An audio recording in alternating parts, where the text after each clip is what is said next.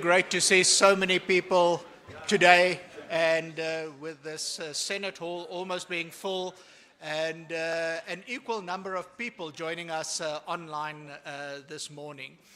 Right, and for me, personally, it is very exciting. I like the buzz that I saw this morning, and yeah, I think the next 2 days is going to be very exciting, and I think hopefully a little bit different to what we are used to doing in terms of symposiums and workshops and conferences and those kind of things. So as all of you know, we've been talking about the catalytic niche areas now for some time. And to many people, it remains a mystery. And I would put myself in that category as well, where every time I think I'm starting to understand what it's about and what we're trying to do, there's a new dimension that comes in. So it is this ever-evolving concept that we are trying to grapple with as such. And I think this inaugural symposium is quite fundamental in helping us develop that understanding of what it is and what it is that we're supposed to be doing about it.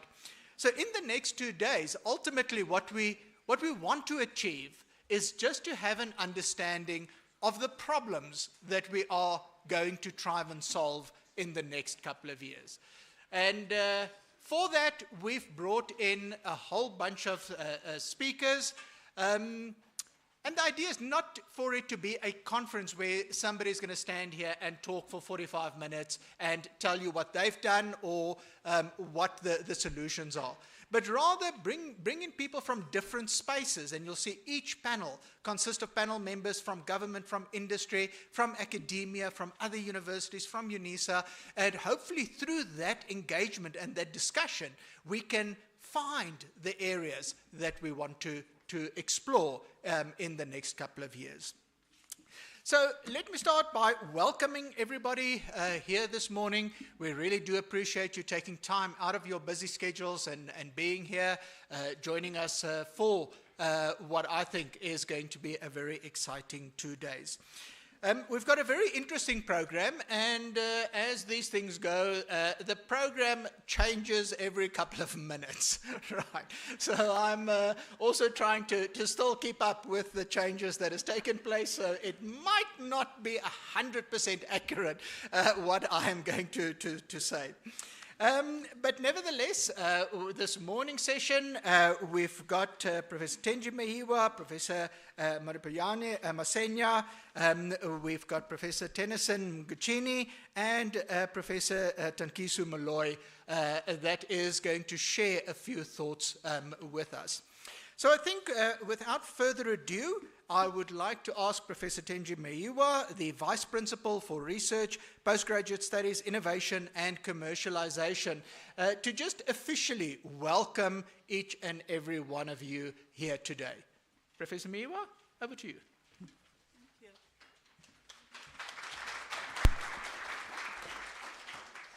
Thanks, Program Director, Professor Bless.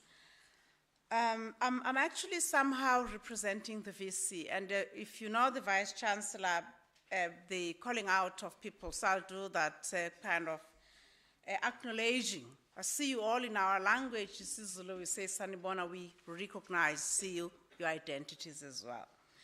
But here I want to acknowledge Prof. Masenya, who's from the Vice Chancellor's office, and our acting Vice Chancellor for the next 3 days, Prof. Mahano, other members of the university management present, the part owner of the Catalytic areas, Prof. Leslie Besrachne, Prof. Tennyson Mguchini, the partner in that as the owners, whether I really liked him making reference to, we're still finding a way. But that as it may be, we shall get there, but we have all the energy for it. Our esteemed keynote theme address speaker, Professor Takiso Molloy, who is the chair of 4IR initiatives at the University of Johannesburg. Esteemed keynote theme address speaker as well, Ms. Khanyisile Cele, the Chief Strategy, Research Development and Innovation Officer at the Air Traffic Navigation Services. She'll also be representing the CEO, whom we have been in communication quite constantly with.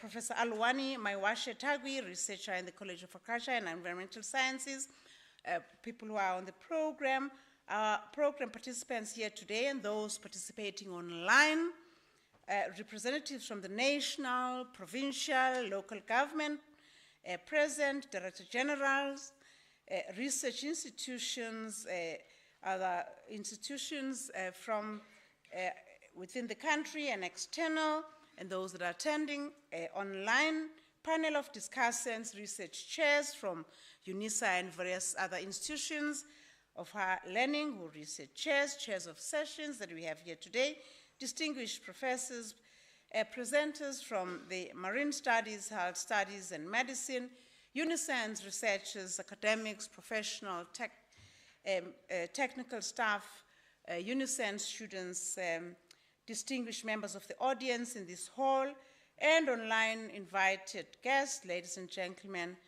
Good morning, Dumilani Sanbonani. Okay, I've done my IPMS part of things. The VC is also watching. The new initiative and this innovation are often not quickly accepted or understood. Just ask Copernicus and Galileo. When Unisa introduced the novel concept of catalytic niche areas for research about 3 years or so ago, it elicited a mixed reception, with reactions ranging from positivity and interest to uncertainty, surprise, and even skepticism. In some cases, I'm told people looked at the list of the 10 CNAs and wondered what on earth some of them had to do with Unisa in general and their own research in particular. You'll see that we've now branding from the outset, and internally I must acknowledge my marketing team for having done this quite well. Marine studies, for instance, may initially have caused some puzzlement. It was said that while Unisa does have some marine-related offerings, such as the advanced short course in African and marine law and sea transport as part of certain transport and logistic qualifications within the university, marine studies but could not be considered a core discipline at this university. Similarly, the inclusion of aviation, aeronautical studies, as well as automotive studies, amongst others, raised quite a number of eyebrows. As with marine studies, Unisa has academic offerings or aspects of these fields, but they would not be regarded as standout strengths for which we are renowned.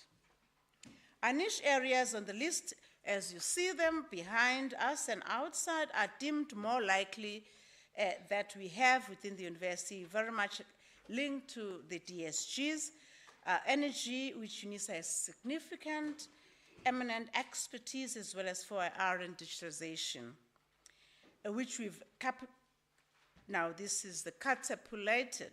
I know the VC likes this word, but I battle pronouncing it, especially since COVID-19 pandemic. So yet, of course, the niche areas that did not make sense still are there, and we need to have them. And people are wondering, hence this discussion. This is not meant to be a conference, and thanks, Prof. Les, for pointing that out. We are discussing, trying to find ourselves and to act with each other, to sing as much as possible from the same script, from the same hymn. As time went on and by, and as efforts gained momentum to unpack and raise awareness about the niche areas within the university community, levels of acceptance began to come, and some understanding rose.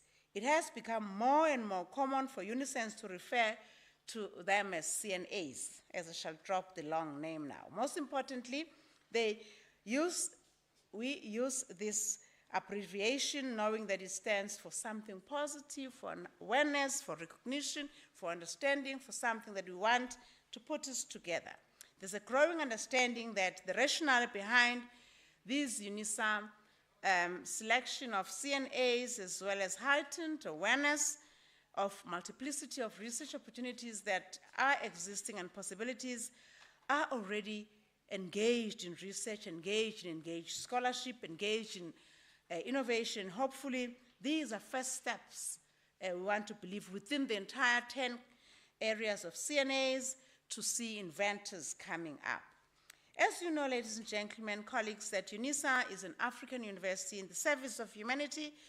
And of course, possible, much as we heightened and enhanced in our motions about this symposium, just the news from Statistics South Africa yesterday that the unemployment stats has risen up really puts a damper on all of this. But that's one of the reasons why we have catalytic areas, to find the contribution that Unisa can make. And of course, Prof. Mpofu was here, but he's one of the people, as well as Ayanda Noma, who should get us beyond to understand this and make a contribution that can be felt and impactful. Nationally, you know, we have these primary stones that we have, the ID stones, which are National Development Plan, and regionally, the Agenda 2063, internationally, the SDGs, and all of this is because we want to see a different Africa, a different South Africa, a different Unisa, the one that makes a contribution that can be taken into account and appreciated. First, what we're doing through this is that we must carefully and systematically focus our research and efforts, as well as resources, which we've thrown quite heavily into the CNAs, but undoubtedly these 10, they do not clearly signal our research priorities on the ground. We're trying to get to have that. Secondly, we must open our minds and think out of the box. Each and every researcher at Unisa, each and every administrator at Unisa, professional staff, technical staff, as well as whoever's at Unisa, we want to believe that they now going to be post this symposium and going forward, actively thinking about the CNAs. Take marine studies, for instance. If you believe that marine studies is only about the sea transport, marine law, and life in the oceans, think again. It is much more than that. And we have the likes of Prof. Namo to take us through such. I don't want to spoil the program that looks quite appetizing. Consider this insight, that marine studies is an emerging interdisciplinary field of study that explores the dynamic relationships between people, and CHS, having recently launched a marine studies related institute within the institute, goes to demonstrate how the ocean-based activities also should and must, as CHS says, include spirituality. We yet to know what that is all about. So colleagues, as Nelson Mandela once said, open quotes, it always seems impossible until it is done, close quote. That mantra is so much at the center of the CNAs. This sentiment resonates with us and our mission at Unisa. We may have been skeptical at first, as I indicated, but with determination, collaboration, cooperation, and this hall, that's this huge being so filled, and with the attendance online, we are proving that the CNAs are indeed powerful agents of change. We must be inclusive and collaborative in our operations, and we must work harder to even do away with the silos that we often complain about. This calls for innovation, collaboration, conversations that we want to be seeing in these days of this symposium. And I want now to also refer to Women's Month, by the way.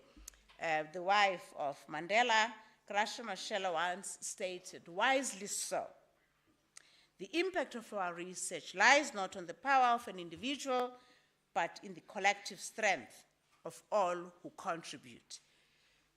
A close quote. So the contribution of each person is very important. I'm not going to be going through what I had planned here. I'm just realizing that we're running out of time already, but I want to welcome you all and all the best for a very stimulating, promising to be very vibrant symposium experience. But I want to say that let's use this symposium to spark new ideas, use the discussions and the chairs that we have gotten to ensure that the collaborations and conversations don't get to happen beyond the symposium, but start now. And I want to thank the organizing team who've worked tirelessly to ensure that this is realized. Thank you, colleagues. Ke lebohela, ke a bonga.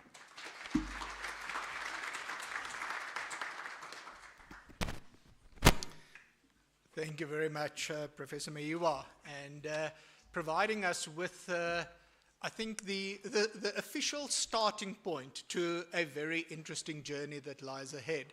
And I just noticed chairs being carried in, and I can't remember when last in Senate Hall did we have a situation where there was so much interest in something.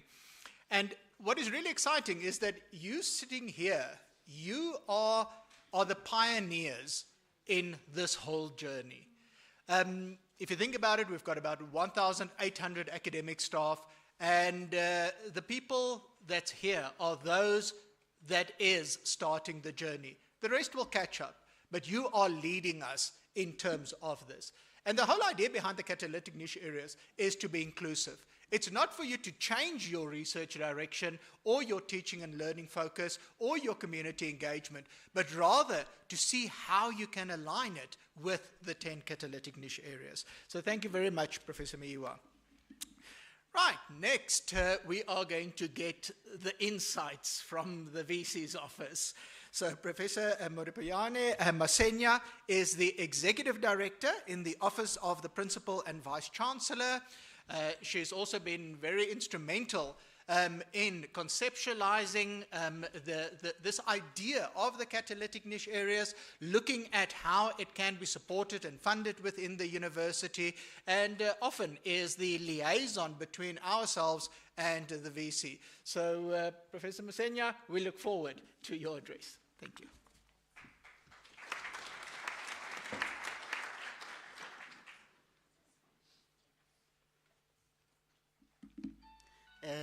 As Prof. Meiwa has already hinted, we are expected to acknowledge everybody, seeing that she has already done it, and in the interest of time, I do what I'm not supposed to do, all protocol observed. Yaletamisha, Moloeni, Sanibwanani, Machiloni, Abusheni, Habari, Moni, Shalom Lecha. I count it an honor this morning to share a few thoughts about the genesis or the origins or the reshit of the catalytic niche areas on behalf of the Principal and Vice Chancellor, Professor Lengabula, who couldn't make it due to out of South Africa commitments at the moment. It is therefore my honor and privilege on behalf of Professor Lengabula, the Vice Chancellor of the University of South Africa, to share a few thoughts on the evolution/genesis reshit of catalytic niches at this august institution that is fondly sometimes called the University of the Land. The issue of activating and enhancing and realizing the academic project, which is the core business upon which the foundations of all academic institutions are built, that is the academic agenda, has been reverberating in the various speeches of the principal since her assumption of duty in January 2021. And for those of you who may not be aware of this, I usually, and of course this is particularly important during the Women's Month, I usually mention this one. And sometimes all of a sudden that when she was appointed January 20, in December of the previous year, and when she assumed duties, of the 147 years of Unisa's existence, she was the first woman. I don't quite like female. We will understand this woman is feminist and besides I do theorizations later, one of the niches.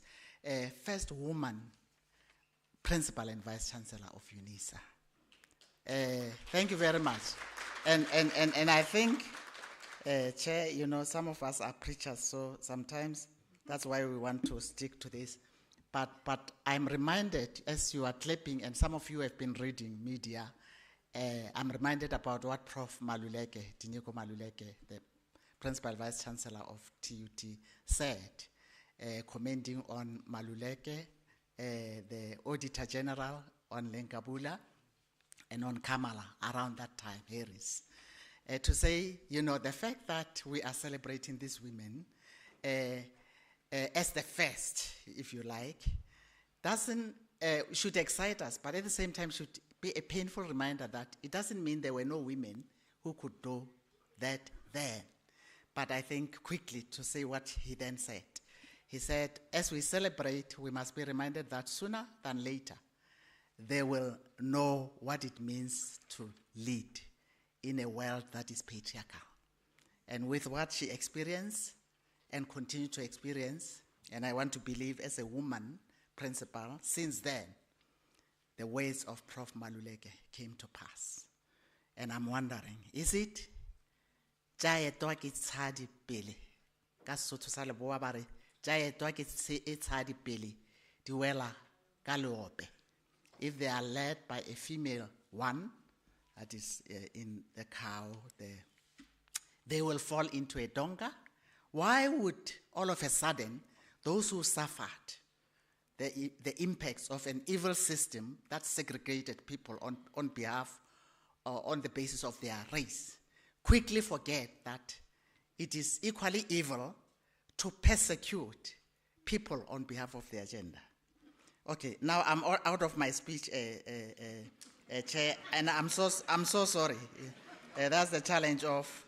Okay, so therefore I want to say that since she came in, the issue of the core business has been, you know, at the forefront of her speeches throughout the mahotla, throughout the openings, and so forth, so forth. So within the core business of academia, there is research and innovation, as you can imagine, as well as engage scholarship, and that we can locate the 10 catalytic niche areas within these.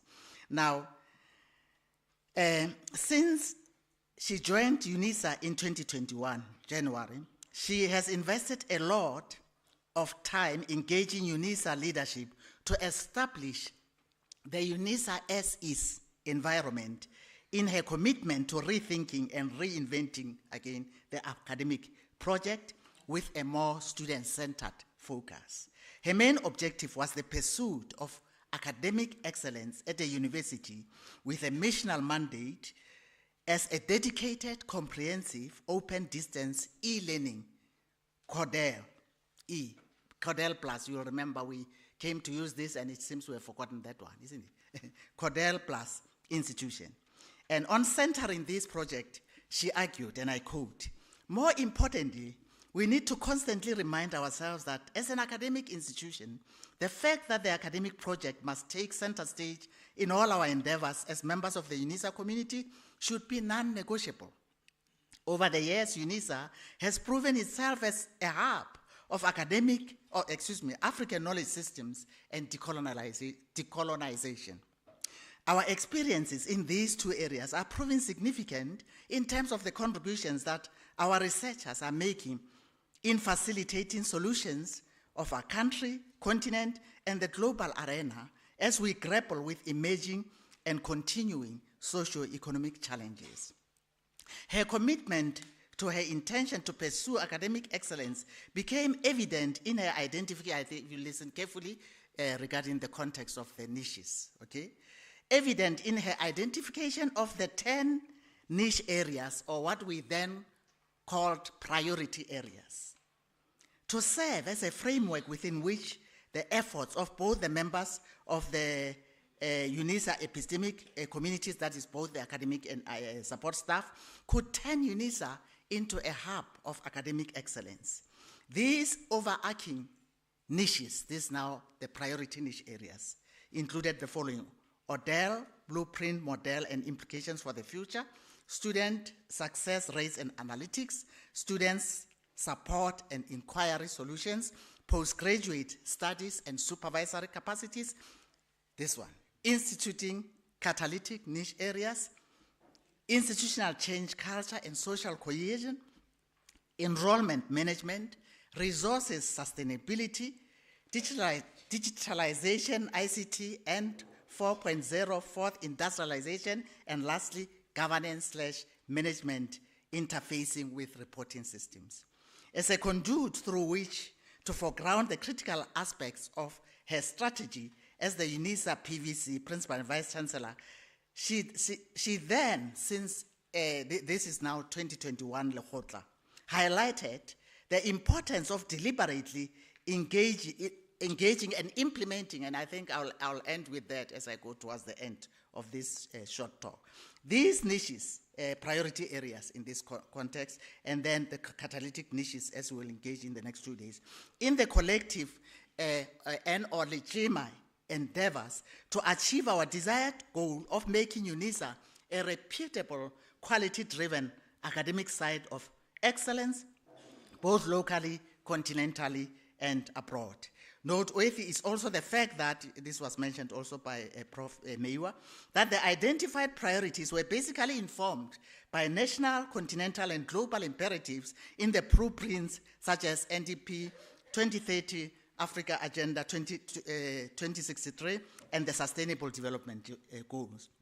So, for the purposes of this talk, the fifth niche area, that is the catalytic niche areas, is the one I'm foregrounding here. And Prof. Lengabula reminded the Unisa epistemic community to constantly remind ourselves that the academic project must take center stage in all our endeavors, because in her view, Unisa's contribution in resolving the present-day societal challenges could only happen if we remained agile and centered in our efforts in ethical leadership and the pursuit of justice for all. And at length, I'm going to be quoting her here, and that's where you will, if you listen carefully, note the origins of this. And I quote, "This means that the academic agenda, that is teaching and learning, research and innovation, and engaged scholarship endeavors should center people before profits and other capitalist-driven modalities. Over the years, Unisa has proven itself, I think this I've already, in terms of decolonization, let me quickly jump to continue with the quote. In the context of COVID-19, you remember, 2021, Unisa's leadership in the Cordell Plus space has also proved important in the shifts toward virtual teaching and learning. Our experiences in these two areas are proving significant with regards to the contributions that our researchers and teaching staff are making in facilitating solutions for our country, continent, and the world as we deal with emerging and continuing socio-economic problems. And underline, with my commitment to instituting 10 catalytic niche areas, it is hoped that not only will our impactful research productivity be enhanced, catalytic niches will also serve as levers through which the innovation and internationalization foresee would be catapulted. That term again from me. While our reconfigured engaged scholarship priority area will also yield desired fruits, both for our communities as well as for us as an institution. And these are marine studies, aviation and aeronautical studies, automotive studies, energy, space study, and square kilometer area, fourth industrial revolution, digitalization, natural sciences, in brackets, or particular focus on biotechnological studies, health studies / medicine, feminist, humanist, WASADI theorizations, and lastly, remember the student-centered focus that she mentioned in the context of for granting the academic project, student support and co-curricular activities. This commitment to the institution of the 10 catalytic niche areas was council approved already in the second quarter council of June 2021. In my view, one of the highlights therein was the approval of the establishment of the Institute for Gender Justice and Anti-Discrimination.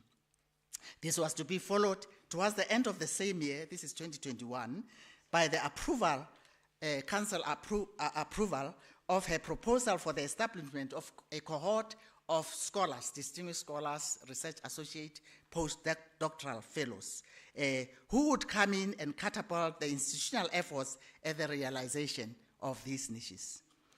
As we, especially the members of the Unisa community, can imagine, and this is what I'm trying to say here, it has become evident, given this early council embrace of the institution for these niches, that practical work on the ground has really been lacking.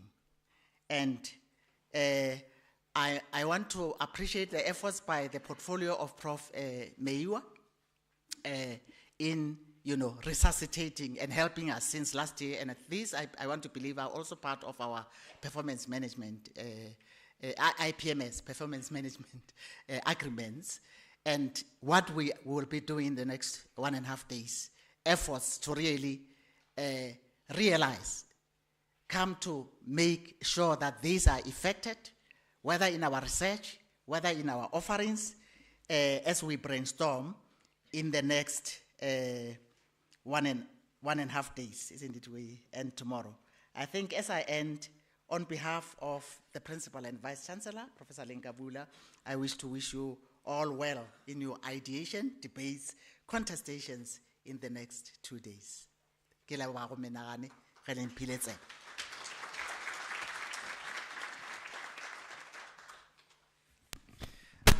Thank you very much, Professor Masenya. Those of you that are familiar with Simon Sinek's Start With Why, a very interesting book that he wrote, says whenever you endeavor on a strategy, there's 3 questions: the why, the how, and the what. And I think Professor Masenya has given us a very succinct overview of the why.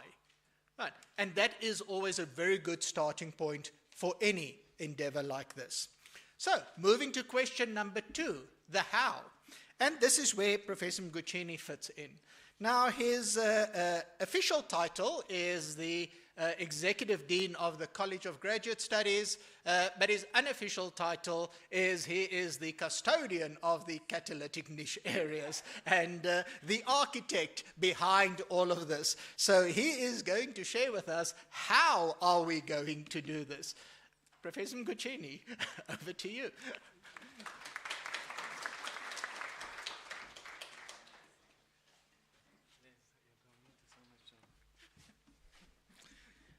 Good morning, folks. Wow, that introduction is, when someone invites you to a house or someone comes to a house and you open the gate and they assume you're the owner of the house, when actually the owner of the house didn't stand up and come to the gate. So I have just opened your gate. I hope you get the meaning behind my assertion. Once again, I'm Professor Tennyson Mgucheni. I am the Executive Dean for the College of Graduate Studies. This is the college that was given the task of overseeing the operationalization of the various catalytic niche area interventions that the university is embarking on. We oversee the coordination rather than actually do the work. So the colleges do the academic colleges do the work. We oversee making sure that everything kind of is synchronized. And one of the things we've had the biggest ambitions of doing was to have a dedicated space for us to get our industry partners, specified members of societal institutions, and of course our academe to come together in one space so we can tangle and wrangle with this issue around catalytic niche areas. And I just want to revisit some of the aspirations of the catalytic niche area initiative. I want to also revisit some of the expectations of, or orientate us all to some of our existing expectations around what this symposium is meant to do. This all comes with a disclaimer, and that disclaimer is that I keep saying some of the expectations. We have a very limited, as academics, we might have a very specified insight into what is possible. We hope that when we engage with people from industry, people who are representing societal partners, they might open our eyes to possibilities we have not seen. So please, the things that I share with you are by no means exhaustive. They're intended to kind of appetize you and to give you a sense of the sort of direction that we are trying to get the institution as a whole to walk towards in the mid and long term, and what you as participants of the symposium should be assisting us to work towards. I had a presentation, but I know that the keynote speaker has a PowerPoint presentation, and it might be a good way to differentiate the keynote from others. So I will, it's just 3 or 4 very quick slides. The first thing, I think we always get asked questions about why promote catalytic niche areas in the way that you do? Why the emphasis? What is it that the university hopes to get out of this? And I want to share some of the low-hanging explanations. Some of these explanations need a little bit of thinking through for you to understand why they are of value, but a substantial proportion of them will hit home the minute that you hear them. And they are in no specific order here. They are in no specific order. I think firstly, when you get orientated to the different catalytic niche areas, the names of them, the specific subject areas, you will notice a number of standout characteristics. Some of them exist by virtue of them being historically areas where there's been a legacy of underrepresentation of equity priority groups. And the reason that the universities identified them is so that we can begin to address that anomaly.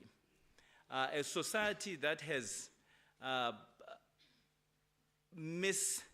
misalignment in terms of representation in specific fields always has much more related difficulties in terms of upward mobility for particular groups. So the identification of some of the niche areas is so we name them so we can specifically target them as places where we want to get appropriate proportional representation across all the priority equity groups. So that's the first reason. Secondly, some of the niche areas represent very specific societal priority areas, things like health sciences that we know and have been tested on. You know, the COVID experience kind of really differentiated the countries that are ready for action and those that are struggling, hey?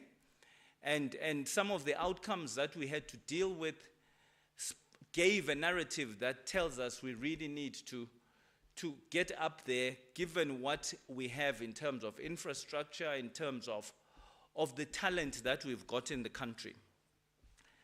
We also know that for universities to reach a specific pedigree, they need to have a very specific research agenda. They need to have a very specific curriculum development agenda. So the niche areas walk us towards that. If you quickly think of some of the greatest universities on earth, it's very easy to align them with very specific niches. Rather than being a jack of all trades, we become a university with very specific research agenda priority areas. So the niche areas assist us to do that. Of course, in terms of the financial viability of the university. If you look at some of the niche areas, they represent places that, or disciplines and subject fields that have probably the highest level of grant opportunities available. And the minute we focus on those, we open up a whole new stream of potential income for the university, for its researchers, and indeed for our graduates. Some of the niche areas are groundbreaking areas. So it makes sense that if we prioritize developing graduates who have expertise in this, they will walk into a world where they can either be producers of employment or be employed in spaces that are avant-garde, forward-looking, where the world is going. So these are some of the reasons why the niche areas. The reason as to why we are meeting here in a symposia is that we are very clear that we need to create dedicated scholarly spaces for industry leaders, for specified societal partners, and for the academe to explore possibilities for collaborative work. And this will be very specifically something to do with looking at possibilities, looking at challenges, looking at existing barriers that stop this interface from happening more organically. And the hope and the expectation is that if we, the university, understand these barriers better, we can create enablement processes to allow the university to be much more aligned with society, to be much more aligned with industry. So that is essentially what we are expected and are expecting all of you, all of us, to hold as primal aspirations during the next 2 days. Of course, there's one or two rules which I feel would be worthwhile stating, because they can be things that emerge and appear they appear uncomfortable to people. Firstly, we must understand something, that the introduction and operationalization of catalytic niche areas is a change of the status quo. The way we used to do things will not be the way that we do them. And with every change, we must prepare ourselves and actually expect discomfort. I think the idea that we will all agree about how we pursue this is not likely to be based in the reality of change.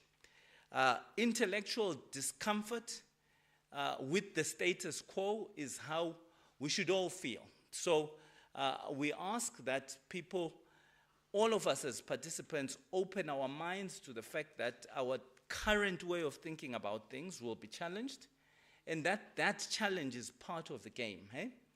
So the intellectual discomfort, the disagreement, being asked to look at things differently, is what we are here to do.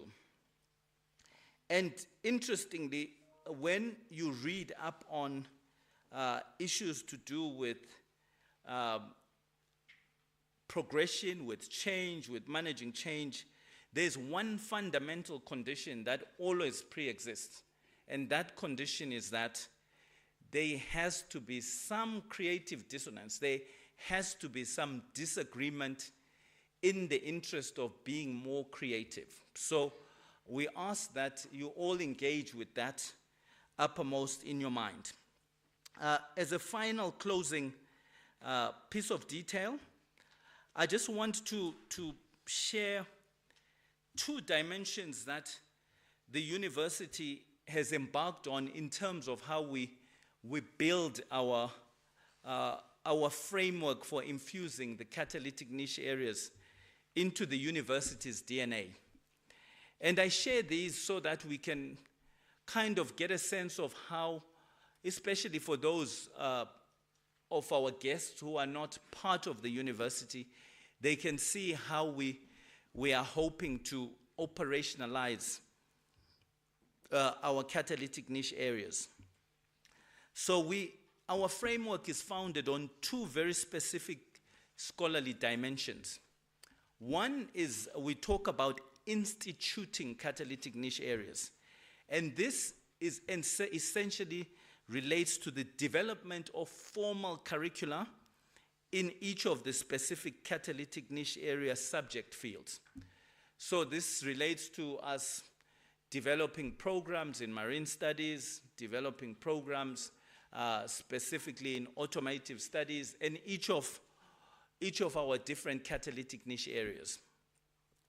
That is largely operationalized within our teaching and learning portfolio in the teaching and learning environment.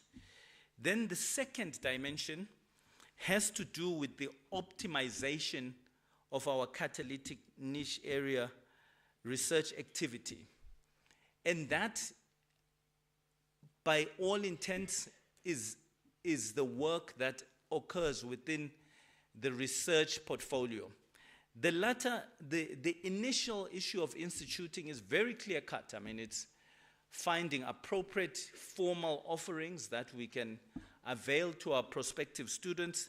The optimization part is the part that is very, very open. It involves us working with people in very diverse subject fields to look at opportunities for multi, inter, and transdisciplinary infusion of our different niche areas. So we may easily have someone here who is in a field that appears to have very little or no connection to the niche areas, but through multi, inter, and transdisciplinary capacitation, they are able to find a way to infuse the catalytic niche area into their specific discipline. Similarly, we expect that this is also the space where upcoming ideas around research, upcoming ideas about postgraduate opportunities for courses and so forth can also be produced. So those are the two dimensions that we have in terms of how the university is operationalizing this. I will pause there. I don't want to add any other pre-existing directives about how you should deal with this.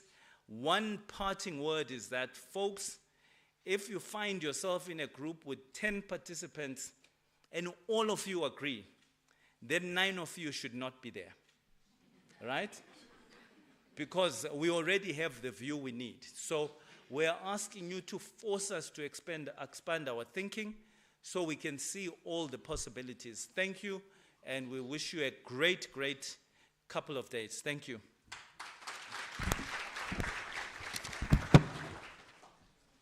Oops. Thank you. All right, thank you very much, Professor Mguchini. So again, I think summarizing well the how do we intend doing this. And just again to emphasize the whole organic approach to this, the whole notion of collaboration in all of this, that it is not a single person's responsibility or a single unit or division or institute or anything like that, but everybody to find their space within this catalytic niche area initiative. So thank you very much for that, Professor Mguchini. Okay, and talking about change and being uncomfortable about these things, changes to the program, right. So the first one, there was a refreshment break scheduled for now, but I think we are going to rather skip that and move on to the next session, which brings us to the next change. Unfortunately, the minister could not be here today. A very last minute thing, he informed us that he is unable to attend. Yeah, he's unfortunately not here. Right, which then takes us to our keynote theme address. Now, it is my honor and privilege to welcome Professor Tankiso Moloi to come and chat to us today regarding one of the catalytic niche areas, and that is 4IR. Now, again, in the spirit of collaboration, he is from the University of Johannesburg. And we know that UJ has been focusing on this for the last couple of years and have really made great strides in pursuing 4IR as a niche area. So it would be very interesting to hear from him the approach that they've taken, the current issues, the current challenges, etc. And then after the tea break, one of the breakaway sessions is then going to continue those discussions on the fourth industrial revolution. So Professor Moloi is a director, academic, full professor and research chair in 4IR at the Johannesburg Business School at the University of Johannesburg. Now, he's an NRF-rated scholar. He is a renowned specialist in 4IR research, where his interests lie in artificial intelligence, in corporate governance and risk management. His passion for 4IR has led to research collaborations from around the globe. Now, as you can see here, what is very important is not to say, well, I focus on artificial intelligence and it doesn't have a space in there because I don't see the word. Right. It's about how do you use artificial intelligence within the corporate governance space, within the risk management space. And when you start thinking differently about it, it becomes a lot easier to position yourself within these niche areas. So he has successfully done that, and he's going to share with us some of the ideas and some of the tips in terms of how we can approach this. Professor Moloi, over to you.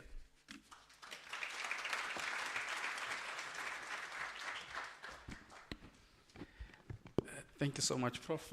I was told that since my BCom honors and MCom are from Unisa, I'm not from UJ. That's Prof. Mayor. I'm from Unisa.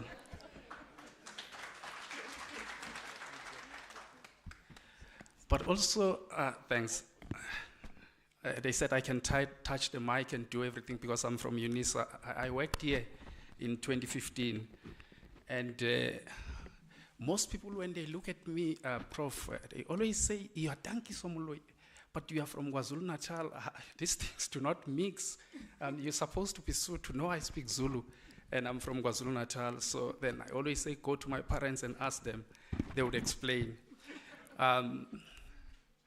It's probably by coincidence why I'm here. You're probably thinking, this guy is an accountant. So why is he talking 4IR? Why 4IR?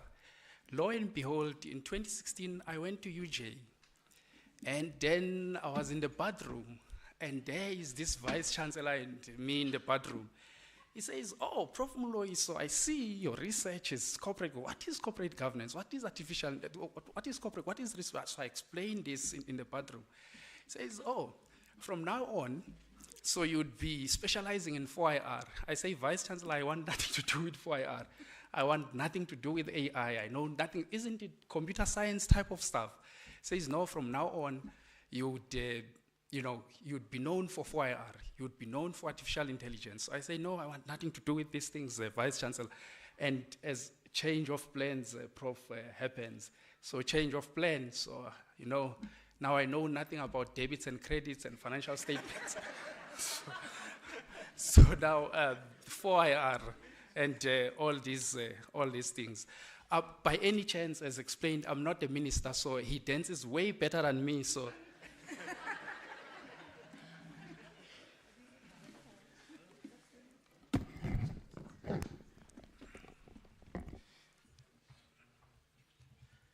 all right. So.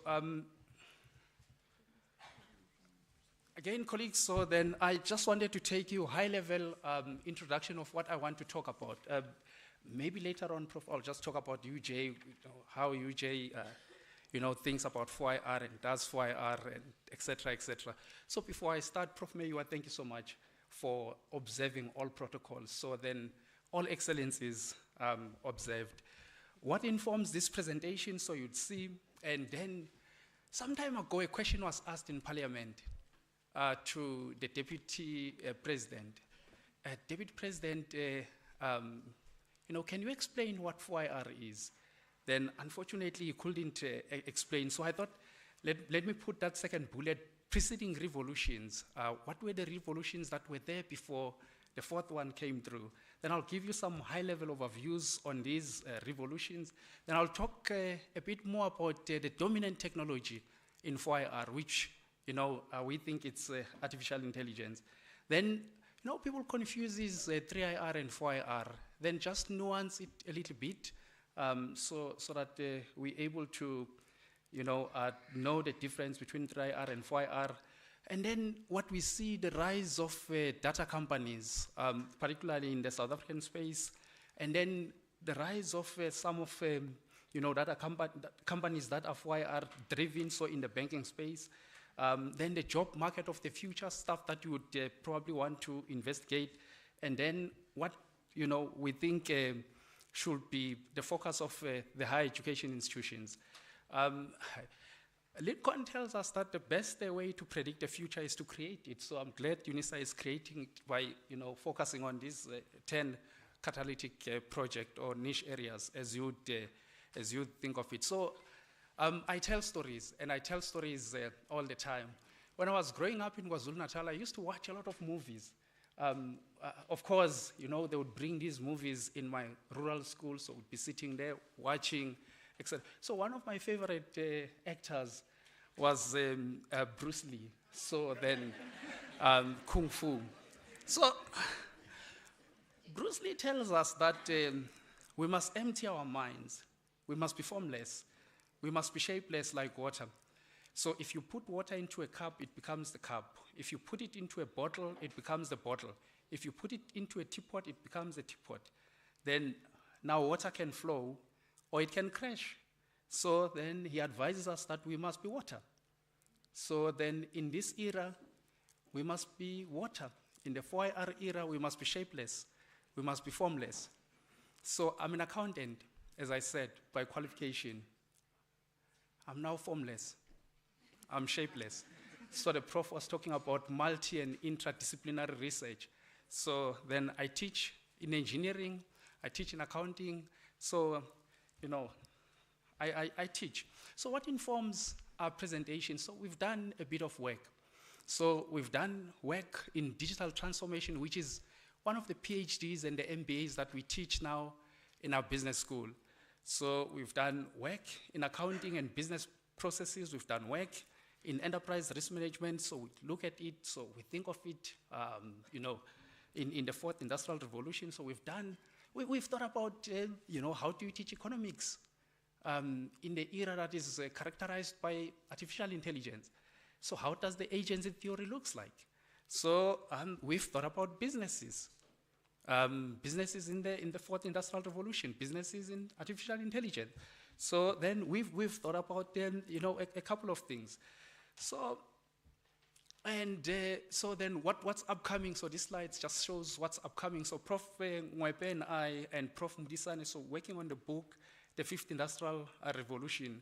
So then, but with Prof. Marwala, I'm also working on a book on AI and sustainability, and then AI and ESGs in Africa. So then, again, formless, shapeless. So then, keep working, keep identifying some of these things. And again, what informs this book? So remember, I had said, look, I I want nothing to do with this, and lo and behold, then one of the days they say, look, we're looking for a chain 4IR, so chain 4IR. So so I'm an accountant. Then one of the sitters commits a lot of money, and then they say, we want you, Jay, to study the fourth industrial revolution in the education, training, and development practices sector. Fortunately, Unisa participated, but we had participants from your ECD centers, schools, public and private, secondary, primary, TVET colleges, private higher education institutions, universities, et cetera, et cetera. So we put together this report, and fortunately, so what this report has done is that it has led to 4IR hubs in 10 TVET colleges in South Africa. So again, I wanted to do nothing with this. Nothing to do with 4IR. So we put together this report. And Prof. Marola, at some point, 2019, he gets appointed as the chair or the deputy chair of 4IR, Presidential Commission in 4IR. Then I knew there and then that I have a lot of work that's waiting for me. And he comes back, he says, Muloi. So each time he says, Muloi, then I know, okay, I have a lot of work to do. So then he comes back, oh, we discussed this and this and this, put it together. We discussed this and this and put it together. So that led now to the 7 or 8 recommendations that you have now in the Presidential Commission in 4IR. So I thought that was done and dusted. So I can get the rest, go back, teach accounting, and teach risk management, teach corporate governance. So he gets invited in Namibia. Then they say, look, we've seen the work that you've done in Rwanda, so then want you to do the 4IR strategy for Namibia. So I say, Prof, I want nothing to do with Namibia. I don't know that economy. I don't know how it operates. So please, please, please don't involve me. Then, lo and behold, Muloi, the chairperson of the Namibian task force is here. You must come. So I know already that there is a lot of work waiting for me. So then I'm sitting there, then I'm listening. So you'll be chairing the stream that deals with technologies in Namibia. So, Prof, I want nothing to do with this economy. I know nothing to do with this economy. So I'm sitting there in that. Then I'm already being told that, okay, you'll focus on 1, 2, 3, 4, 5. So, but I say, well, I don't know the people in Namibia. I don't know that economy. I don't know. So I try to protest, to say, I have a lot of work. I'm anyway carrying 30 PhD students that I'm supervising. Can I be just excused on this one? So we get to that report. So 4IR is an enabler of green and inclusive industrialization in Namibia. So what informs the presentation are these lessons that I've kind of picked up as I try to resist the change and then run away and focus on my own things. Helene says many people in positions of power, of course, or of responsibility in South Africa do not understand 4IR. So then, of course, so this was based on that question that the EFF had asked to the deputy president, and he couldn't answer. So then that then informed the things that needed to be done. Of course, there was the first, as you know, second, third, and this one is the fourth. And some argue, they say, but Mulo, you still talk 4IR. 4IR, we are now on the fifth iteration of these industrial revolutions. So then, but today I'll just limit myself to the fourth. But just know, the Japanese have come up with a very interesting paper on the fifth. So machines and then humans. So then I'll just, because most people do not understand these revolutions just a little bit. So you can read on this at your own time. So I'll share the slides. But you know what we read is that the first one takes place in Great Britain. So in the 18th century, it's inspired by the scientific revolutions that are happening at the time. It then gives rise to what we now understand as the steam engines. Interestingly, so then the engines or locomotives, you can't afford to make these mistakes as a country. They arrive in South Africa 60 years after the first ones. So the second one, of course, you know, people that are in electricity would understand this better. People that are in engineering would understand this better. The work of Faraday and then Clerk. Of course, Clerk, the British scholar. Faraday, the American scholar. The work on electromagnetism. So then, which led to electricity and electric motor. So then, electrification of our economy. And then the change in which we understand and know the factory. Then the mass production that takes place, the changes, the scale, the efficiencies, the speed in the manufacturing. So then, of course, again, Johannesburg, Kimberley, they get electrified a bit later. So the third industrial revolution, so then when you read, you'll get to understand that the key technology there are the semiconductor devices, the transistors, which ushers the electronic age. So then the phones that you carry, the TVs, computing equipment, etc., that's powered by those transistors. Then, like, now we deal with the fourth one, which I was asked to come here and talk to. So then the key technologies, of course, you'd hear about graphenes, blockchain, so then AI, robotics, Internet of Things, etc., etc. So we think AI is the key technology in the fourth industrial revolution. So of course, if you look at Schwab, when he defines this 4IR, talks to it as a confluence of cyber, physical, and biological technologies. But the South African definition is quite, different. So I'll just show it here. It's quite different for a variety of reasons. So when we studied the South African economy, we figure out that we've got to define this thing slightly differently. So then, what is this artificial intelligence? So then those that are in computer science would know this definition. So then what's interesting to me is that whenever you try to do stuff, just to show how machines are clever, they try to do stuff online, the machine will ask you, confirm that you are a human being. The machine asks you to confirm that you are a human being. So you confirm. So technique that makes machines to appear to be intelligent. So then, and I read about this, so you'll see it comes from Turing. Then if you've looked at that book, it was put together by Turing. So then,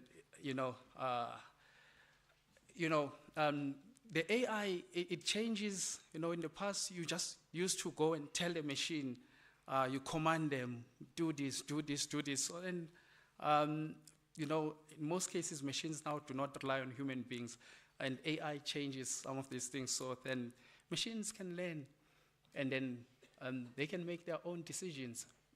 So of course, there's various schools of thoughts.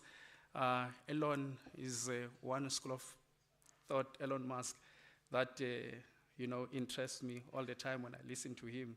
So he goes one day, Prof says, in other countries also there are dictators.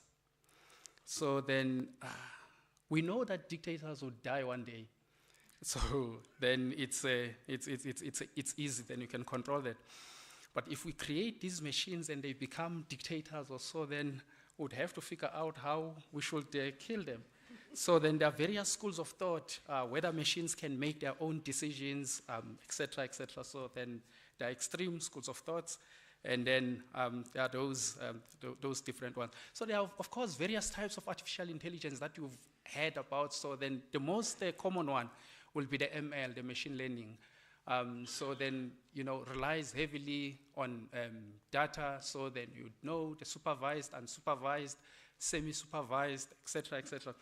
Then the soft computing, so then, of course, one that is more interesting part of soft computing is that fuzzy logic. So then, more or less, is kind of true. So it's a logic-based type of partial truth. So you'll kind of read these slides at your own time. But basically what, fuzzy logic does is that it kind of takes into account some of, the things that could, happen. So for instance, common sense says if you see dark clouds, it's gonna rain. So then that would be, common sense or so. So then fuzzy logic, it says it would probably rain, or something else might happen. So it might not necessarily rain.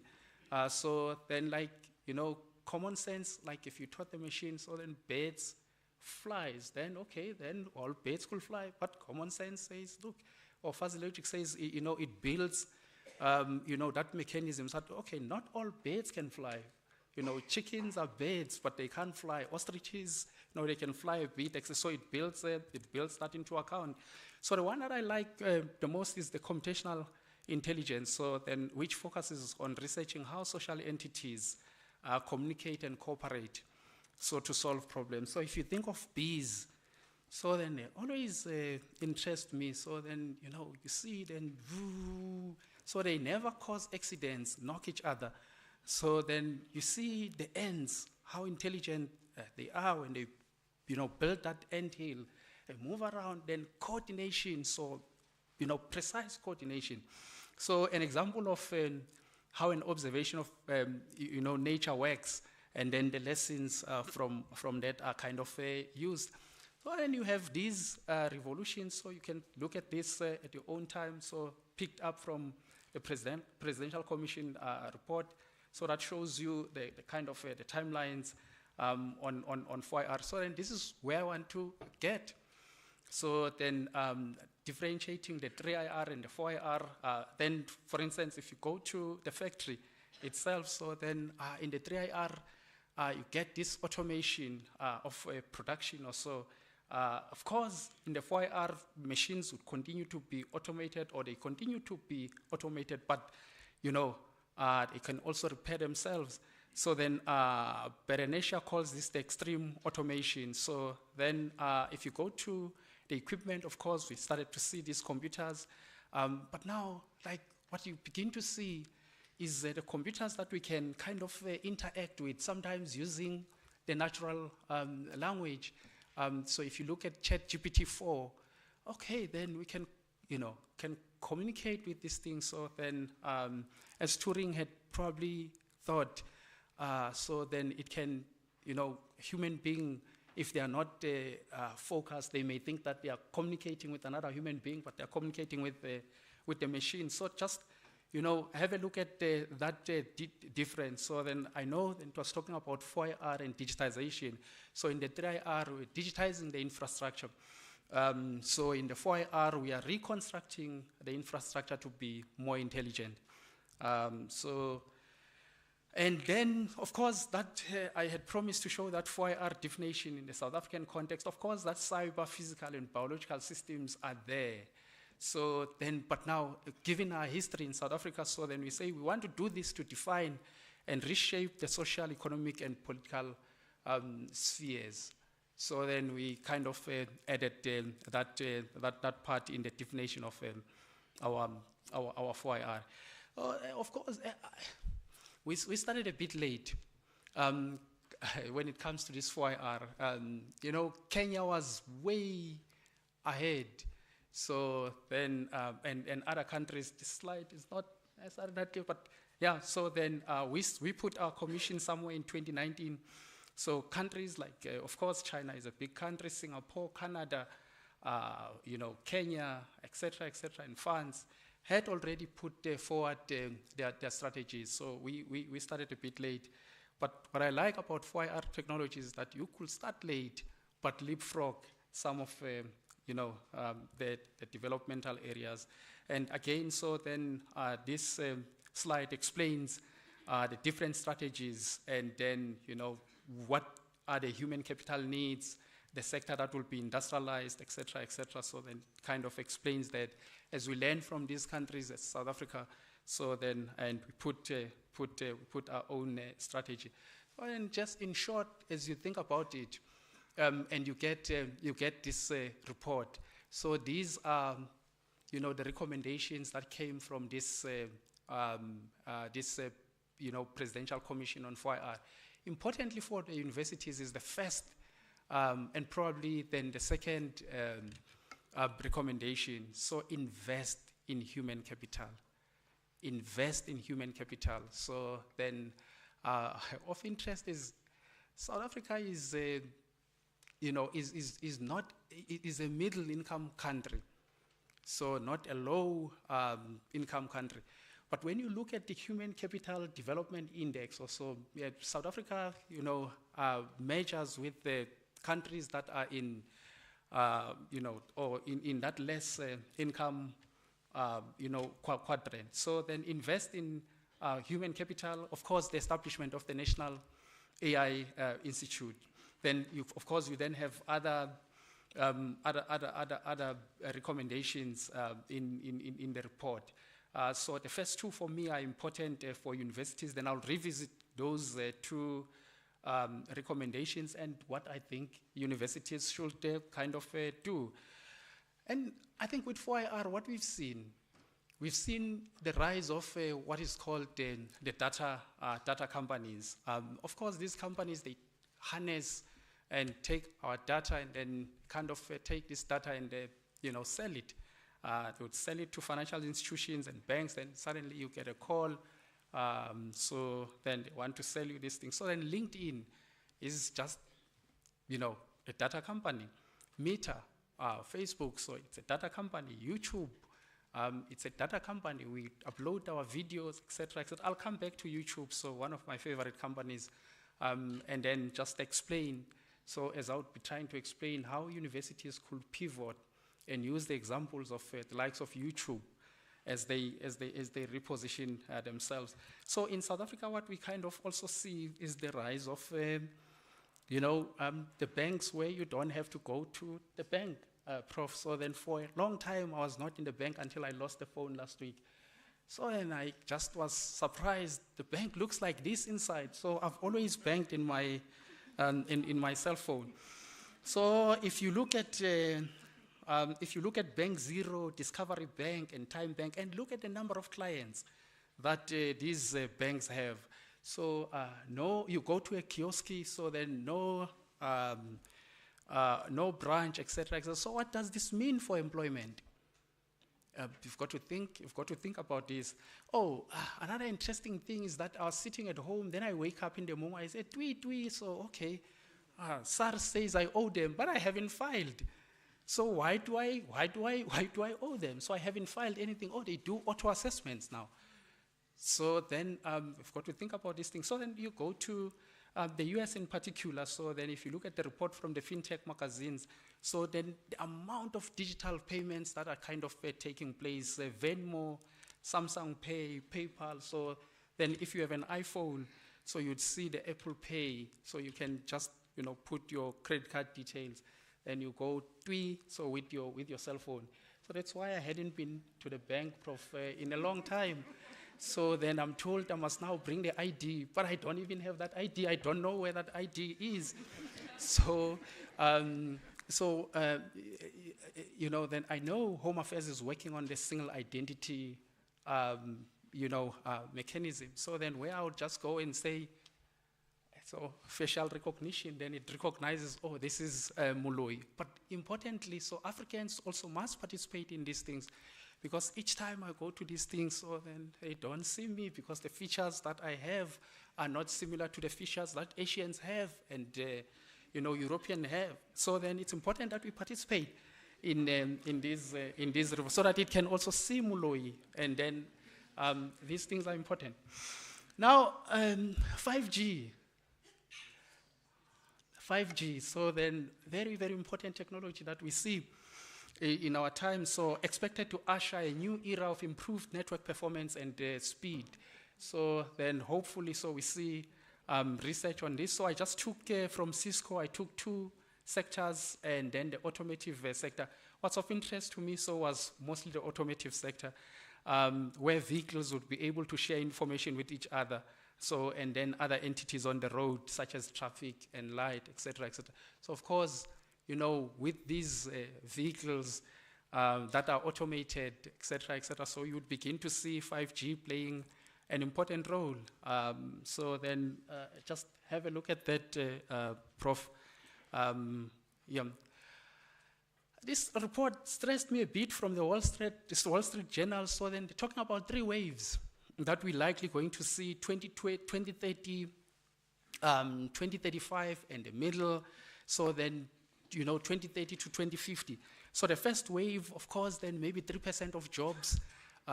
So then, Prof, you were talking about that we, Prof. Maluleka was talking about celebrating women, et cetera, et cetera. So probably this report would be important to have a look. The first wave, we're going to see 3% of jobs disappearing. So algorithmic, wave. Then second wave, so then we're going to be seeing 30 to 40% of jobs probably, so then disappearing. And now they say those jobs are administrative. And then when they do research, they say most women basically are in those roles, and then jobs could actually disappear there. So you've got to. So and it points to the importance of universities, upskilling, reskilling, etc., thinking about these things in advance. Okay, what to plan for? What are the new jobs? What are we seeing out there? So most of the things will be sitting online, isn't it? So then you would have the visual store shippers. They would be focusing on customer satisfaction by visually advising customers. They would know. They would have the knowledge of the product lines, etc., etc. So then that one I like, the personal data broker. We sell our data all the time, and we not even aware that we're selling our data. They will ensure that consumers receive revenue from their data, so you can maybe get paid for selling your data. So then, I saw some economists here, so then I don't know how the demand and supply will work and the prices, etc., etc. That broker will establish the prices, and then they will be executing those trade.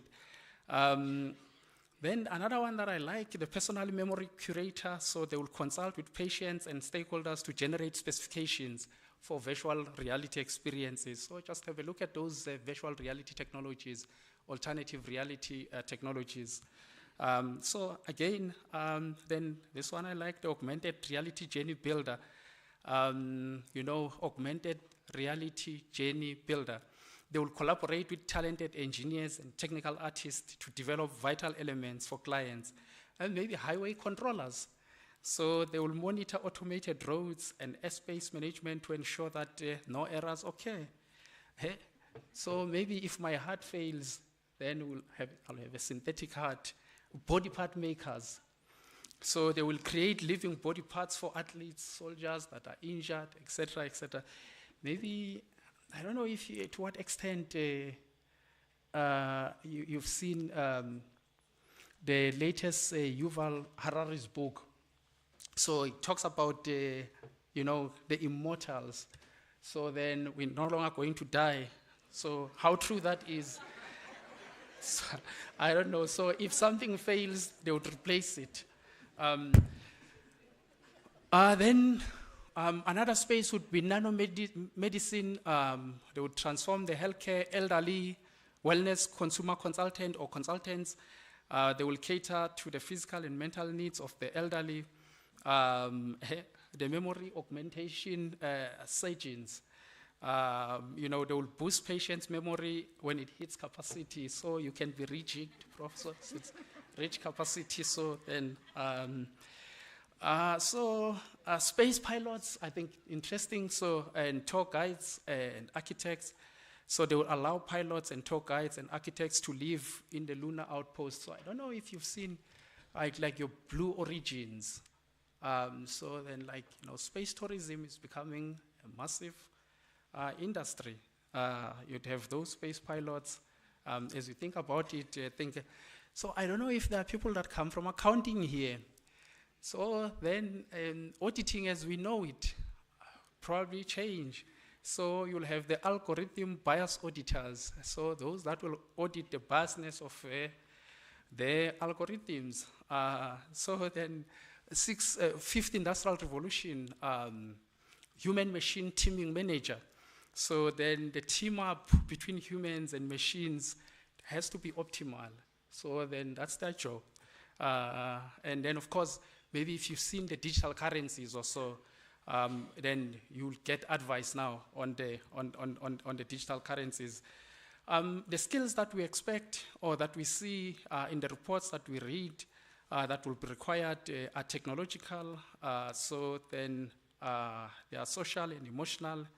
They're also highly cognitive. So we say currently, we see doctors, accountants having those high, no, I'm not biased because I'm an accountant, so that's the report that says that doctors and accountants and research analysts would have those skills. But, just looking at these skills and kind of looking at them and studying them.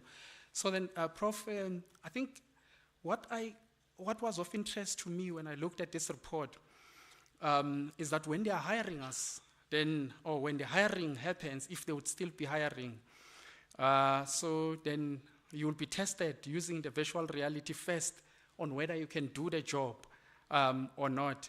So your wearable, so those that wear the watches that tells, the prof was talking here about the prof fetching some water there, was going to gain some steps, walking and fetching the water. So you're wearing a wearable, so it counts. That wearable technology would be able to, find the right brain for the job. So this is gonna be the right brain for the job, of course, based on certain features. I'm not scaring you, colleagues. So what should be the focus of higher education institutions? Of course, capture knowledge. We've got to capture knowledge. We've got to register patents. We've got to try and commercialize the knowledge. So of course, for you to do that, your technology transfer offices must be agile, and then placing people there that probably understands these technologies and the value. Of course, the alignment of curriculum, so working with the business to determine the future needs. I think what we find or what we see is that the expertise in most cases in 4IR and some of these technologies sits in the private sector. So partner with businesses to determine the future needs, and maybe restructuring of qualifications as we kind of know them. So as I said, need to restructure to allow for adaptation. Graduates, again, must be shapeless, formless, assume the formlessness. Rapid development in micro degrees or micro credentials. Think about, I know, so I've seen the paper from the CHE talking to these micro credentials. So what we're seeing abroad is some rapid development in that particular space. So you train for that specific gap or skill gap that you've identified. So then a mixture of some sort. So interestingly, I was just checking some of the degrees that are now offered. A degree that consists of economics, politics, and technology. So then, you're getting, very broad skill set there. Then also problem-based learning. So I was talking to Sizwe Ngasana the other day, so it's telling me that in these future nation schools, so the learning that they offer there is problem-based.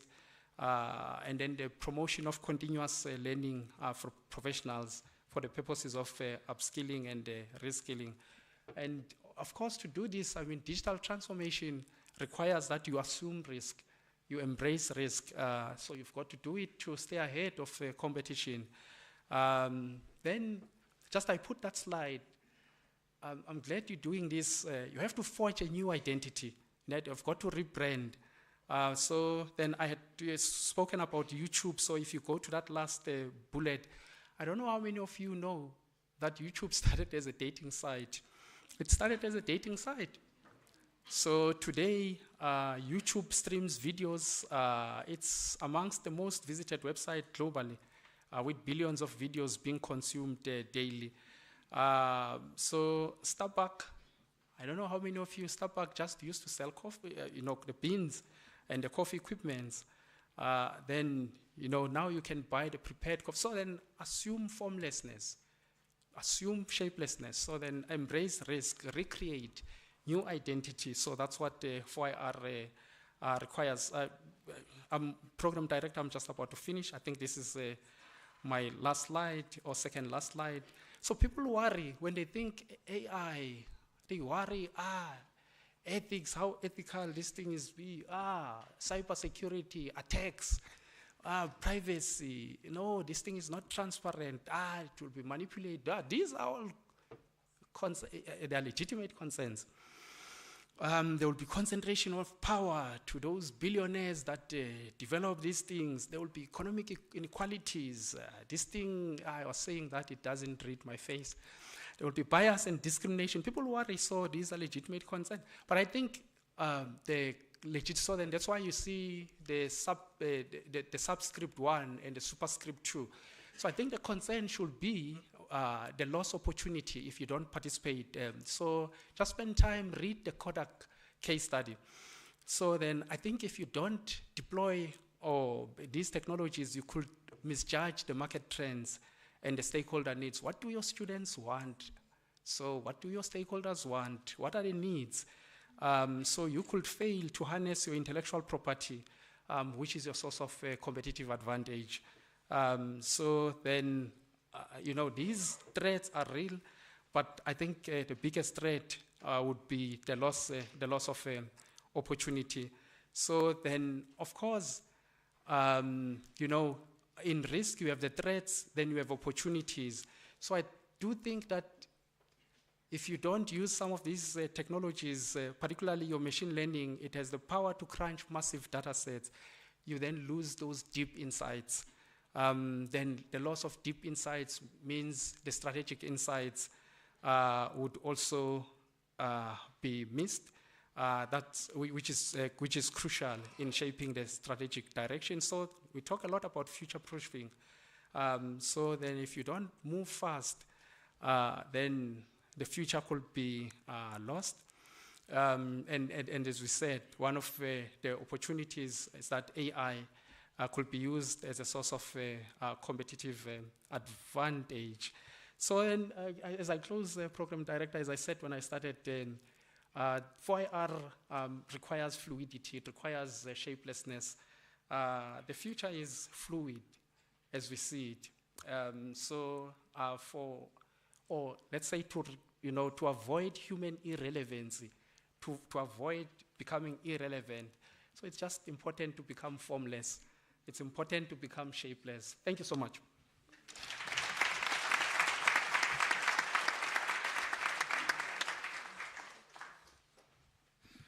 Right, exciting stuff, I'm sure you'll agree. Right, Professor Molloy, thank you very much for sharing some of your experiences and some of your thoughts and ideas and showing us what is possible.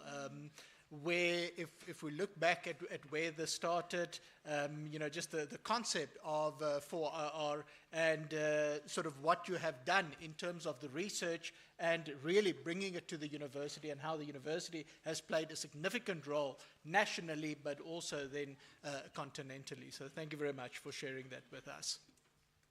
Right, colleagues, we are pressed a little bit for time, but I think we can take 2 or 3 questions for any of the panel members so that we can still take a quick tea break and that we don't disrupt the rest of the program.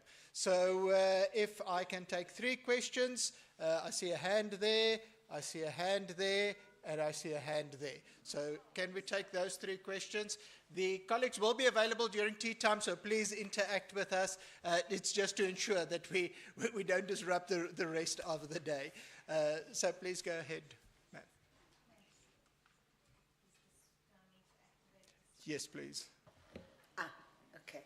Thank you. I'm Professor Darlene Miller from the Thabo Mbeki African School of Public and International Affairs. And your speech is, above all, anxiety-inducing, because it makes me feel like I have to sprint as fast as a cyborg. And age discriminations aside, my question then is about the kind of time that we're advocating and the relationship between this fast, virtual, augmented time and our decolonial agenda. We have indigenous knowledge systems, we have indigenous feminism. These are the kinds of knowledge systems that we are developing, and how do these two meet? And I would suggest to you that we need to relate our discussions, our analysis of the changing of the 4IR and the 5IR. We need to relate it to time hybridity. Much of our indigenous systems rely on deep listening, deep time. Feminist thinking says deep thought. How do we link that then to virtual reality and augmented reality? Okay, I'm not sure if I'm audible. Okay, thank you, Prof. Molloy, for a nice presentation. But I just have some few things that I would like to maybe to hear your thoughts on them. In terms of the Presidential 4IR Commission report recommendations, how far is the implementation on the findings? And the other thing, I heard you talking about the ushering of the fifth industrial revolution, and you also mentioned something like we might see a possibility of vehicles sharing information with each other or communicating. And what came to my mind is the possibility of hacking. Are we going to see a possibility, in your view, of vehicles being hacked because of this new technology, which is so sophisticated? And because I'm just thinking we might be sitting here and then someone is taking your car outside, maybe not even in this campus, but from somewhere. We already saw some of the vehicles that can drive themselves. I think not long we also saw Tesla just stopping in the middle of a tunnel and caused a pile-up of vehicles. About 8 vehicles had an accident. And the other thing that I would like to hear your view on is, in terms of the legislation, regulation, how, as a country specifically, in your view, what has happened in terms of the legislation? You also mentioned things like threats. People are also worried about privacy invasion. So, like, what is happening in terms of the legislation? Because often there's very little, or the legislation tend to be transformed or updated at a very slow pace relative to the transformation on the technology side. And lastly, okay, that's 5 questions now, so Yeah, you've the taken last up question. everybody else's opportunity. so as a career academia, I was fortunate enough to experience how the energy, the higher education has been conducting its business during COVID. We have in South Africa, we have the rural part of the country as well as the urban. And often students who are based in the rural area, they will struggle with connectivity. So you also mentioned something like in terms of discrimination. So what is your view on how we can actually try to minimize those disparities between the urban and the rural part of the country in terms, as we usher in, especially the fifth IR? Good. Thank you very much. Right. Question number 3.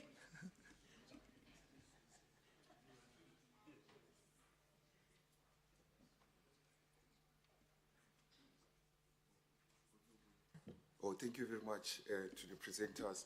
Oh, yeah, it's David Ngubuka, yeah, in the IT, yeah, Unisa, I think.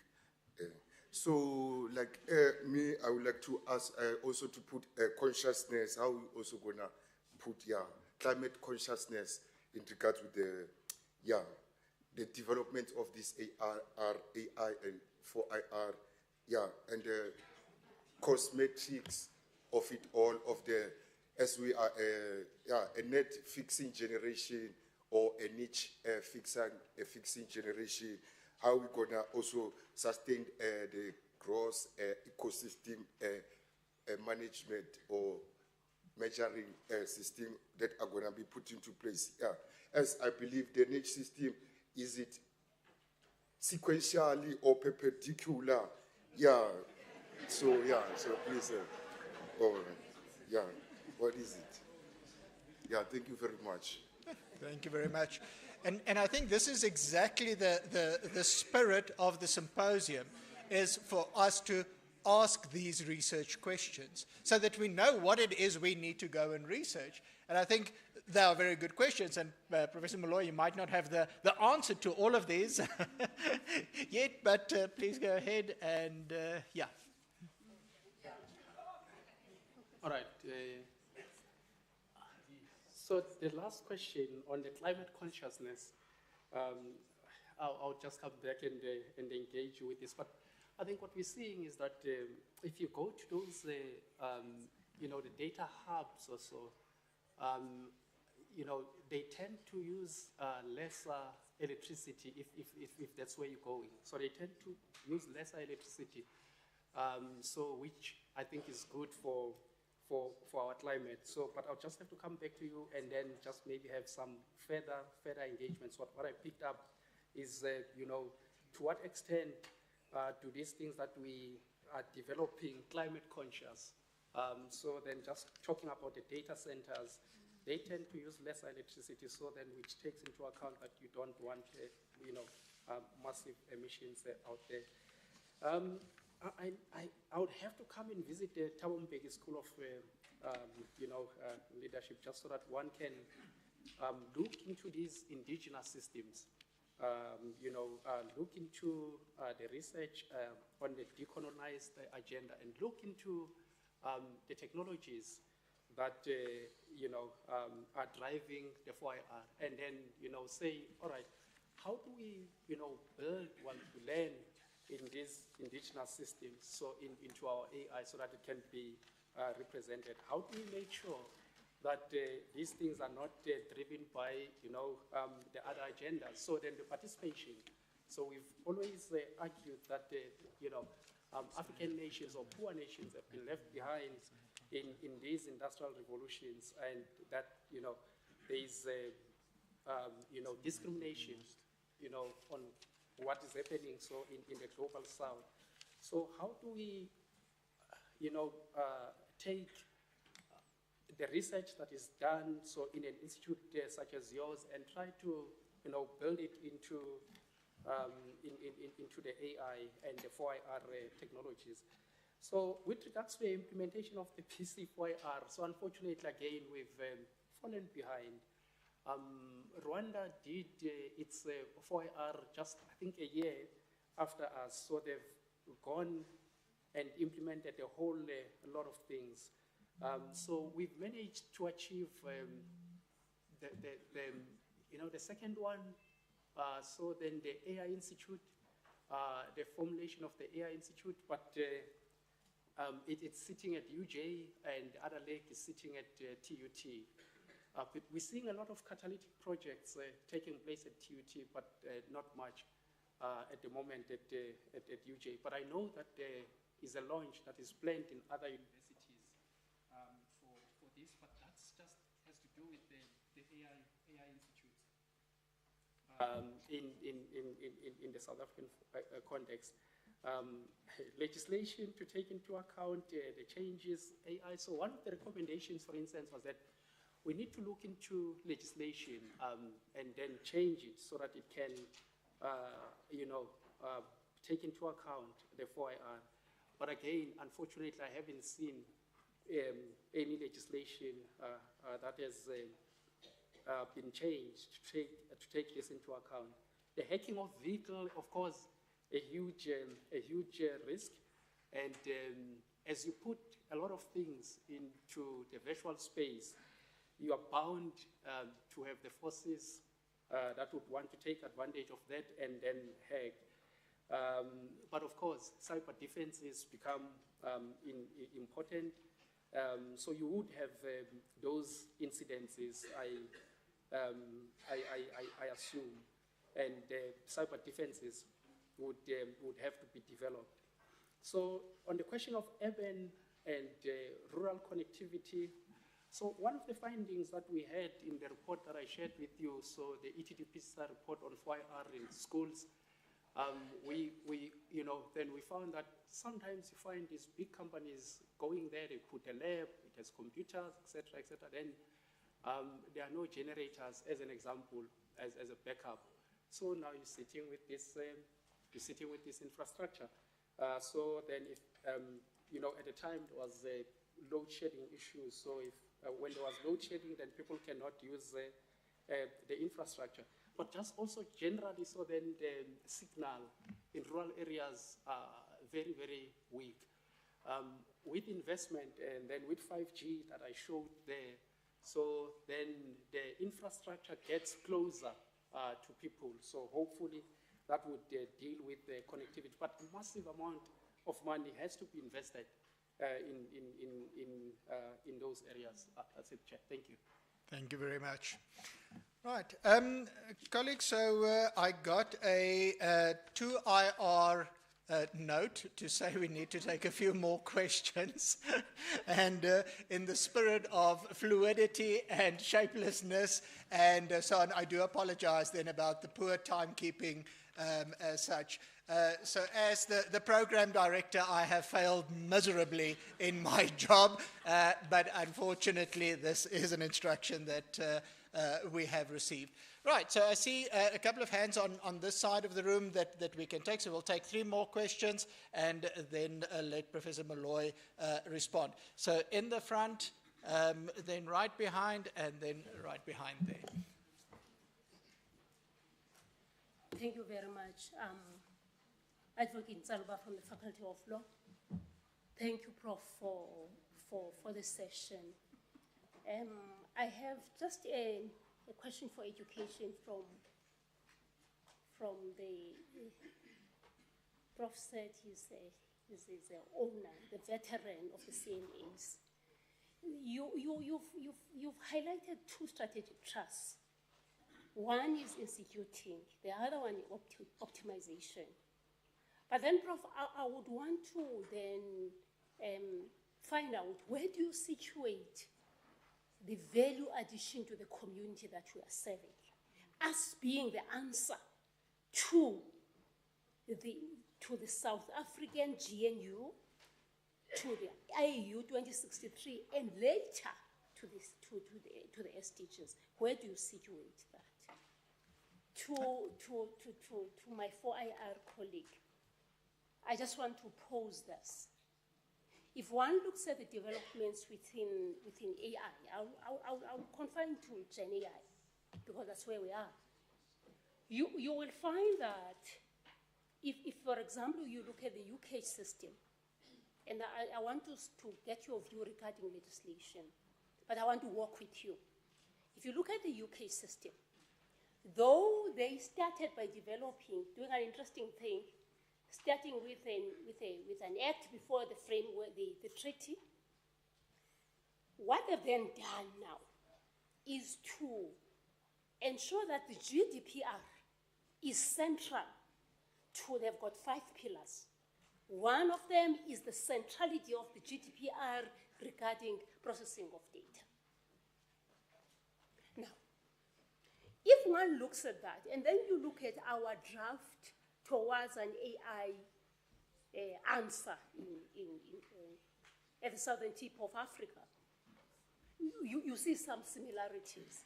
Then my question becomes, if we have data, we are asking for data sovereignty as part of ensuring that we protect territories and our data. Would it not make sense that we don't necessarily have a legislation? We use the Canadian approach, where they've developed standards. And those standards then, they just pull the existing legislative provisions. Because in SA, we have sufficient legislation dealing with security, dealing with all types of areas. And the challenge that we have with the legislation, I'll take the ECTA, for example. ECTA had everything with cybersecurity and POPIA, but what we don't do is to enforce. So my question is, would it not be better for us to follow the Canadian approach of creating standards and ensuring that those standards then leverage or are leveraged using the existing legislation that covers everything? Those are the 2 questions, and thank you for the presentations. Okay, thank you very much. Okay, good morning. My name is Charles Mbowa, a professor from CSET. I think the presentations were excellent and I enjoyed it. I just want to maybe make a comment to Professor Mguchini's presentation to say that I think change management is an art and a skill, and successful change management is not always easy. I like that you advocate for dissonance, and that, you know, there might be need for differentiation between organic and natural dissonance, or perturbations or disturbances that can cause chaos in the system. So I think it's just commenting around that aspect of how to carefully manage change management. A quick comments on the 4IR presentation. Thank you, Professor Molloy. I liked your presentation very much. Just some comments, maybe cryptic, in terms of the need to take care. Because often in Africa, we end up chasing red herrings, I would say, and not setting the agenda. And that ties into the decolonial approach to say, can we create our own knowledge, our own systems, and our own way of doing things that captures those technologies and makes use of them? Otherwise, you know, there can be a lot of buzzwords and a lot of treatment. I've seen some dissertations and a lot of theses that are very shallow, one would say, in terms of 4IR applications where you're looking at questionnaires and what do people think, what do they think about things that they're not doing. They don't even know that 4IR, so sending questionnaires and analyzing them might not necessarily yield in terms of what you want to achieve. So I'm looking at a situation where we look at concepts like Ubuntu. In my language, I call it UNU. How do you apply that to 4IR, to artificial intelligence, so that it really links to humanity, humanism, and people and their actual and real needs? How do you link that to a society that is, you know, a hygiene coefficients, a difference where you have a squalor? How do you find solutions that sort out squatter camps and squalor and poverty as a technology? I know that there's comment around quantum computing. It's being developed. Some people say it's more risky.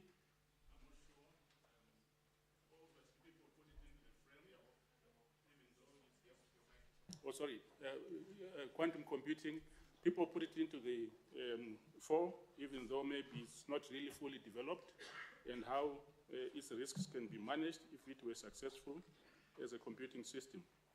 So it's just to say, how do we specifically find products and services that are for South Africa, that are for Africa, that are for Zimbabwe, and agendas that are not driven at a fast rate. I think when you talk about 5IR, we haven't even understood 4IR, and they haven't even implemented it and really found solutions from it. So I think it's just a comment to say, it's all excellent. Let's push the knowledge. Let's look at jobs of the future. But at the same time, let's ground it so that it's totally African, it's decolonized, and there's a lot of decoloniality approaches to how we do it, so that it's really an originally African agenda for African solutions. Thank you. Thank you very much. Thank you, Chair. Thank you, Chair. It's Professor Namo. Sorry, Prof. Namo. Question number 3 was in the front here.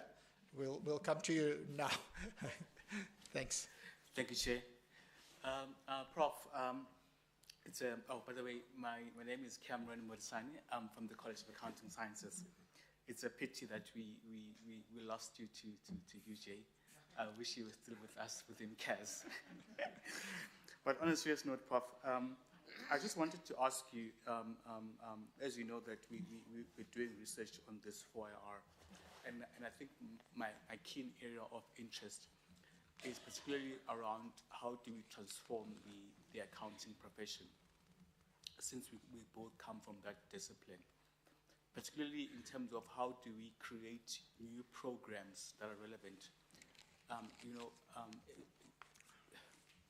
As part of leadership, we're struggling to get the academics to buy into this whole catalytic niche areas, because some of them, they say, they don't relate to accounting. They are more in the domain of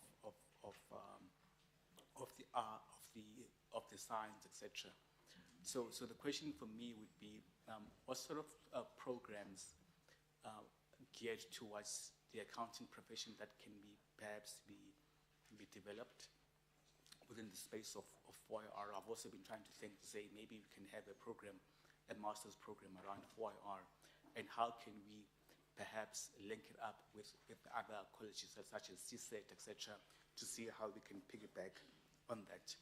And then the second question would be, how do you see the future of the accounting and auditing profession with regards to 4IR, taking into account the fact that, we still have got huge challenges in this country, whereby, I've audited many municipalities, they're still far behind.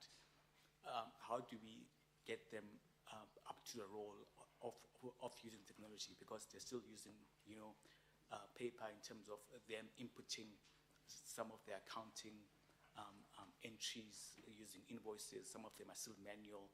When I was back in auditing industry, they're just still struggling, and now we're talking about 4IR. How can we bring them along, especially in the public sector where there isn't enough resources we should invest in there? What worries me is the fact that at a high level, at a governmental level, in terms of the presidential commission, we spoke about these great things, but on the ground, when you go to municipalities, departments, they're still so far behind. It's almost like we're talking two different languages. So how do we make sure that we bring everyone together as part of the work that we could be doing, and maybe even as part of the community engagement and engaged scholarship there as well? And lastly, in terms of the digital transition, how do we ensure that there's proper digital transition which is actually happening? Colleagues are still struggling with even the third industrial revolution, the fourth industrial revolution. Now we're talking about the fifth industrial revolution, and we're busy doing research on that, while we have not properly covered the third and even the fifth industrial revolution. Thank you. Thank you very much. Professor Namu, if you can make it a short question, please. I know a lot of people took the time that was supposed to be given, but it's fine. I don't raise questions. I think those that work with me know that I don't raise questions. The first thing I think basically is for at home. I always want to start at home. So basically we are saying, when you're in a university in South Africa or elsewhere, maybe in South Africa, you are put under severe pressure to publish.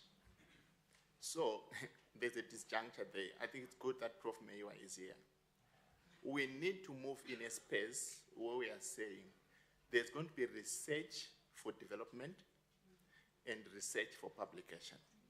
Now, research for development requires that maybe the output is going to come in 20 years from now. So then we need then to invest in these technologies so that at least our work should actually be work that focuses on discoveries, not publishing. So I think the whole system in higher education is a microwaved system that then does not give us the necessary space to discover. Now, in discoveries, you should be in a position to make mistakes, make errors, learn and relearn. And the higher education system, unfortunately, is not yet there. So this actually, I'm leaving this as an open question. The second point is around how then do we build not a technophobia society. We've got technophobia naturally. And the way to do that is not then to start talking about 4IR now at a university. It's like talking of decoloniality at a university. And I'm saying decoloniality need to go to the household. So when you're talking about all these technologies and all these researches, do we have, for example, high schools that are specialist high schools, technological high schools? You go to Samsung, to South Korea, there's a Samsung high school. So we are trying to develop the caliber of a person who's going to engage with 4IR at a level when they're here now at Unisa. That is to go down to basic education, revitalize the entire education system to 4IR. And lastly, a project for Unisa, for those that are in that space. When you go to Home Affairs, we need help there. Then I say, if for example, Unisa can't make Home Affairs right, or UJ cannot make Home Affairs right, we are then we are joking as universities. Because there's no way in which in this generation, with these technologies, we can't make home affairs right. You apply for a birth certificate, you want to change your ID number, then the other ID number is lost in the system. So this is actually the reality on the ground that I think we need solutions in terms of, there are many other departments that need the help of OIR. And of course, we can't talk about the politicians.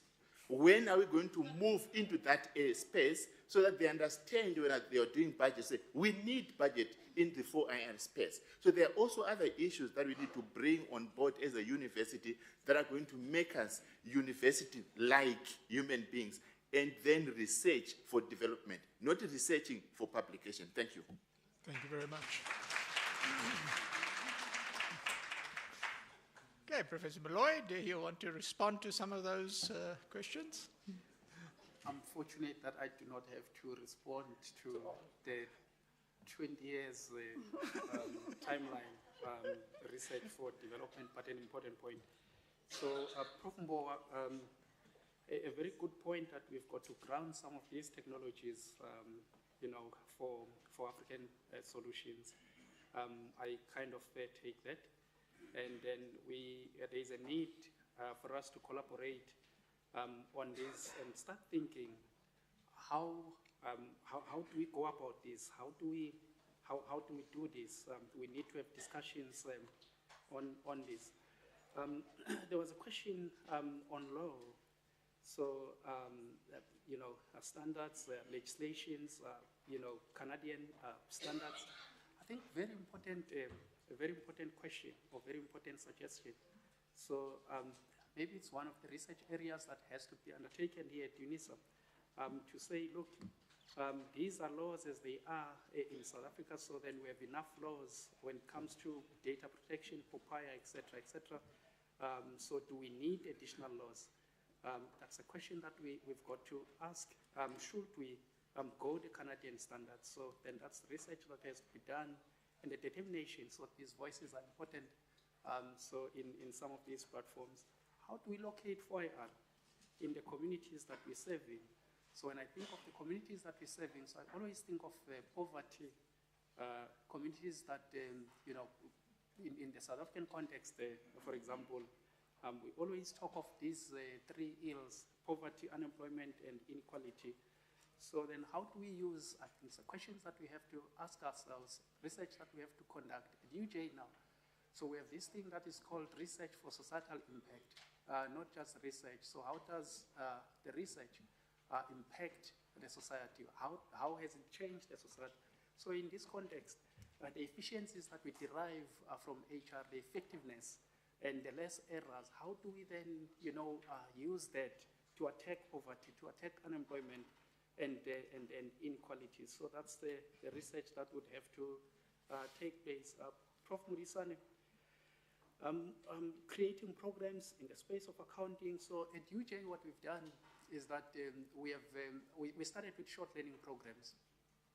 So we'd have, the program that I ran, for instance, was 4IR perspectives for accountants. Then you'd have programs like ethics, 4IR, and artificial intelligence. So then all of them located in accounting, working together with SAICA, CIMA, and SAICA, CIMA, ACA, and CYPA. So those four bodies that are accredited by IFAC. So that's what we did. And then what we started doing was that we always took students when they had topics that we thought they fall within auditing, accounting, financial management, and taxation. So we opened it up and we said, if there is a topic that has some 4IR or AI, we're going to go to computer sciences and get a course supervisor to come and course supervise in accounting. But we also then stopped hiring people on the basis of that they're accountants. So in the School of Accounting, for instance, you get people with PhDs in artificial intelligence teaching in accounting. So then that's what we've done. The future of the accounting profession. So what I've seen is that for instance, in the CA 2025, they're beginning to talk about the skills that accountants of the future need to have. They bring in these ICT skills and AI skills. I know SAIPA, for instance, put together the Coffee Center of Future Excellence to try and, think of the future of accounting. So I know it's SEMA what we're doing. For instance, we're changing the syllabus every 5 years. The next syllabus, for instance, will just be AI, strategy, risk, and financial management. So moving away from the 2015 syllabus, we're trying to think about the future of the accounting profession. So as I said, how to bring along others, for instance, in government, so that are still doing accounting the old way. Interestingly, I have a student that is doing a project in digital transformation, but digital transformation of traditional authorities. So then interesting findings, and we're trying to think, okay, how do we take these traditional authorities along? How do we bring them into the fourth industrial revolution? So at UJ, for instance, so what we've said is that the research that we do, it must have the societal impact. So then if we've thought of an idea, we've thought of the concept, so then we need to take it to the people that need it and make that societal impact. So I think that's it on my side, Prof. Thanks. Okay, thank you very much. Right, colleagues, I think we need to unfortunately pause it there. We have to... Thank you so much. Sorry? Okay. Professor Mbucheni? Thank you. I have two very brief comments in response to make. The first, I think Prof. Namo and Prof. Mbowa, points well made. I think both of you appreciate those are very substantive, age-long problems that I would do less by trying to answer them now, as opposed to saying, look, let's engender them into all the engagements we have here, that we look at fixing our story for the rest of society. Then we also make sure that, look, this idea of change is much more intricate than we've acknowledged, and we need to really be serious about it and acknowledge all the challenges that are likely to come from that. But I think the only appropriate response is that there are points well made, jobs for us to deal with from here onwards. The second and final comment is, Advocate, you had asked us you had asked for an explanation on how instituting and optimization offered windows for you to deal with social development priorities. And the answer is simple and complex at the same time. If you think about instituting as being about formally educating people to know this subject fields well, when they come out of that, the products as graduates do everything else that we believe education does for society. So they will go out and be producers of knowledge, producers of employment opportunities, and so forth and so forth and so forth. And the optimization part is the one that gives you free reign. We could decide, I think Prof. Namo made a very useful suggestion around development research, that actually we should really prioritize having a space for people to do things that are much more about development, impact, rather than scholarly appearance. And I think the answer and the questions have answered each other there. Thank you. Thank you very much. Professor Masenya, any final comments from your side? I'm just so happy that there was no question coming. but for those who attended the last PVC's Lekgotla, you remember about how she said she was not interested in talk show. So my hope and my wish is that as we will engage in these debates, in this important symposium, we would do that with the aim of ultimately implementing. Thank you very much. Thank Thank you very much. And then finally, Professor Miwa. Nothing, Chair, from my end. We're running quite late. Thanks. Thank you very much. Right, colleagues, we're going to break for tea now. After tea, we're breaking in the two groups. The first group stays here, the second group in exam hall 1. It is now 25 past 11. Can I ask you 20 to 12 to be back in the venues so that we can start the sessions? Thank you very much.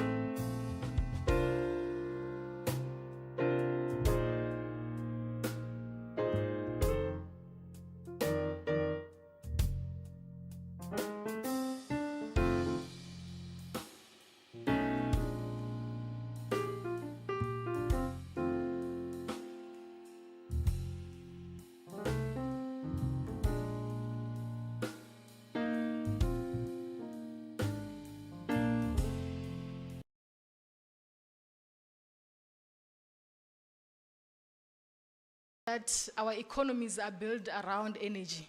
Everything around us points to energy. The chair you're seated on, the car you came with, everything, the building that we're in right now, the cell phone at your disposal, everything was created from energy. So energy is it's an integral part of our lives. So, colleagues, in this panel, we are blessed with speakers from the industry, university, different perspectives around the energy issues, and we're expecting rich engagement from the floor. So the biggest question, colleagues, is in this energy transition, what role will Unisa play? What role are you going to play as a unison in the transition? And our panelists are going to help us to unpack just that. So to unpack this big question, we are joined today by, as I announced, I would request my panelists to come to the fore. We are joined by Mr. Tebe, who's coming from the National Department of Mineral and Energy. He's a climate specialist. Let's clap hands for him. We are also joined by Mr. Naidu. He's a climate adaptation leader from the Presidential Climate Commission. We are also joined by Dr. Raj Paul. He's the general manager under the Just Energy Transition at ESCOM. We also have Professor Sinho.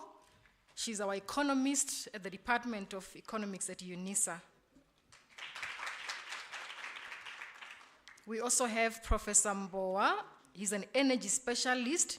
He's a distinguished professor at the College of Science, Engineering, and Technology.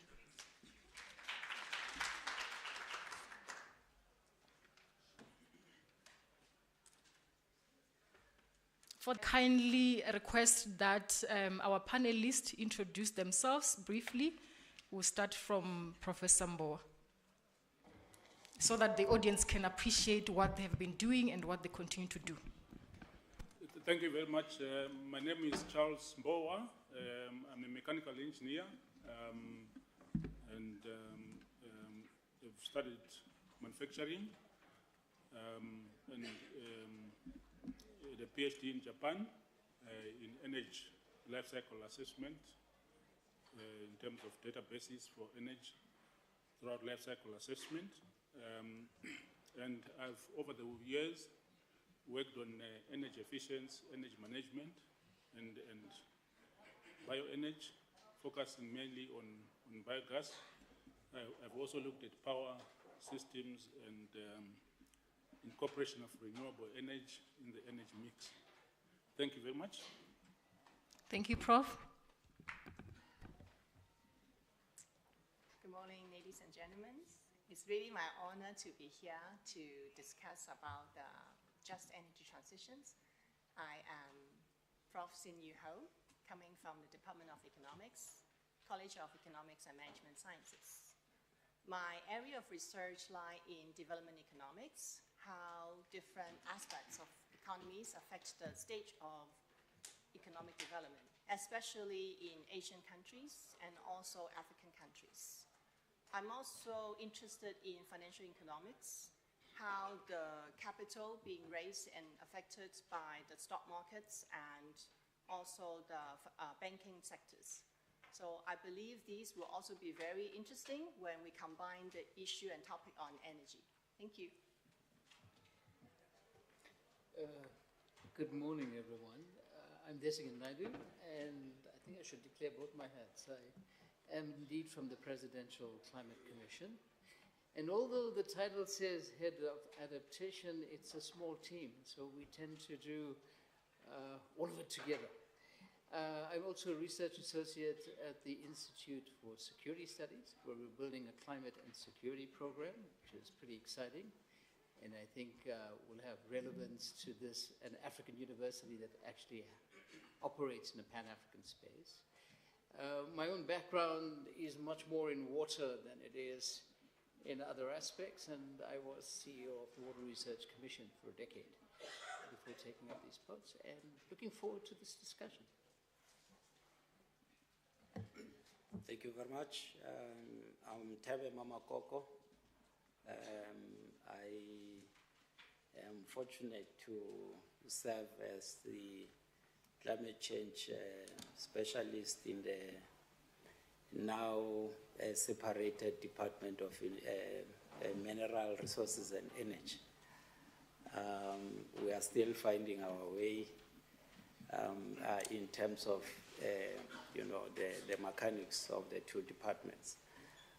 But I'm specifically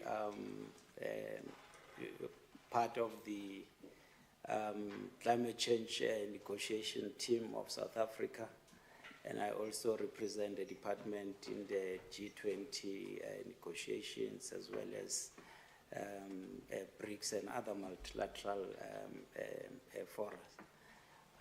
And here at home, I've been working on the just energy transition in the department, and working with colleagues focusing on energy efficiency, renewable energy, and other energy sources.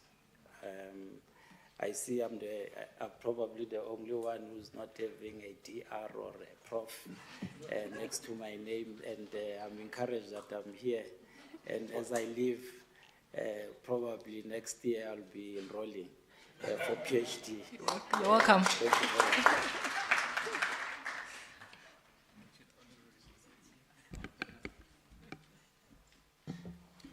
Good morning, everyone. I'm Vikesh Rajpal. I'm General Manager of the Just Energy Transition Office in ESCOM. I've been in the energy industry for the past 30 years. In the past 15 years, I've been developing and working on renewables within ESCOM. My role in ESCOM is predominantly to ensure that as we transition from a coal-dominated energy mix to cleaner technologies, that we do it in a just manner, and that we incorporate the social element of the just energy transition. And that is the key driver that we have in the organization from a sustainability perspective. And it's a pleasure to be here. Thank you. Thank you so much. Let's give them a round of applause. So the theme of this panel is just energy transition. And the word just energy transition has become a buzzword all over the world. So let's start from the basics. Maybe the question would be, what is this just energy transition at different levels? You know, it could be at community level and also at the university level. You know, that might assist. So maybe Mr. Naidu, if you can kickstart that for us. Certainly. Just to say that the concept of the just transition is an old concept, a well-worked through concept. Its origins is primarily from the labor sector, actually, around the general transitions associated with those different industrial revolutions we heard about a little bit earlier today. But the just transition in the context of climate, South Africa can actually take the accolade of having led this and made this a globally relevant concept, so much so that COP28 in Dubai has now adopted, as part of the consensus agreement, a work program for the just transition going into the future. What is it? It is a recognition that there is going to be a certain measure of collateral damage moving from a fossil fuel-dominated economic base in the world, and certainly in South Africa, to a low-carbon economy in the future. And the just transition is about ensuring that, one, you minimize that collateral damage, but in South Africa, we want to be more ambitious than that. We're saying that in the course of this transition, we want to organize for the fruits of the benefits of a low-carbon economy is already embedded in the transitionary period, one. Two, we're sitting in an ailing economy, and this is true for most of the world. I mean, the debt-to-GDP ratio of the world as a whole, and you'll know better than I, is more than 300%. And South Africa reflects that in very difficult ways. So the transition must enable us to actually tackle poverty and unemployment and inequality inside that transitionary period. This is absolutely key. We also recognize that the very center of that transition is the energy transition. Not only because the energy transition is very closely associated with our current status in the world with our carbon emissions, but because everything else in the economic system, the restructuring of our economy, is going to be highly energy intensive. Adaptation, which is a critical part of our ability to be more climate resilient, and this is critically important, is also highly energy intensive. The fourth industrial revolution that you heard about earlier is highly energy intensive. So concentrating on energy as the starting point around this is really, really critical. And just one more thing to say before I move on is that we have set out a principled framework for the country, and I think we are the first in the world to have done so.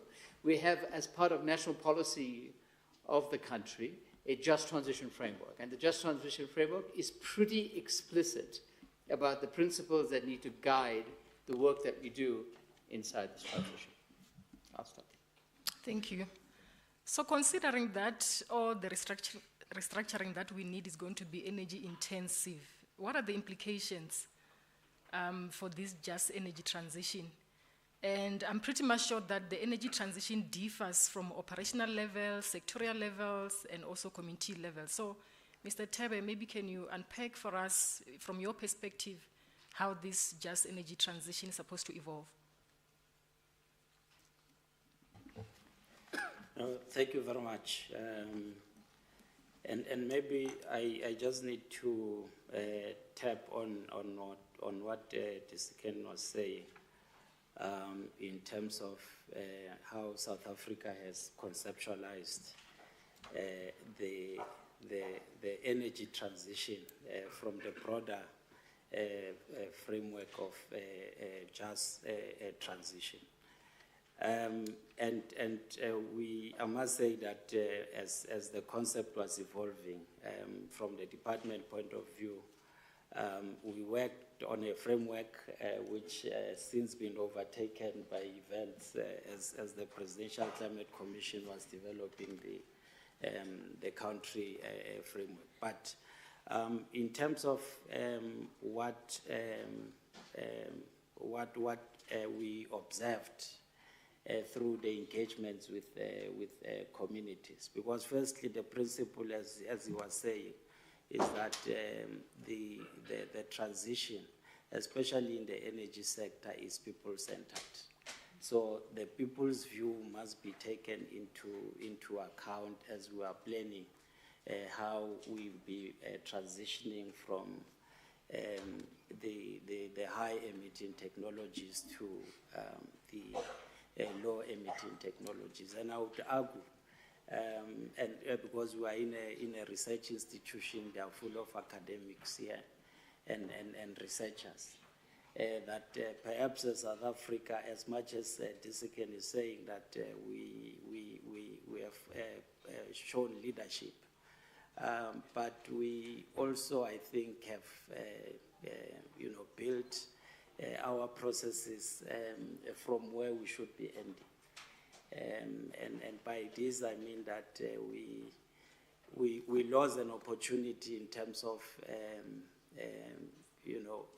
looking at what our niche is as a developing country in the context of energy, and build on that in terms of what is it that we need to do to transition. And I'm going to take this to the level of community, because I think this is where how we plan and how we respond to climate change through the transition mechanism, we will make an impact. So at community level, I think there's a concern that we have not really consulted as we should,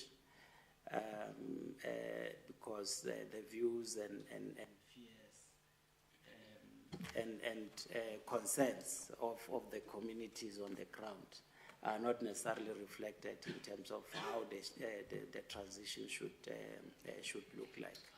I know that we have tried through PCC, and we have been part of this in terms of the community consultations. But I think what is critical is that perhaps we may also want to look or even go back to the basic principles, because people are fearing loss of jobs, loss of income, but also I think the challenge in terms of destabilization of communities and all of that, as we are looking at reskilling and repackaging, how people could be, accommodated insofar as, other opportunities are concerned. So those are some of the elements that I think we still need to delve in as a country, as role players, and address the, because energy transition is a very contested space. There are quite a number of players that are playing in this space, and I think we must admit as a department that we can do better, and we are repackaging ourselves to ensure that we also play a central role in terms of how do we build on the work that has already been done, but ensuring that we are responding to the challenges that communities, as we engage them, are actually raising with us.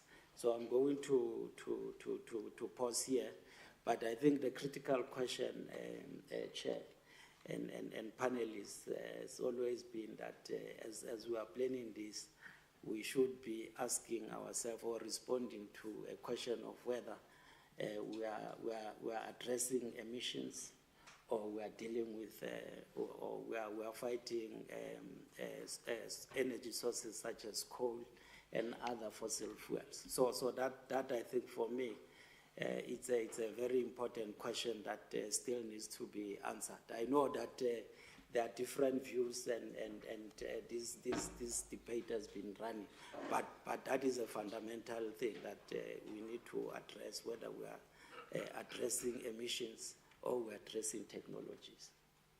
Thank you. Thank you.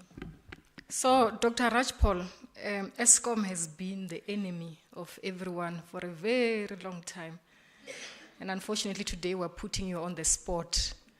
So maybe, because I'm sure ESCOM might argue that your position is different from everybody else in the public. Can you unpack for us how this just energy transition looks like in your sphere? Sure.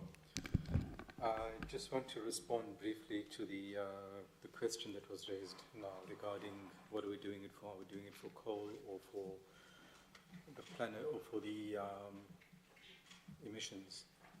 What we are doing it is for the sustainability and the actual survival of us as a species, because we know that climate change is an existential threat to us as a species. We know that the planet can survive without us, right? And we're doing it for us, we're doing it for the generations to come as well. So from an ESCOM perspective, we understand the impact of carbon emissions, we understand the impact of other forms of emissions like oxides of nitrogen, sulfur, particulates, and the impact that those have, firstly from a carbon perspective on the planet, and secondly from an emissions perspective on the communities that have been established around our power stations. And we've taken a conscious decision that we need to move away from a predominantly coal-based energy mix to something that is more low carbon, something that is more sustainable from an environmental perspective, but importantly, from our perspective, sustainable from an organizational perspective as well. And fortunately, a renewables-dominated energy mix represents the lowest cost of energy currently. Right? So when we're replacing technologies, renewables is the lowest cost. We are, as an organization, technology agnostic, provided we can address the three elements of what we define as the energy trilemma. And the energy trilemma looks at providing or ensuring security of supply, ensuring that the energy mix is sustainable, and ensuring also that there is affordability and access to energy. So in that regard, it is critical that any technology or any new generation options that we pursue are driven from a least cost perspective, and therefore we are technology agnostic, provided it is a low carbon option. In the light of that, and when we speak about energy security, we are aware of the capacity challenges that we have as a country. We know that as a country we have not built sufficient new generating capacity to replace the aging coal-fired power stations that we've known about for years. And that has manifested in load shedding over the past, well over a decade now. We have addressed that, I wouldn't say fully. So we have largely looked at the operations of the organization. To a large extent, the debt relief that has been brought forward from National Treasury has helped us to allocate resources towards maintenance and towards capital spend within the organization to improve the performance of those power stations.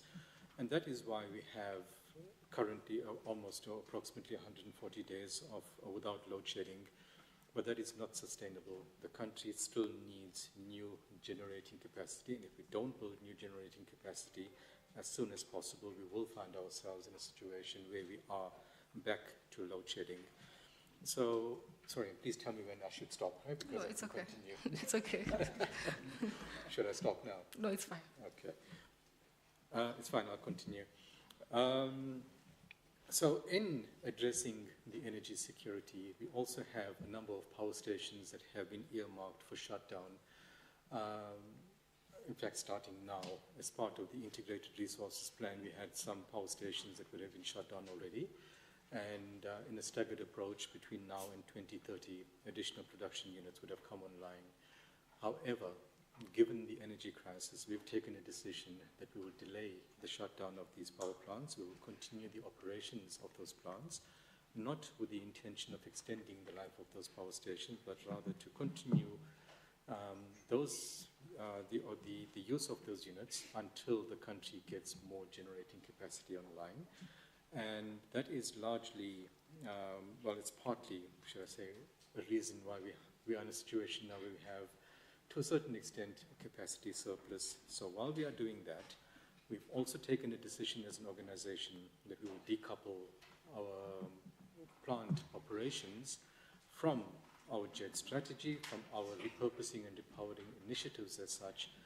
And what that means is that we will do repurposing, which is finding alternative forms of economic activity around our power stations, as well as repowering, which is finding additional or alternative forms of energy at our power stations. We will do those independent of station operations, and while those power plants continue to operate. And in that way, we ensure that the energy transition is a lot smoother. It ensures that we have time to embrace those communities, to embrace technologies, to understand how we could implement the energy transition in a truly just manner, that does not leave anyone behind. Thank you. Thank you so much. There are two schools of thought when it comes to energy transition, even climate change as a concept. Maybe we can borrow some stats or some facts from the Presidential Commission. to say how critical is this transition, the energy transition, considering the state that South Africa is in terms of climate change.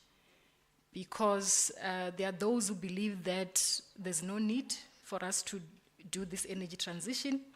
We can still continue with fossil fuels. At the same time, there are issues of socio-economic ramifications that could come out of this transition, meaning that some will eventually be left behind. Although, as you've indicated, that South Africa has got a good framework that will ensure that no one is left behind. But practically, from your desk, how critical is this energy transition? Dr. Yes.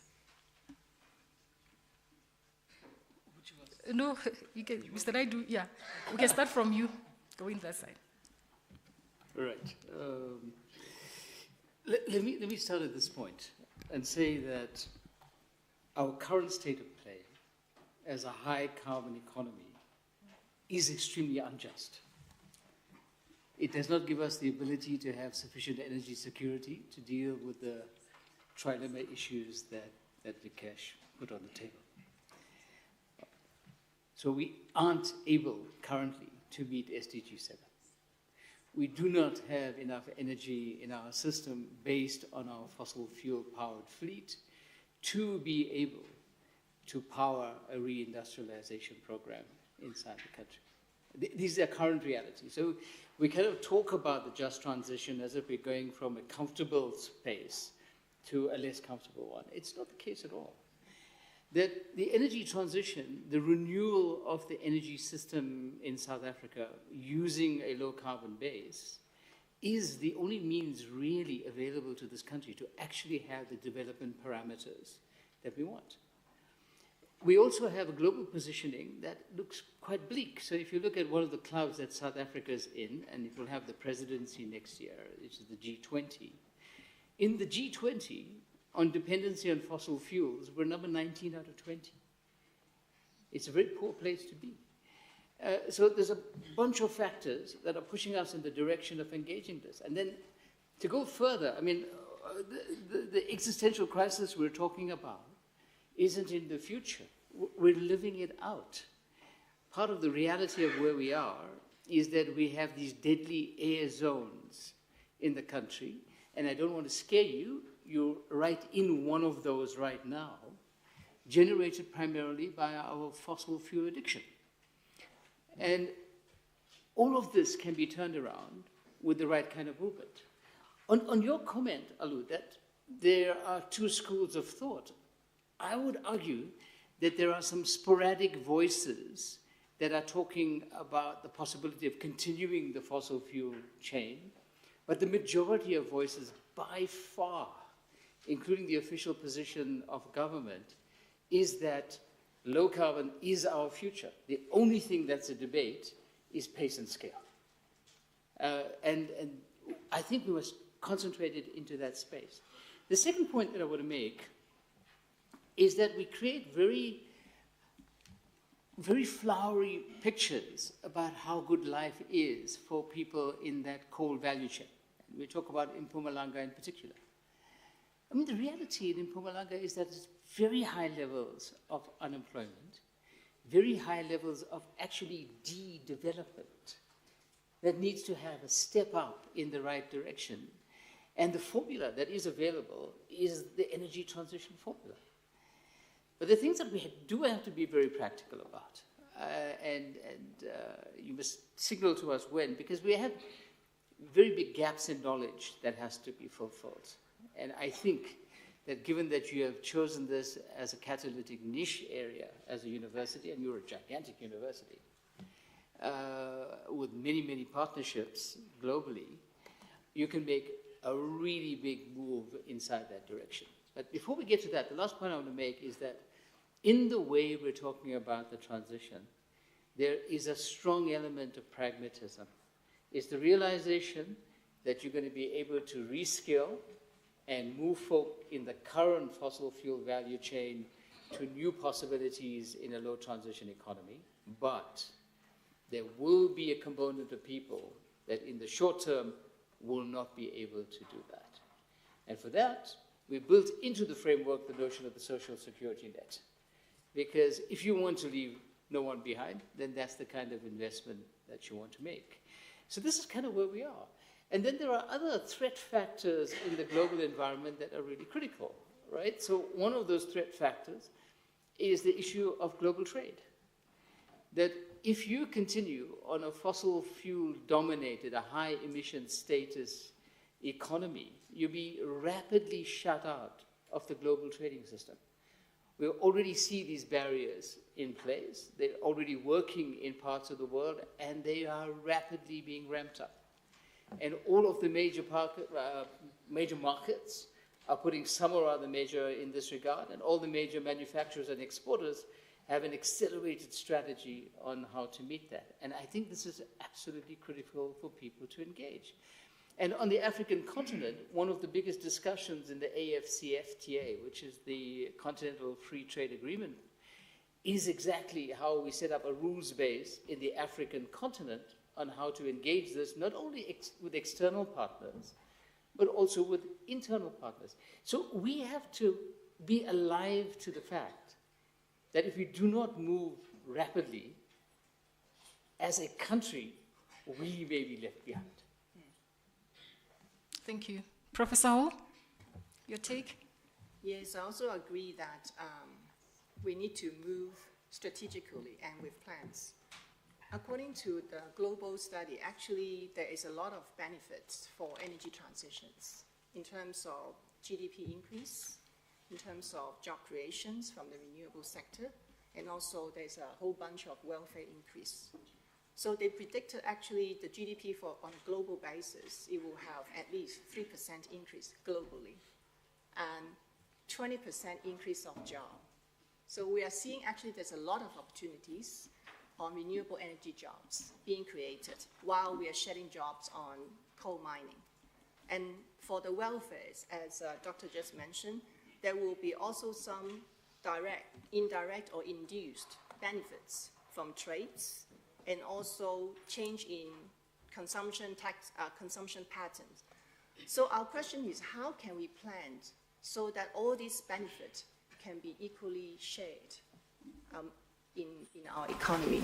Not only those high-income group will be benefited, but how can we share this benefit with the marginalized group? One of the things that I think as economists, we need to think about for energy transition is on employment. And that is the huge consideration for us to stay as is, because we don't want change. We are afraid the job being lost, as we've seen from the developed countries like Germany and the US, when they start to transition in terms of energy. Actually, 70% of job has been lost in the past 3 decades in terms of coal mining.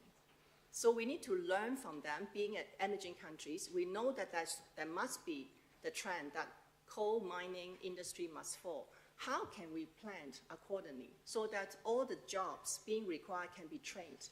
I did a little bit study in terms of energy jobs in South Africa. The latest statistic available is 2022, that for the energy jobs in South Africa, we have 65% on the traditional one, the fossil fuel. And interesting enough, we are having 35% on renewable, which is not that little compared with our own imagination. We thought maybe we're still lagging behind. We are not. We are really marching forward boldly on renewable energy jobs. And according to the study, majority of the jobs, they are focusing on solar. I think we can understand because we have full sun almost like 300 days a year. So the majority is focusing on the CSP, which is I think the technical expert can explain how that mirrors can concentrate and then flow into the energy. But for the layman in terms of technology like me, I only know solar panel. So the solar PV also contribute a lot in terms of renewable energy job. And the third one is the wind energy.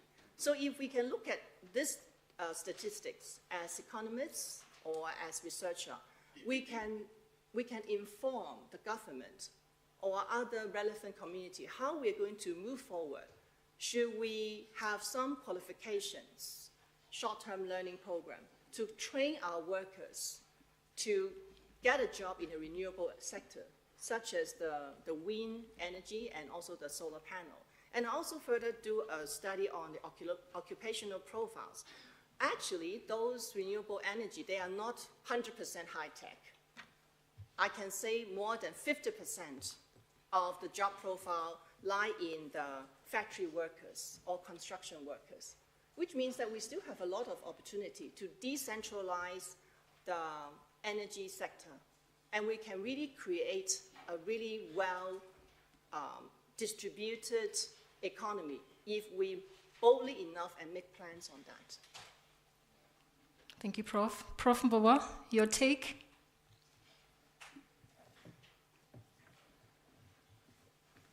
Okay, thank you very much. I tend to have poisonous texts. And that's quite interesting.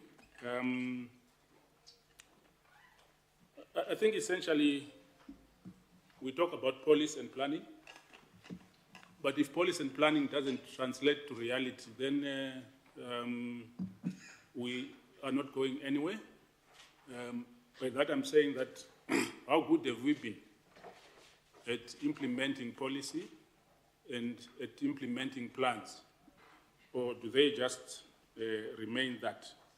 So it's nice to say we have incorporated just energy transitions in plans and in policy, but if that doesn't convert to reality and affects the layman, the poorest of the poorest in the country, then, you know, it's good paperwork, but not good in reality.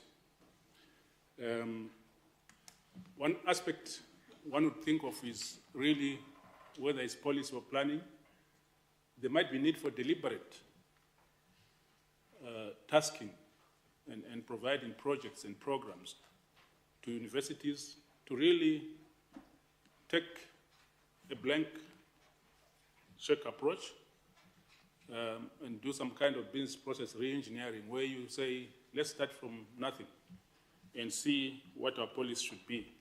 Rather than let's start from what the West is doing, let's start from what Asia is doing, let's start from what China is doing. Start from something that is essentially different. I think in terms of generation, I think you realize that historically we moved, you know, to centralized production of power, if you look at electricity, and then distributing it through transmission, distribution, supply, and eventually to the consumer. Is that the model that is for the future? It could be that if you look at what's happened in Europe with solar power, solar home systems, and how they've been able to feed to the grid, that maybe there should be a deliberate policy or planning for distributed generation as a future. And I think, obviously, energy security and human well-being should be at the center of what we are doing. And that might mean that we need to look at reality and figures, facts and figures. If you look at South Africa, the per capita energy consumption is 1/3 of what the United States consumes.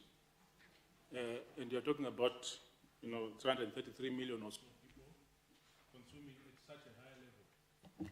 Sorry, consuming at such a high level and impacting climate change, with Africa contributing less than 4% of carbon emissions. So if in Africa you're trying to improve on the 4%, and the ones that contribute 90% or 96% are not contributing that much, which is where actually the main savings will be, then it means we are just excelling to please some masters somewhere, excelling so that we can trade, so that from our 4% maybe we can reduce to 2%, and legislate and plan ourselves into extreme and everlasting poverty. If you look at China, I mean, they were producing 1 power plant per month at one time, And then they use that transition of extreme and serious pollution and emissions to translate to new energy, where now they are the major producers of solar panels, to the extent that Europe has closed solar panel production industry because they can't compete against China. They flooded the market. So now they can actually clean up the whole world because they are producing that energy. But if they had not allowed themselves to industrialize and to grow, polluting as they did in competition with the United States, that would not be happening. So I'm just saying, as we look at it, let's just not say, we're doing this, yes, it's the right thing to do, yes. Let's just look at the facts and figures and inform ourselves based on research and facts. I think one could go on and argue about the impacts and whatever on jobs and what have you. But the real impact is to say,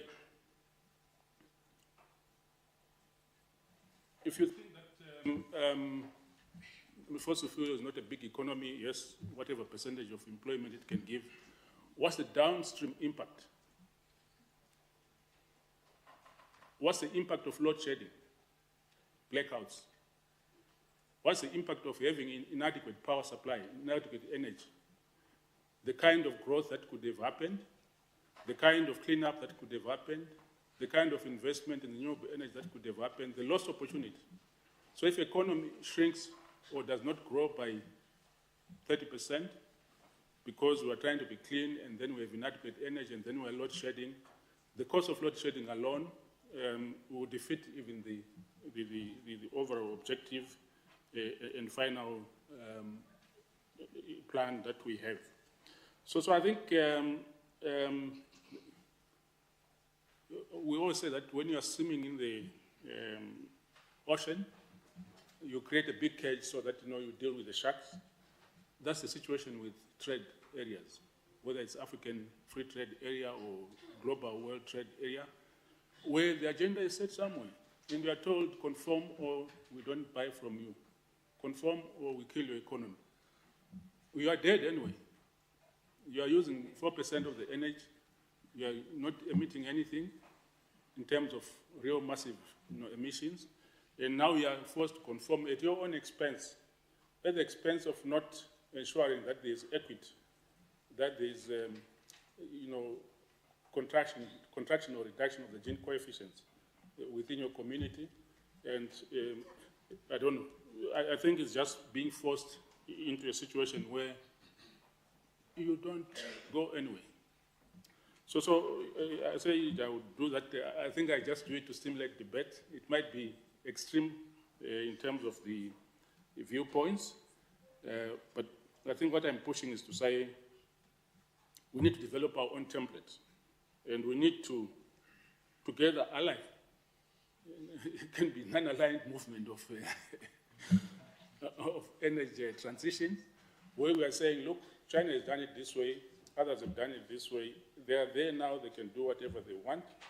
But we, with our 4% emissions, are we going to be disabled from industrialization?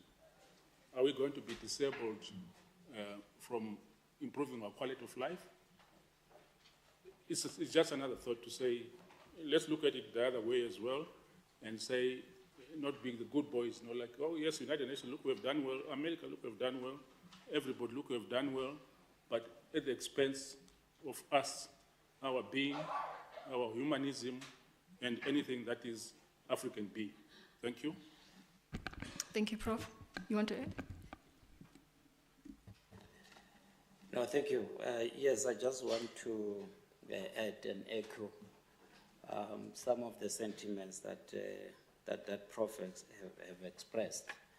And I said earlier on that I think what will be important for us is to not necessarily follow the trends, appreciate that these are the trends, but determine what is it that define our sovereignty.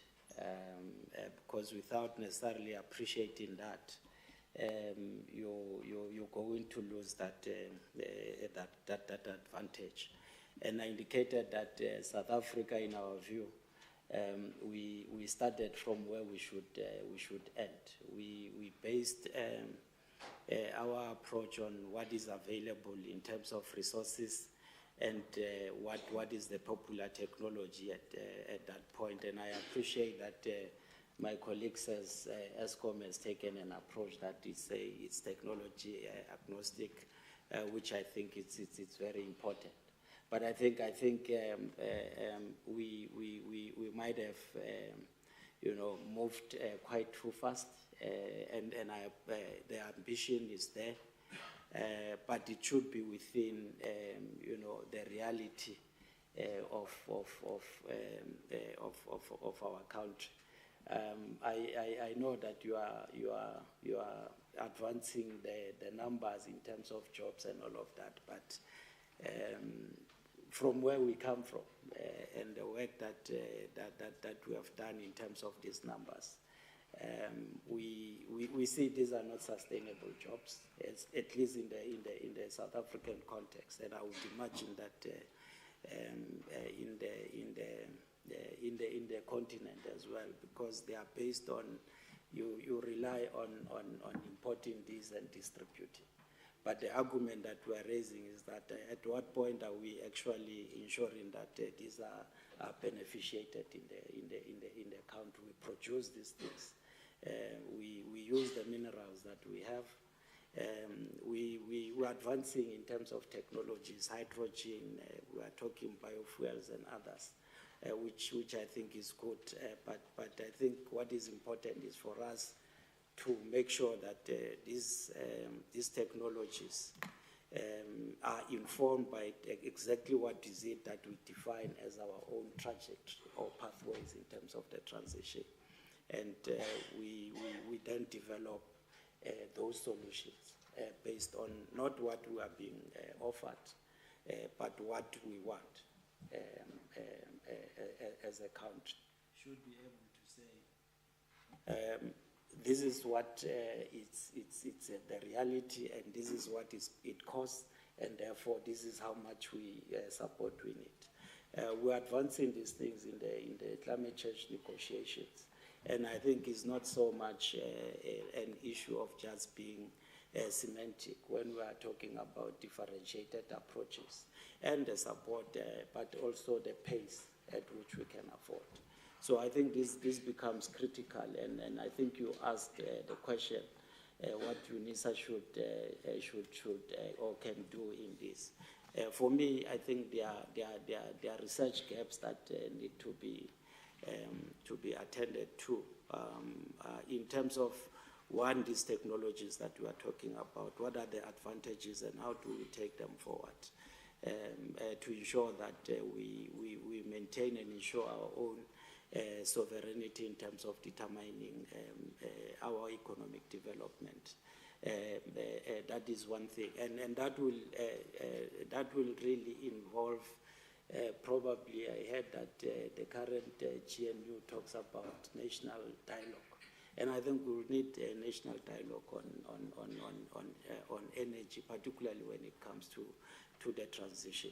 But yes, the point that was raised in terms of stabilizing the energy supply at the current moment, while we are also finding ways of ensuring that we bring these technologies and other issues around addressing the grid and all of that, it becomes quite critical, because as Prof was saying, you look at China, you look at India, they are able to determine what trajectory they want to take, necessarily because they know that they are secured in terms of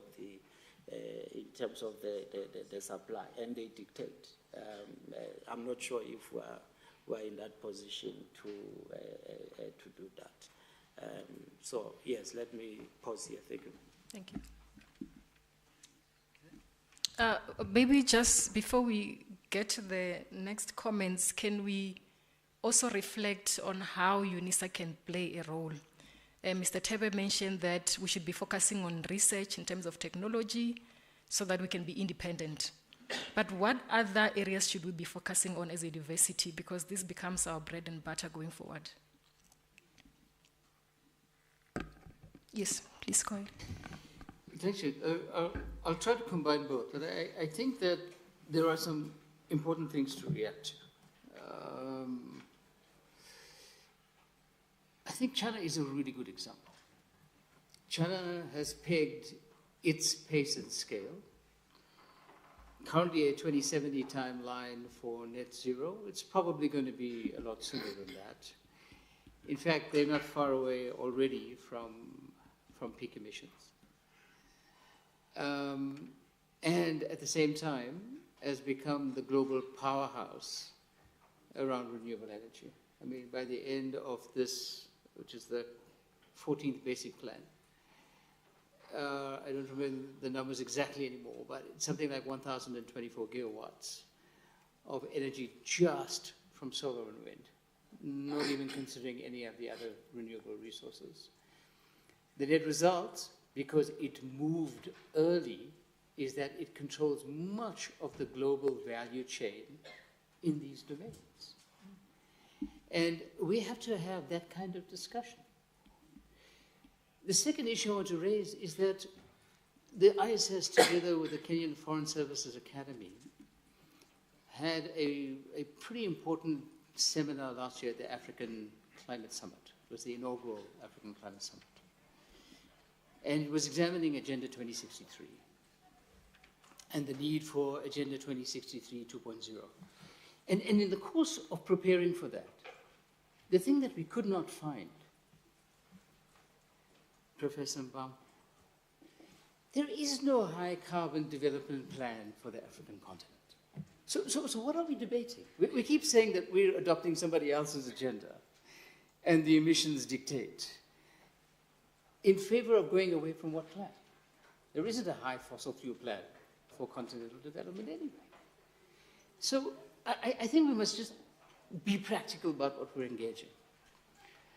But let me talk directly to your question about what a place like Unisa can and should do, right? One, universities are an incredibly good place to have that dialogue. The very nature of the framing of a dialogue in the university space is that it is completely open. And we do need that open discussion around the future energy and industrialization plan of the country, as well as the continent. Two, I think as part of the research work that's done in this catalytic niche area is you do have to collect more case studies. I mean, we do know a great deal about what happens in Europe. We're also a little bit surprised by what happened in the US with the IRA and industrial intervention. But we're not talking enough about what's happening in Morocco, what's happening in Rwanda, what's happening in Kenya, what's happening next door, right next door to us. Namibia is placed currently in a position that will organize for them to be the green hydrogen leader, not only on this African continent, but perhaps in a major part of the developing world. So I think collecting that developing country knowledge and examining those case studies around what is possible, I think is really critical. The next thing I want to put on the plate is that we do need a lot more knowledge around how to accelerate from the policy and plan domain into the implementation domain. I don't want to invent words or anything, but the whole notion of implementation research actually may be an issue. You know, some of it is related to regulatory environments, some of it's related to investment environments, some of it's related to the protocols that are required around things like public-private investment, but this is something a university might want to take as a very specific niche area to examine in that kind of detail, because it is really badly needed, because there is a struggle in the system around it. And then the next thing that needs to be examined, you know, one of the things you have to worry about is the notion of climate inequality. I think we already see some of that in the South African environment. For those who can't afford, we're sitting with our roofs under PV panels and are relatively immune from load shedding or load reduction, because load reduction is still in operation. And the divide between the haves and the have-nots is a really serious issue. So engaging what a true just transition would be, in examining those issues, I think is a really important area of examination and a critical niche. And the last thing I want to put on the plate is around resourcing. We need a lot more knowledge around developing innovative resourcing ideas around how to get this forward. Some of it is very specific in the domain of climate financing, but it's also beyond climate financing. And you know, we're talking about such notions, for example, in the G20 as country platforms. We're borrowing from the knowledge that's been developed elsewhere, but we really need to develop some of that knowledge in-house in the South African and African environment. Thank you, Chair. Thank you so much. Dr. Rajpal, from ESCOM perspective, how can UNISA help the country?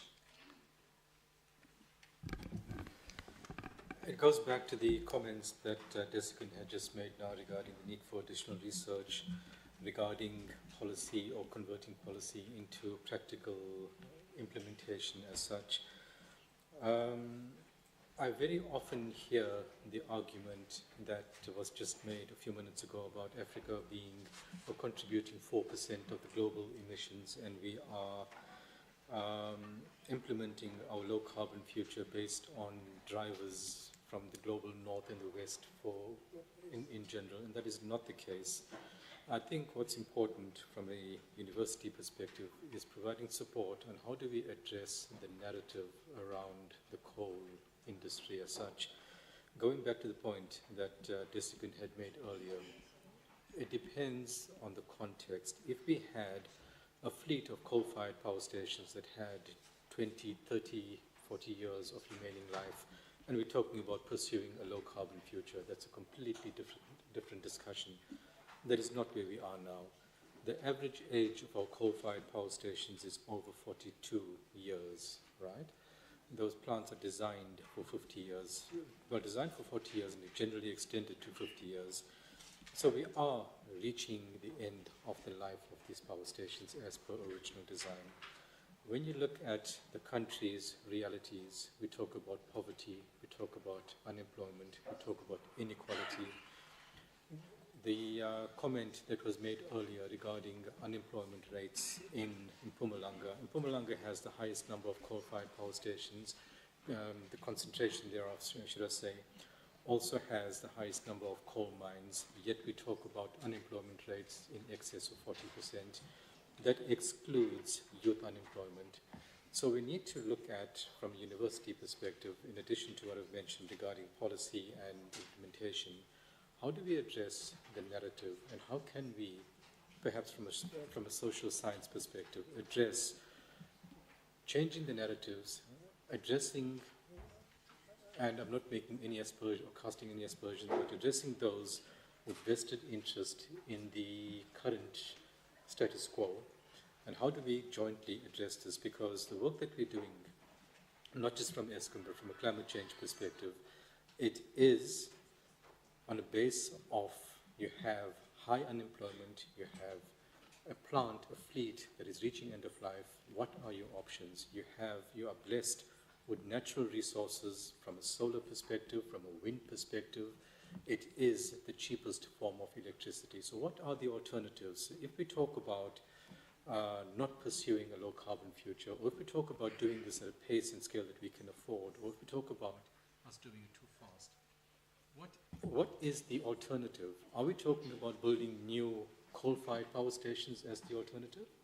Because as mentioned earlier, that is not the plan in any of the countries that we are aware of. And even if we do, the challenges associated with that from an environmental perspective, from a timing perspective, from a white elephant as such perspective is significant, because you build a new coal-fired power station now, the cost trajectory of renewables has come down significantly. It will continue to come down. When we look at embedded generation, when you look at decentralized systems as well, it offers us opportunities to embrace a low-carbon future in a way that is sustainable. And I think we should be looking at mechanisms around which we could embrace that, and mechanisms around which we could address the narrative that we hear very often. Thank you, Chair. Thank you so much. Maybe the next question would be, from Unisa, would be, what kind of partnerships would you suggest, especially from the Department of Mineral and Energy, in terms of research? What kind of partnerships should we be thinking about as a university as we solve these energy problems? Mr. Tewe. I'm going to be brief, and I don't know why Unisa was not part of institutions of high learning that were on our tray. But I think what we calling for, a partnership with Unisa, as I indicated, is to work together in researching the one, as I indicated, because our view is that, there's no argument that renewables are the future. There's no argument that hydrogen has got a role to play, and other sources or transitional sources. But I think we need to immerse ourselves into what are these technologies that we over and above the ones that are popular in the narrative. We need to invest our energies in that, and that is what we are calling for. But also, I think the issue around, our approach as South Africa in terms of the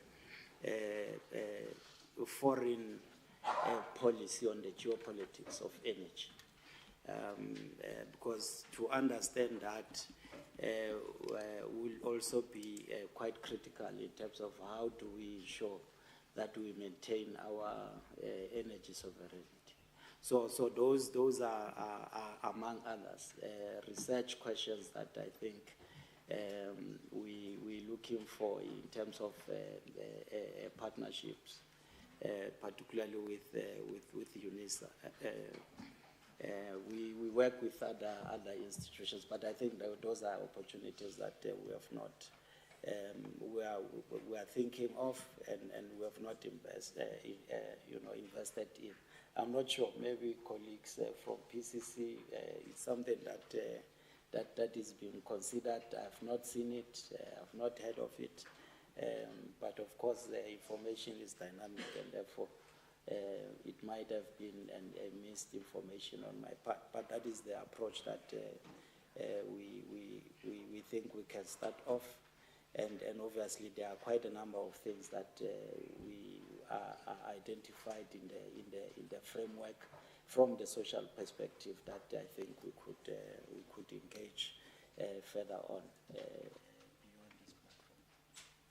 Thank you. Because of our time, we won't finish our 1 hour. Can I take a few hands for questions? I'll take all the questions at once. We're just going to have one round, and our speakers will briefly respond.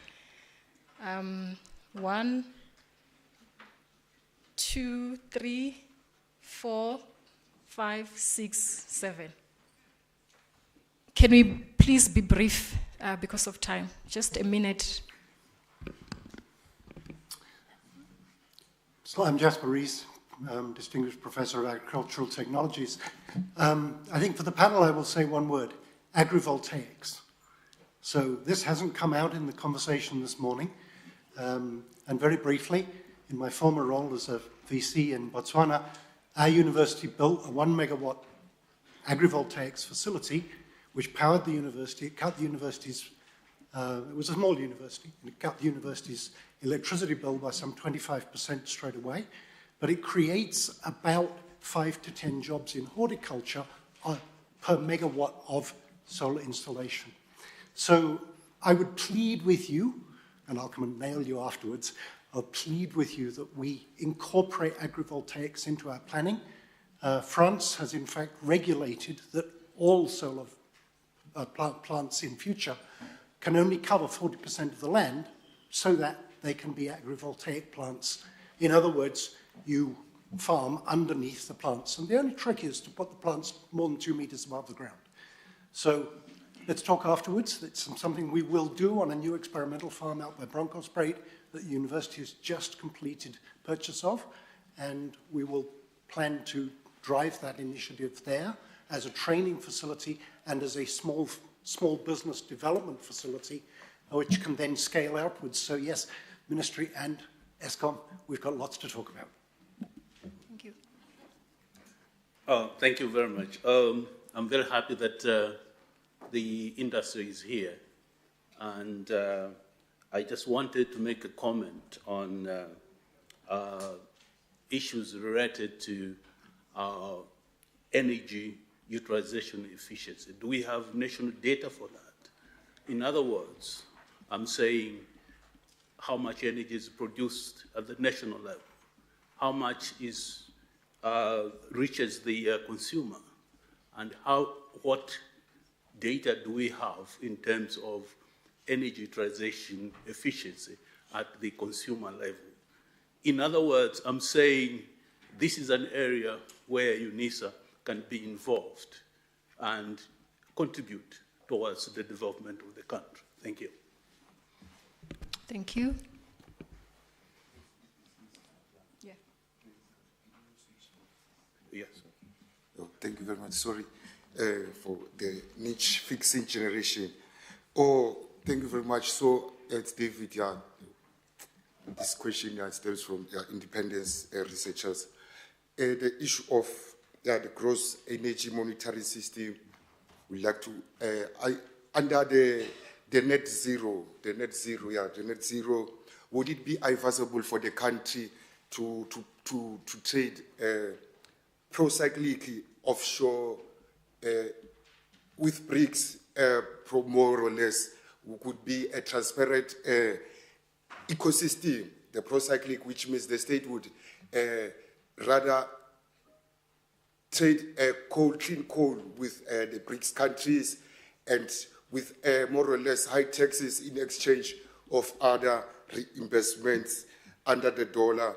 And all we know that not everybody in this country can afford solar. So also with the relation of the suggestion of solar taxing for those who can afford, because even if they're using solar under net zero, they're still emitting somehow by driving and other stuff. Yeah, thank you very much. Thank you. Oh, sorry, it was you. Yeah, thank you, Program Director, for the opportunity. And thank you, esteemed panel members. My name is Edward Tlakuli. I'm in the College of Accounting Sciences here at Unisa. My question is directed to the DG, Department of Mineral Resources and Energy. The issue of illegal mining is a serious problem concern in my area, particularly the Limpopo province. When one engages the community leaders, they do indicate that they are trying to apply for the licenses, mining licenses with the department. But unfortunately, the department is not coming to a party to assist those people to formalize their mining activities, hence they resort to illegal mining. I don't want to tap into the impact of that illegal mining in communities, and one could be the rehabilitation of the land. No one is taking responsibility to rehabilitate the land that is damaged by that illegal activity. I just want to find out what are you doing as a department to address that particular issue, to capacitate those communities so that they can mine illegally, and those who are mining, they can take responsibility for their actions. Thank you. Thank you.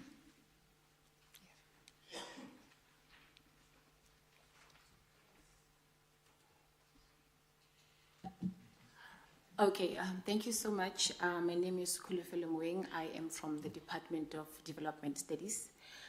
I think personally, one thing that I always appreciate about sitting in the Just Energy transition conversations is how it's evidently non-linear.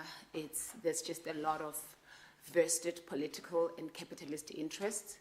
And as much as the conversation always sways towards we intend to leave no one behind, but you see that in actual fact, the people that actually bear the brand from this transition are already left behind.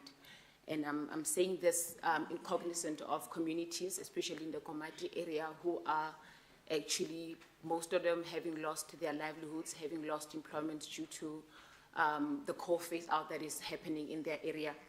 So my question is, how do we empower, intentionally empower these communities to be part of this transition, not just as a rhetoric inclusion, but a real democratic participation, whereby we're not talking in the language of a GDP, energy jobs that are going to increase our GDPs, but being cognizant of the fact that GDP doesn't always translate to development, especially for the poor segment of society.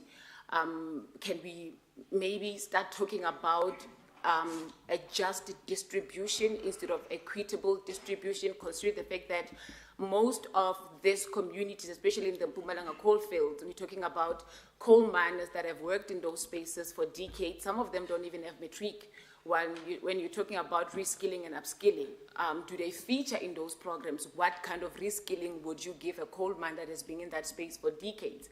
And if we're thinking livelihoods, are they sustainable enough that they would be able to take care of the families that they have over the years with the money that they've been getting from their mining jobs? And Prof. Ho spoke about also the energy jobs. Can we now think about how we can cause this development to actually trickle down to these communities by social ownership models? Because then, yes, solar opportunities are massive and they're impressive, but how many of these communities actually can gain access into these solar spaces? Because they're very expensive. Some of us, you're sitting here as a lecturer, you can't even afford a converter and a right storage facility. So how do we trickle down this conversation to make sure that the poor are actually not left behind in the truest sense of it? Thank you. Thank you. Thank you very much. I'll start with my colleague from DMRE, just to say, if you can share with us how far we are with the legislation on artisanal small-scale mining and what type of support is there. Then coming to the just transition, I want to talk about how then we can utilize universities. Universities, the 150-year university has got research capability in terms of identifying the natural resources that exist in communities and how then that they can be enabled. I'll use an example, wind energy. Wind energy is one of the energies that we could use as part of the off and on the grid. But currently, there's no traction because of the infrastructure. That takes me to the second question. To say then, we need to look at how then we pump funding so that the university can develop that critical infrastructure so that we depend on our own engineers and surveyors and technologies. Because when we do that, by the way, we protect our data.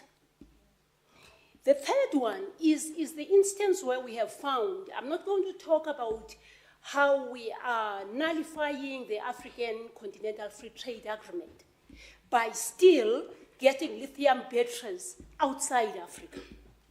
But I want to get to the opportunity cost. That recently there has been instances of a reaction that is caused by lithium batteries on some of the roofs. Universities are better placed to do some research at the labs and titrate and find out what is the best combination from a lithium battery than the one we have. Can't we have another battery or potassium battery for that matter. And this is where the universities can assist. So I'm then saying there are so many opportunities that you can actually partner with Unisa because it is just the world. The last one, within the EPC environment, energy efficiency, the colleague spoke about the databases. The Energy Act talks about the databases that we should be having on the energy we are consuming. Currently, we're talking about display of certificates in terms of energy consumption.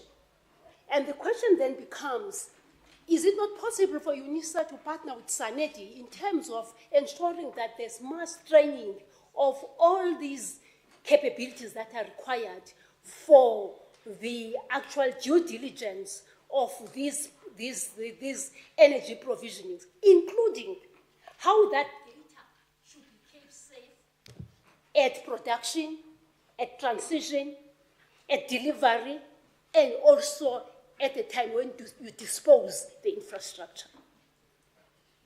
Thank you, Advocate. Last one. Thank you, colleagues. My name is Dr. Malobane from the Department of Agriculture and Environmental Sciences. Mine is just because I've attended a lot of just energy transition conversations, but then when you sit there, you hear that electricity generation makes more noise than the other forms of bioenergy. And I know maybe it's because where we're finding ourselves now with ESCOM, but there is a lot of data that shows that the fossil fuels are getting depleted.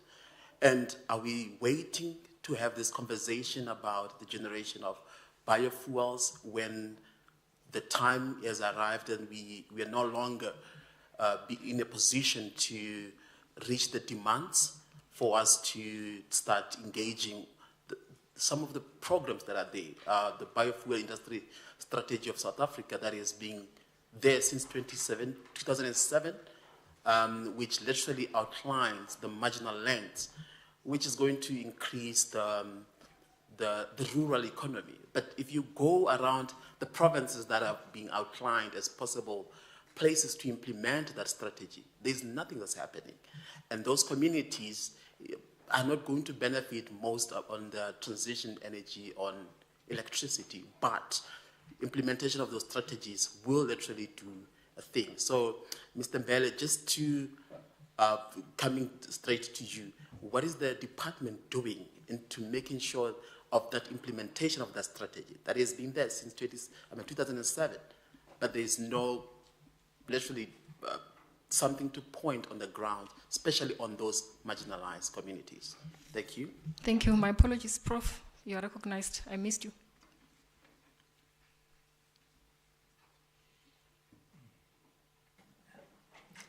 Thank you so much. My name is Ndangelezin Mapoli.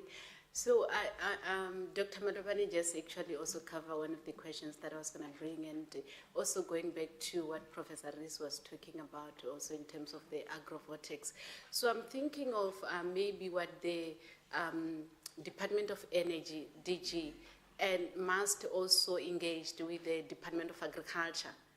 Because why? If you're looking at what Dr. Malovane is saying and what Professor Rees is saying in terms of bringing the agrovoltaics or bringing the commercial farmers and the communal farmers to be able to leverage into their agricultural waste and manure for us to be able to have sustainable renewable energy, and also utilizing the solar. Because if those were to integrate both the solar and the agricultural waste and manure, I think we could come up with better strategies that would allow us to be able to build smaller plants in the rural villages that can feed back into the grids. And that, I think it could also create more job opportunities within that. I think if we were to look at both things, it might help us to be able to improve the agriculture space, also, again, also improving the energy sustainability. So I think those are the things that together, the two departments should come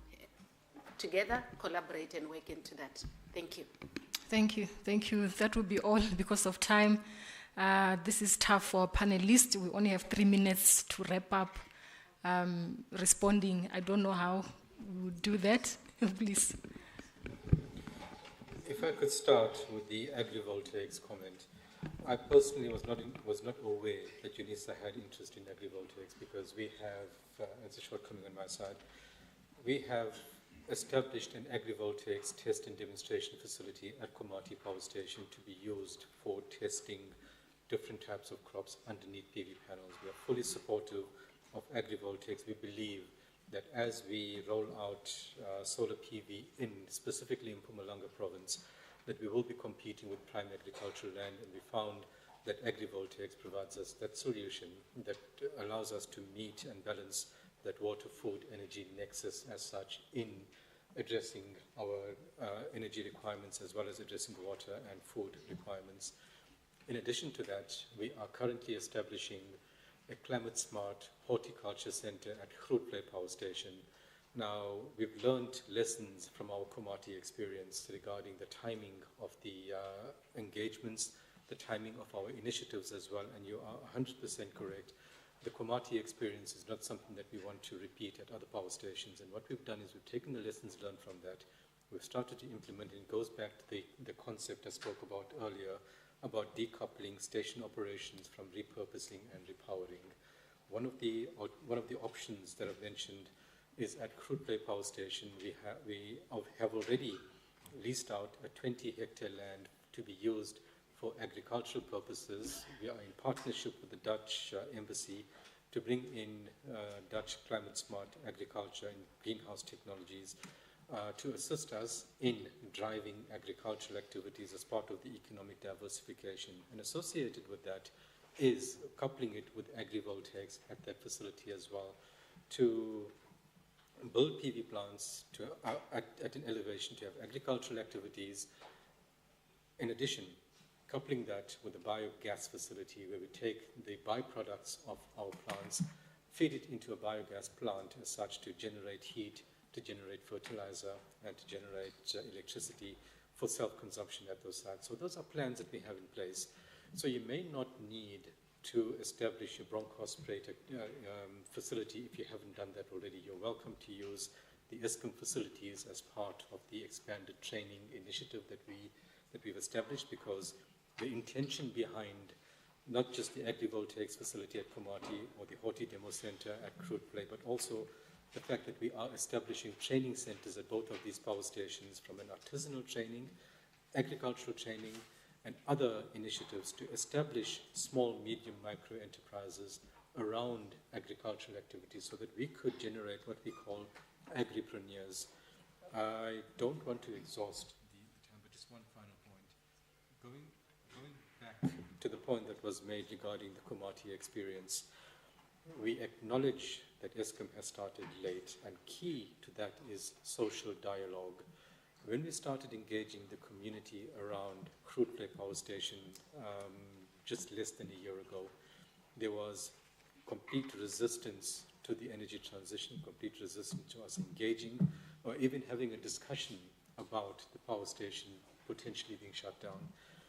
We went through extensive engagements with the community, depolicing that's established around Grootplay Power Station, and in a matter of several months with detailed social dialogue with the community, there was a change in perception where the community understands that the energy transition will happen with or without them, and it's up to them to embrace the transition, to understand that the opportunities are there and to embrace those opportunities. And that's what's largely sparked the work that we're doing around agricultural activities. It comes from the social dialogue, it comes from this is what the community wants us to do at Grootplay Power Station. So there's a lot that we have learned and we can still implement at Komati Power Station, but there are lots of opportunities for us to work together from an agricultural perspective as well. Thank you. Thank you so much. Briefly, Mr. Ter. No, thank you very much. And I think I must take the blessing of being a DG. I hope that I'm not going to be fired to have claimed that I'm the DG. I work under the DG. I'm representing him. So Some of these questions might be out of my pay grade, but as a climate change negotiator, I've got some understanding of what is happening in that space. And I think the question around the land rehabilitation, and I know it's a very painful issue. It has cropped up in every meeting that we have attended, and we have impressed upon to the department and those that are working on this to say that we need to strengthen, that component of the department to ensure that we address this, and especially in the context of the transition. And I think the question that you raised around the licensing of small-scale miners and the artisans, it's something that, as I understand, is sitting with the minister, and I'm hoping that it's something that is going to be given. In fact, he has been talking about it to say we need to ensure that this is actualized. And I'm hopeful that it will see fruition. It will come to pass.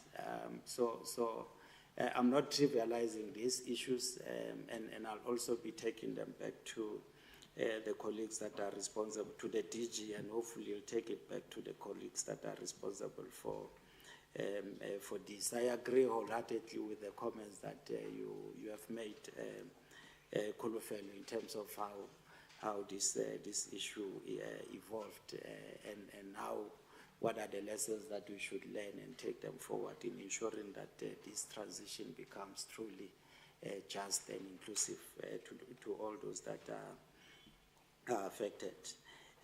The issue on EPC, I welcome the offer. I work closely with the colleagues and Sanedi on this. We welcome and we'll work with you. It's a very important aspect of how we also consolidate information in the energy efficiency space. And it will help us in accelerating that component as part of our response to climate change. The biofuel strategy, yes, I know that it's equally an issue that has been outstanding. And in recent times, I think also in my work on G20, we are working with also Brazil, because they are picking that to enable us or to help us address some of the impeding elements in us taking that strategy forward. But I think the point that Prof raised there, to say that maybe we have to have a closer collaboration as a department with yourselves, ensuring that whatever we do, there's availability, or at least we are sure in terms of the availability of feedstock and all of these things, but also in terms of the pricing mechanism, because I think that is the issue that has been a challenge in moving forward this process. So I'll take your details, and then we can. There are colleagues who are vested with that, but luckily I talked to them, so we will engage, and I'll be part of those engagements as we see how best we can move this thing forward. With that, thank you very much. Thank you very much. Unfortunately, colleagues, we have to end here. I think you will engage with our panelists during lunchtime, if they may be around. Oh, it's a burning one. I'm not going to respond to a specific, we can talk about it, but I just want to point out that there are several people from Unisa, at least 2 centers that I know of, and a research chair, that are all very active in the just transition discussions and projects already, and add tremendous value. And this is directly in the domain of talking under the banner of the just energy transition. In addition to those, there are any number of people that operate in Unisa working on efficiency issues for example, in the water domain, which has a direct implication on the energy demand and the emissions. So there's a community of practice in Unisa already. So maybe one of the first things the CNA needs to do is to have a list and bring those folk together. And maybe there's a bit of a coordinated strategy that's going to help Unisa to have a much more vibrant participation in this. Okay. Thank you, Chair. And thanks to the folk in Unisa who've been doing this. Thank you. Thank you so much. Colleagues, this is the end. Let's give them a round of applause. I think we all agree that we need an energy dialogue the whole day. Unfortunately, we cannot ventilate on all the issues, but the key takeaways, Unisa must focus on implementing research, implementation research. We should work on climate, look at issues of climate and inequality, also load shedding, how load shedding affects that, JET research, that is just energy transition research, innovation funding, climate finance. We should, they've made commitments. We need to go back to the biofuel, 2007 biofuel policy, issues of agrivoltaics energy. These are all possibilities that going forward as Unisense will be looking forward to, and obviously we'll be engaging behind those. But colleagues, thank you so much. You've been a wonderful, wonderful audience this afternoon. I just want to spoil one person here. Prof, I want to give you a gift. I liked your question. Yes, you.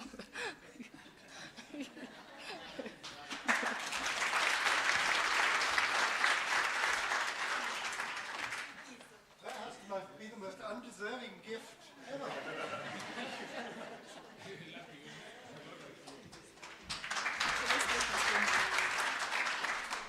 So colleagues, thank you very much, and our panelists, thank you so much.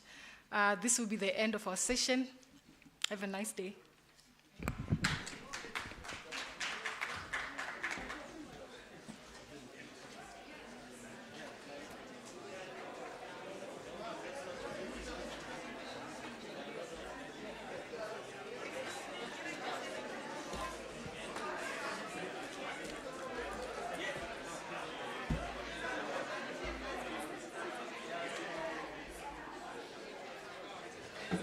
Please advise if it's already lunch or there's still next session.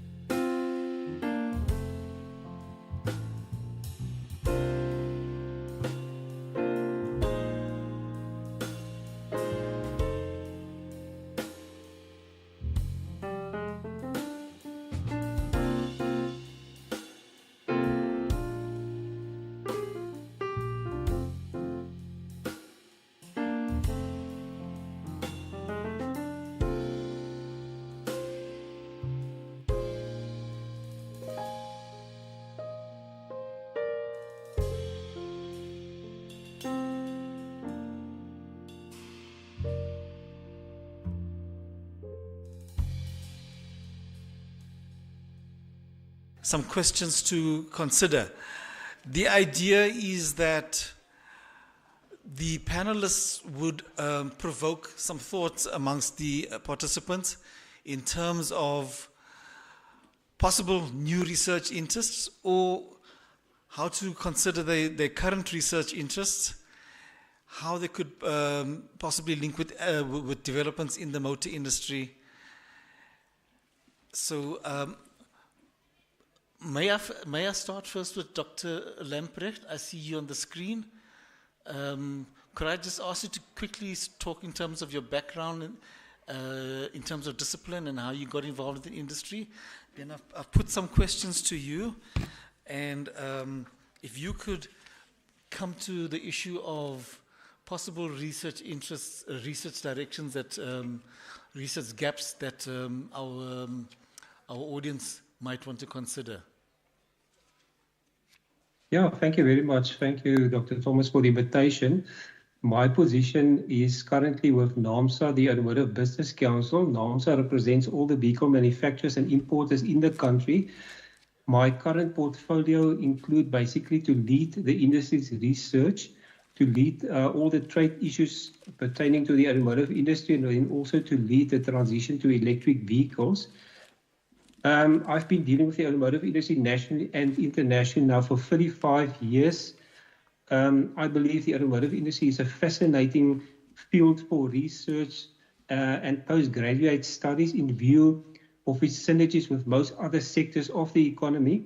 So in addition to manufacturing and engineering, supply chains, retail, trade issues, there are also in the value chain logistics, finance, insurance, IT, and then also inputs from many other sectors like plastics, metal, chemicals, leather, and so on.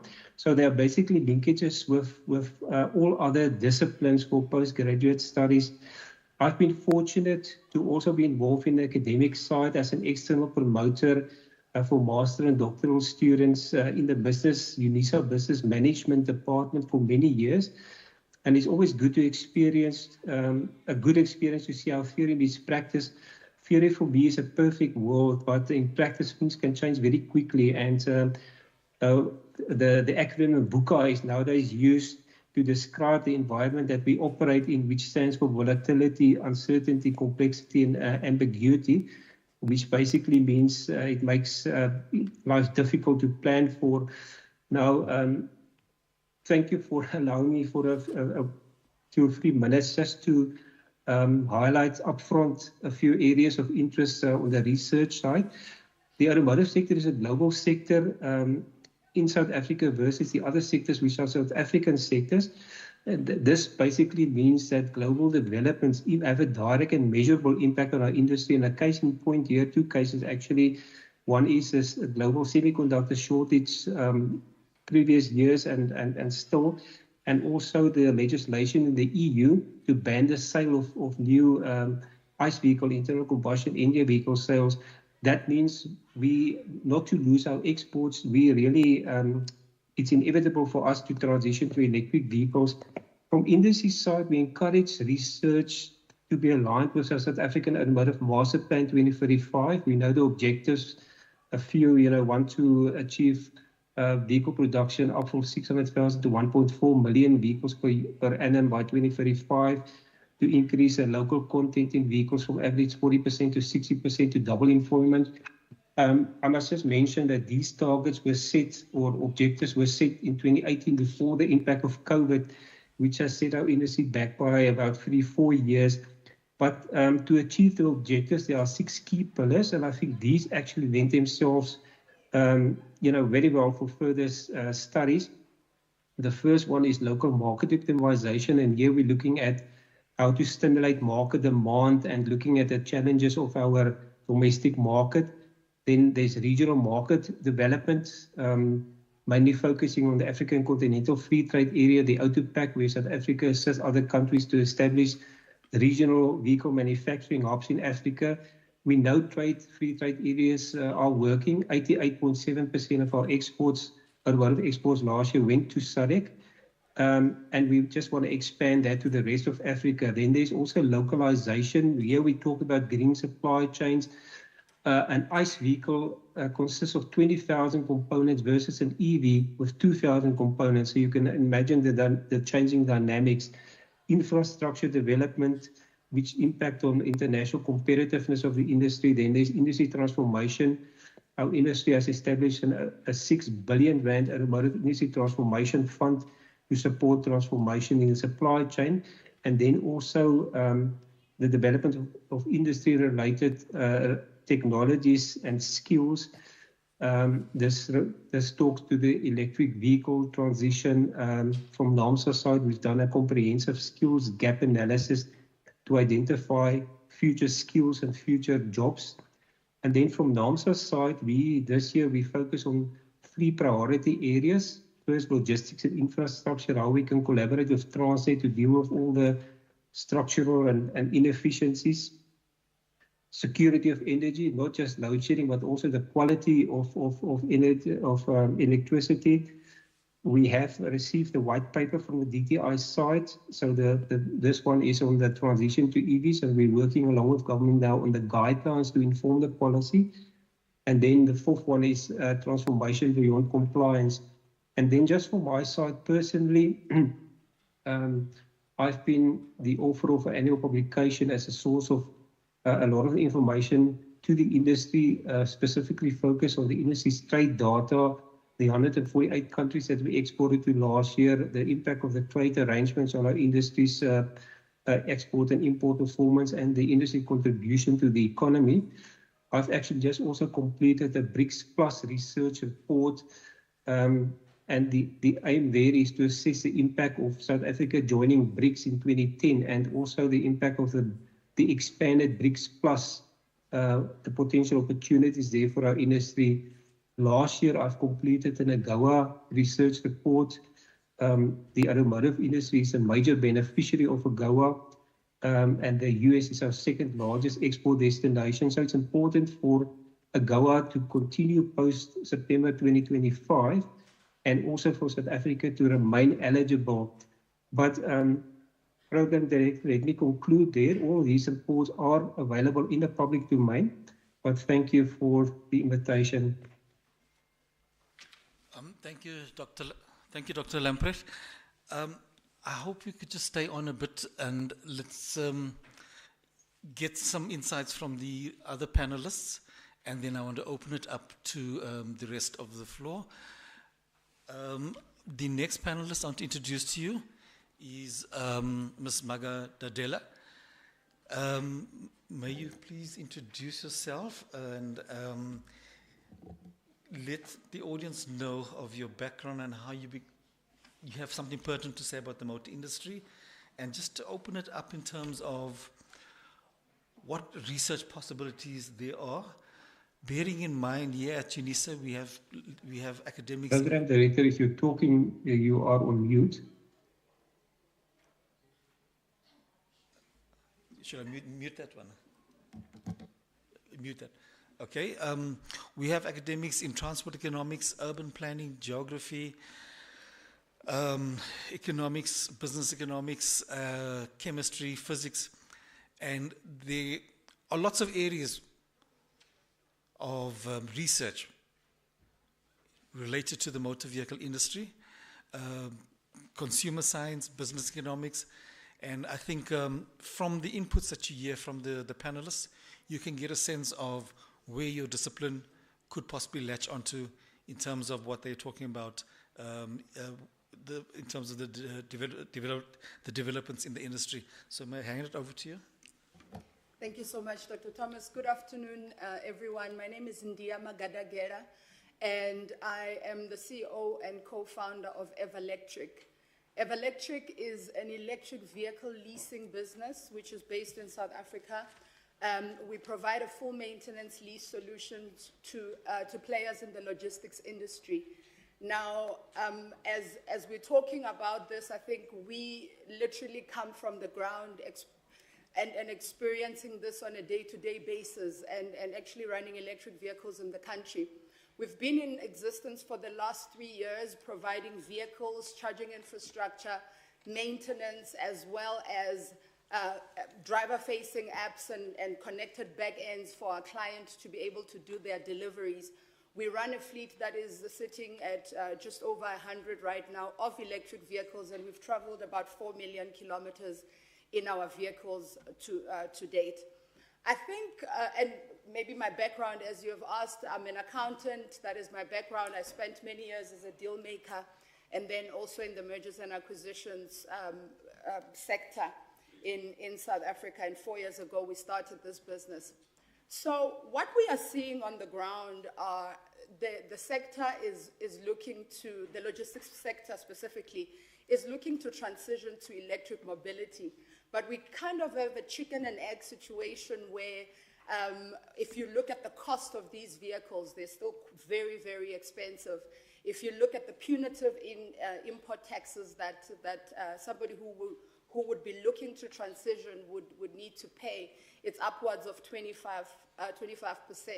Secondly, there's the issue of, are there actually vehicles manufactured in the country that, you know, somebody who would like to transition would go out and buy? So that's problem number 2.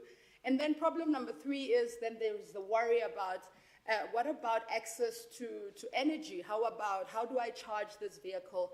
How do I ensure in the clients that we serve in the logistics industry that every day we are able to do our deliveries without having, with 100% operational uptime? So that is the problem that as a business we are solving, and we put together a leasing solution where the client doesn't need to purchase the electric vehicle up front, but we provide to them on a lease. And what they get out of that is that they solve their problem about the fact that they've got rising cost of fuel, but secondly, they solve the problem of their ESG commitments and the fact that they would like to decarbonize their fleet. So that's where we play. So to your question about, what sort of research would we like to see? And obviously, I mean, with 4 years, we have learned a couple of lessons. We've learned a couple of lessons, and I think I'm going to frame my problem statement, and yourselves as the researchers and the academics can think about, what are some of the ways that you can answer some of the questions. First of all, there is the issue of charging infrastructure. Where should these chargers go?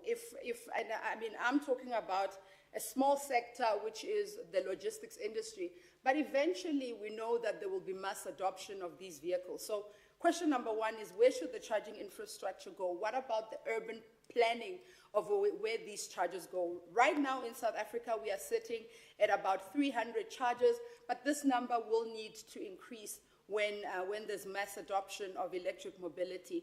And then secondly, there's the issue of local manufacturing.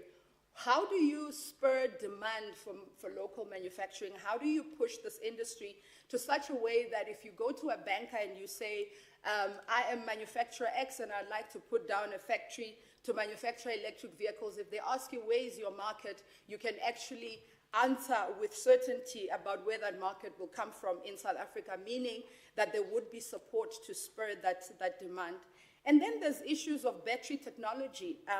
What about research into battery useful lives? What about the battery degradation models and second life applications? There's, talks about how do we increase battery ranges. Our vehicles that we run right now are able to do 300 kilometers on a charge or 400 kilometers on a charge, but it is important that we increase those battery ranges. And then there's issues of grid integration. What is the actual impact of EVs on the electrical grid when we do get a mass adoption of these vehicles? Exploring vehicle-to-grid technology. So, Dr. Thomas, my list is long about what can be researched, but I think let me pat the bus by saying, also there's a proudly South African opportunity also in the taxi industry. How do we transition that sector as well? So those are some of the research or some of the questions that we are asking ourselves on the ground. Thank you. Thank you. Thank you. I just need to see if our other participants, virtual participants, are linked up there. Professor Black, is he available? Professor Black. Yes, I am. Thank you so much for joining us. I trust you might have heard the audio, and you have a sense that we're a bit pressed for time, but we'd appreciate if you could just give a bit of a brief biographical background in terms of your discipline, how you came to be involved in doing research in the motor industry, and in regard to some of the questions I've shared with you, your sense of future areas of research in relation to the motor industry, bearing in mind that Unisa is quite a diverse body of teaching staff and masters and doctoral students. We have quite a range of disciplines: transport economics, urban planning, business science, and market analysis. So I'll hand it over to you. Right, thanks, Chair, and good afternoon, everyone. So I've been involved in research and policy work on the auto sector since the late 1980s. Partly, well, a lot of that's been academic research, but also I've been engaged in policy. I was involved in the establishment of the Motor Industry Development Program, which came out in 1995, and then also the APDP, which followed that, and to a small extent in the master plan as well. So I think so I've been, this has been a sort of perhaps my main research area, and also I've engaged in policy through the DTI as was, DTIC currently.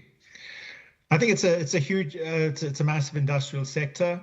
It plays a big role in the economic policy of many countries. Many countries have succeeded. Even more countries have failed in the auto sector, using it as a sort of vehicle for development and national development. I think just talking briefly about, and I'll be brief, I know that we're short of time, and I think there's specific questions which you want to raise as well. Just briefly on research areas, well, these are enormous, but from a kind of economic point of view, I think an expanding research area is the industry in Africa more broadly, looking at the impact of the African Continental Free Trade Area, greater regional integration, the fact that a number of countries to the north of us are trying to develop national automotive strategies, and South Africa, including the industry, are very engaged in this, and there's quite a lot of research happening in this area. I think being a little bit more specific, I think an interesting new area perhaps is around two-wheelers, motorcycles, including electric motorcycles. So I think there's there's a lot of work going on, and that's already been mentioned, so I won't say too much about it, but obviously in the whole electric vehicle area, batteries, both from a production perspective, looking at the materials and so on.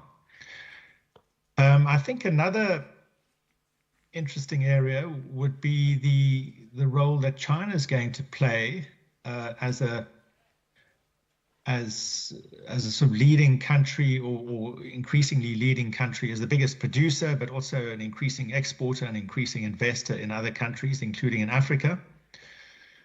And really the global leader, I would say, in electric vehicles and batteries. So I think China's role and securing investment from China is going to be pretty important, and a growing sort of economic feature, and also perhaps an issue for research. I don't think there's been that much work done on that aspect. I'm also engaged, I think if one looks at the factory floor and actual production issues within the factory, I'm involved in a multi-year project funded from Japan, looking at Kaizen in the industry, which is really sort of Japanese-style production methods and how to improve productivity on the shop floor without major investment, just improving your production methods. So I think I'll leave it there for the moment. Thank you. Thank you, Professor. I want to switch over to our other participant, Professor Gola. Would you mind? Yeah, can you see me? Okay, you're up in the corner there, but thank you for joining us, Professor.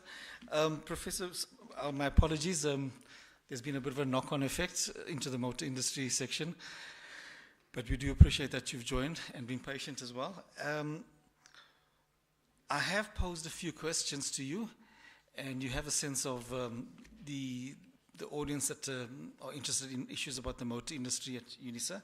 But would you mind just briefly talking about some biographical issues to get so our audience can get a sense of how your discipline has brought you to an interest in the motor vehicle sector? Then if you can just shift to some of the more specific questions I've put to you about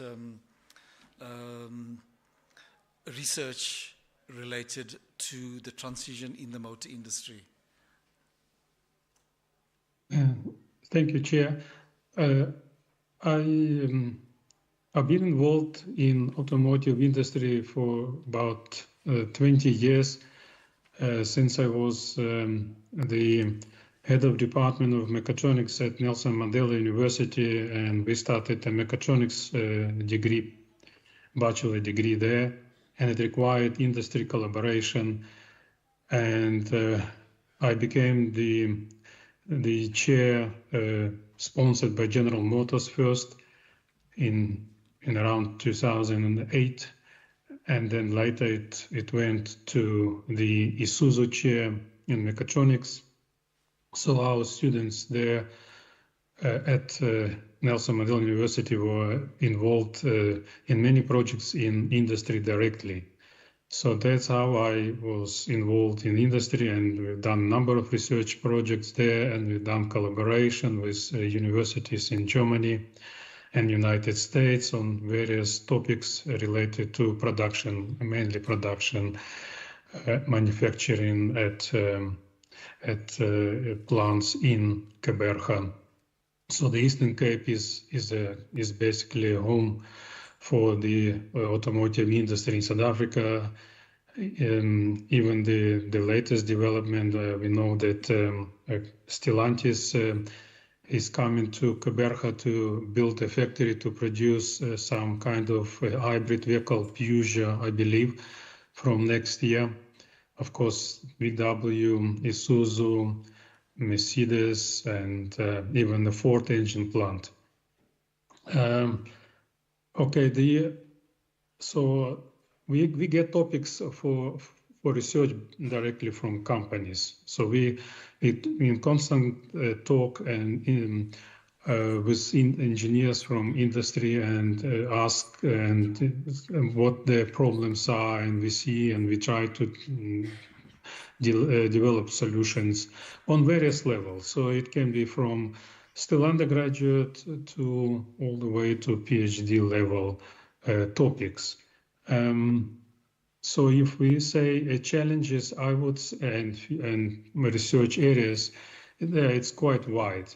So we focus primarily on automation, production, optimization of processes, and with the Industry 4.0, for example, there's a lot of about communication,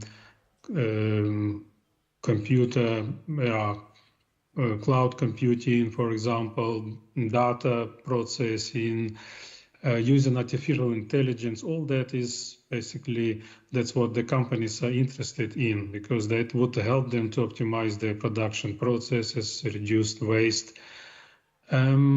Also, one must keep in mind that the local content at the moment is about 40%, and the South African government would like to get it to about 60% by 2035. That would require serious investments, and in terms of also education, skills, and training to prepare our local suppliers, tier 1, tier 2, to be ready for such growth in local content. And that's where I think we're going to, as Unisa, for example, we're going to play a big role. That's to support industry through collaboration and through the educational programs and through research. So that's basically in short, but the topics, of course, there's a long list of topics related to current status of improving efficiency of the South African automotive industry and looking into the transition to the electric vehicle. So a wide range of topics. And so various disciplines, multidiscipline, disciplinary research is also going to take place. So the School of Engineering at the College of Science, Engineering, Technology is developing a new curriculum for a diploma in automotive engineering. As we're looking at the content of that also to support the industry in transition to the electric vehicles. Okay, I think I'm going to stop at this stage. Thank you very much. Thank you, Prof.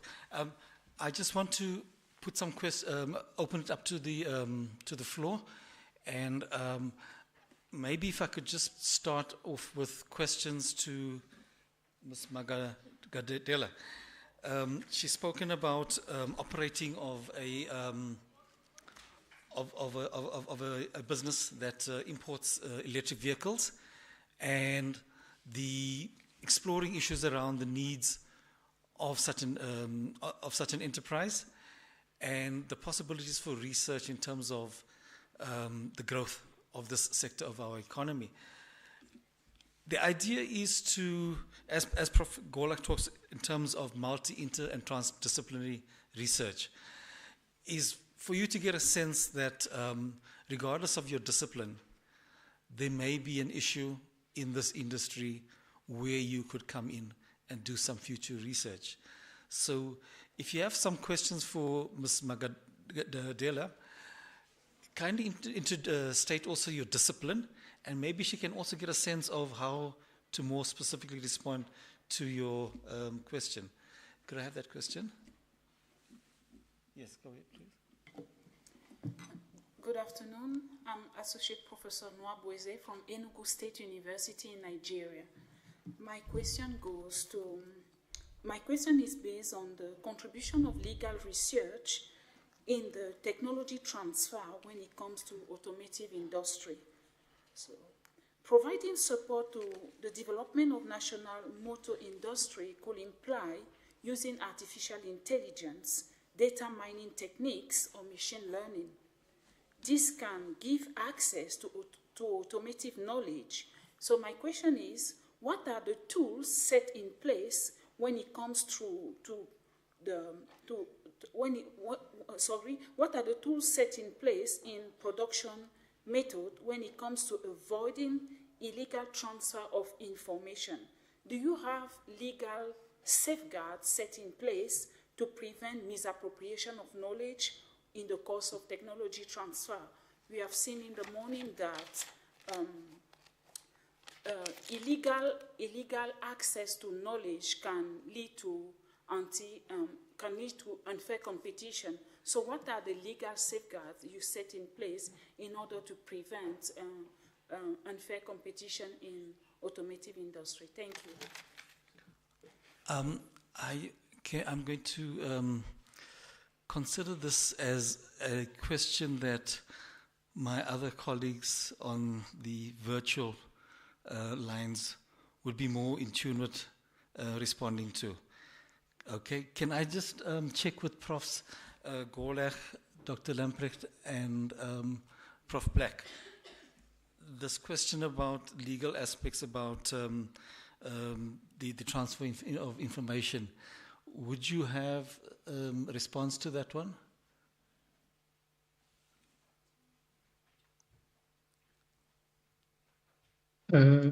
Okay, so, that's probably maybe more, if I may say, relates to cybersecurity questions that are very serious questions for transition to electric vehicles. And it's a big area of research, I believe. But that would require, obviously, interdisciplinary team to work on this, because you need engineers, you need computer scientists, and of course legal experts to work on this topic. I think that's my answer to that question. Thank you. Okay, thank you, Prof. Can I move to another question? Yes. Oh, thank you very much. It's David. Yeah, I think from my experience background here in the automotive, I was the leasing facilitator for government leasing vehicles, sometimes the status A. So, but my question was in regards with as Unisa, with the niche fixing program, has it considered to collaborate or to consult or to negotiate the building of a research hub right here, just around down the streets of Nelson Mandela Drive? We see BMW hub. I think that would be an opportunity to grow the skills and also to grow the university at large in terms of the sector of automotive engineering. So also just in general, the experts in the field, I would also like to ask in regard to since we have realized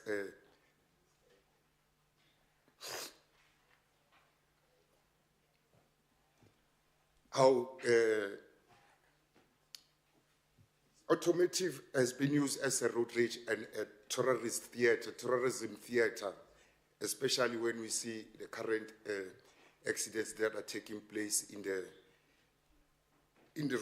roads of our country.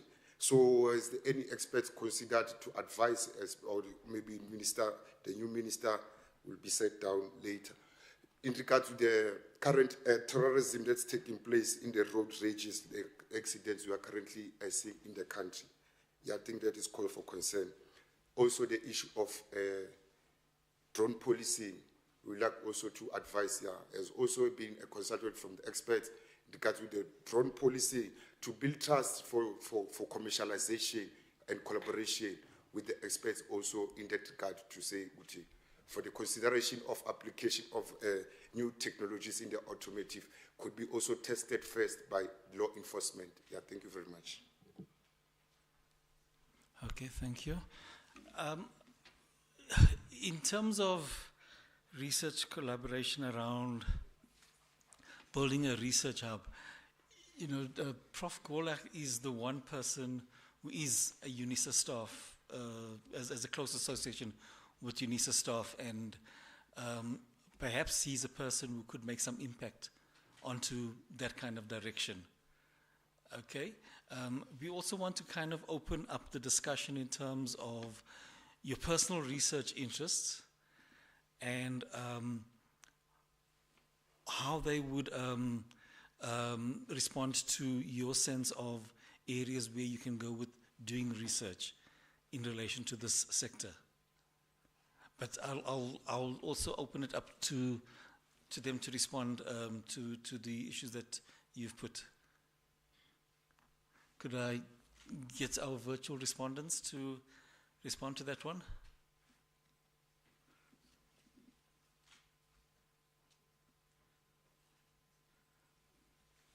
Okay, let me respond with regard to collaboration. That's exactly how we operate, intend to operate.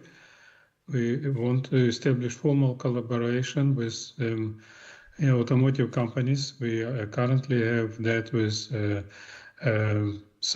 with Isuzu in the Eastern Cape and the Mercedes also in East London. The Department of Mechanical Engineering has that already been ongoing, and there is a plan also to have that with Volkswagen as well in the Eastern Cape.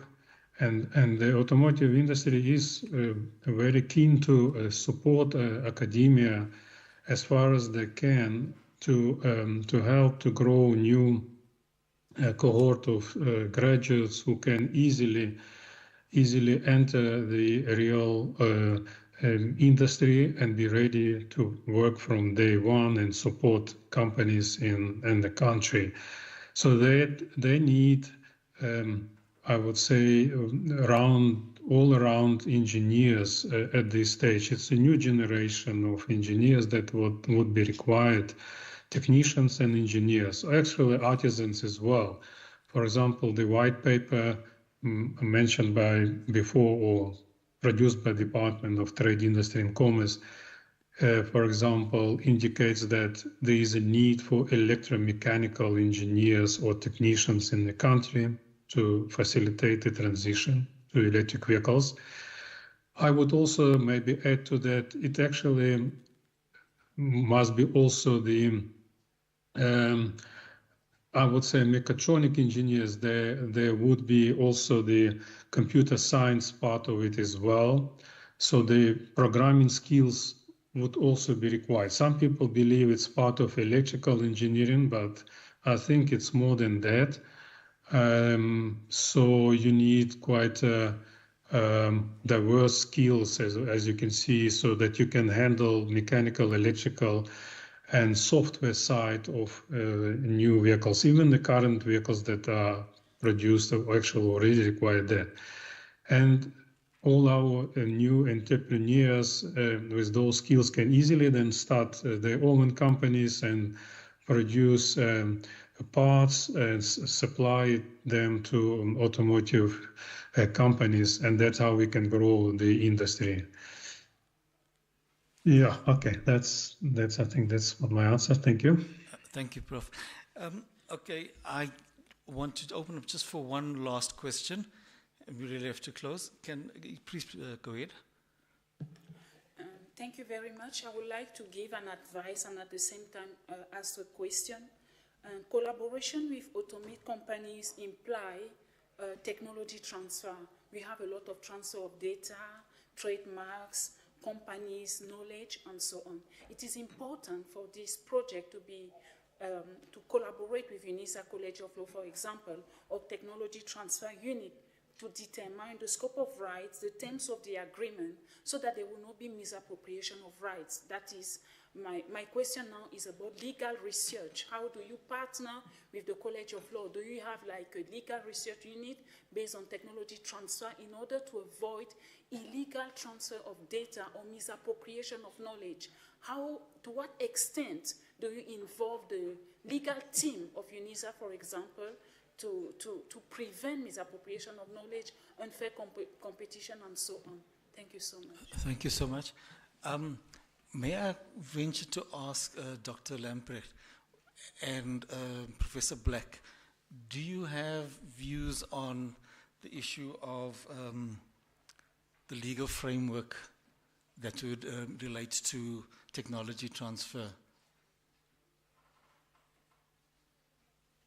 I'm afraid I don't really. That's a little bit out of my area.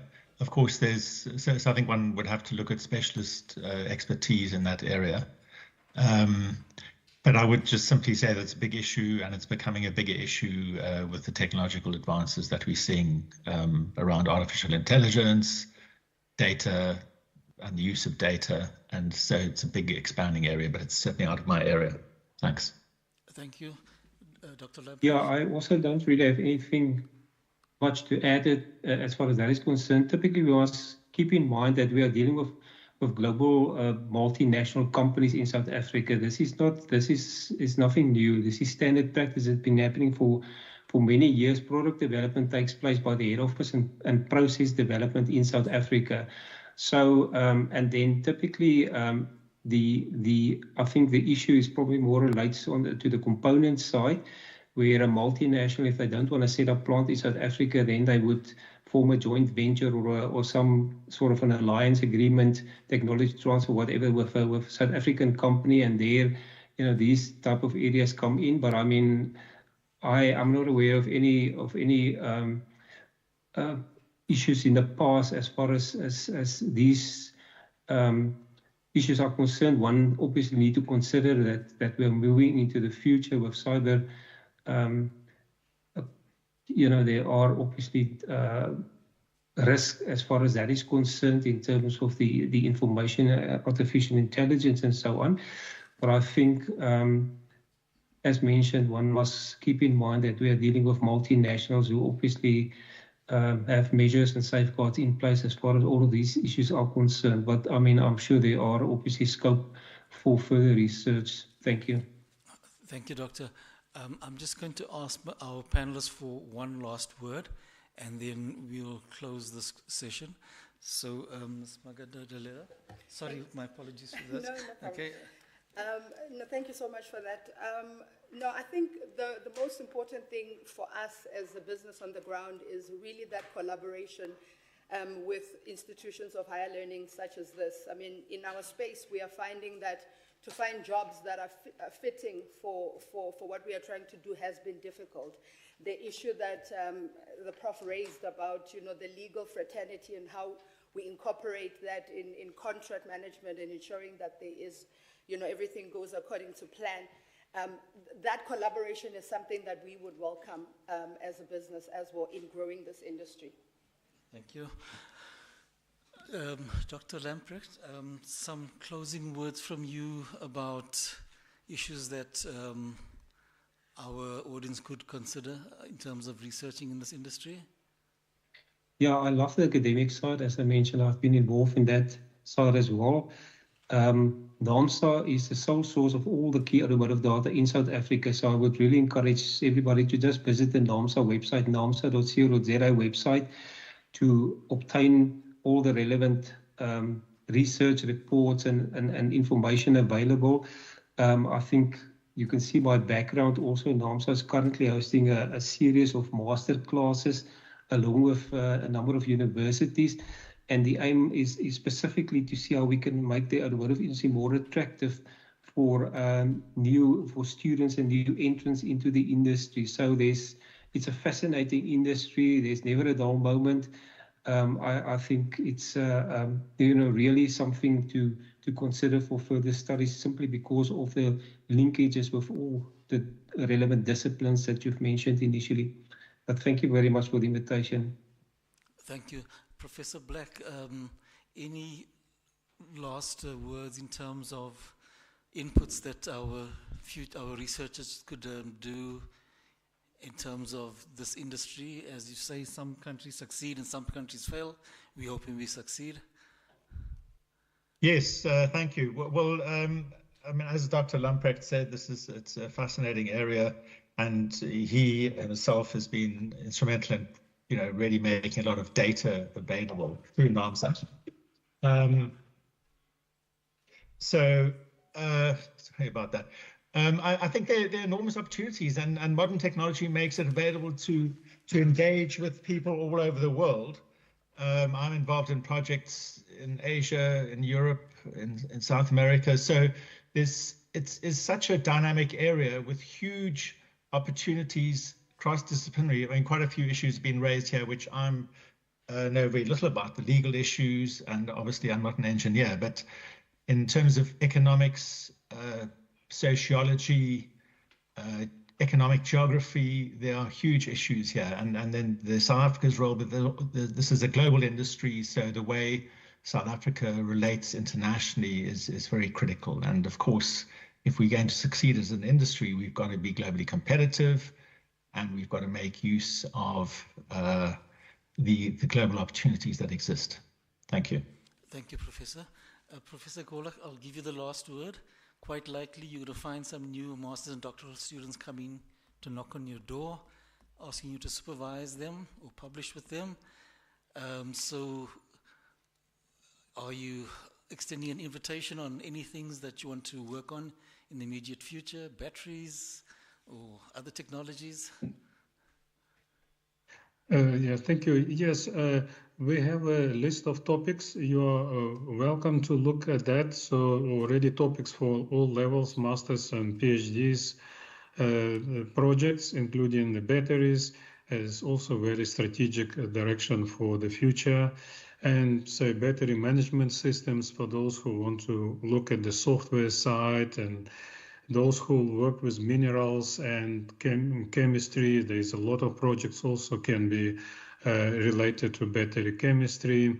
Yes, and mechanical, electrical, industrial, engineering, all there, you know. So I just want to maybe highlight very important aspect of automotive in the industry that people forget.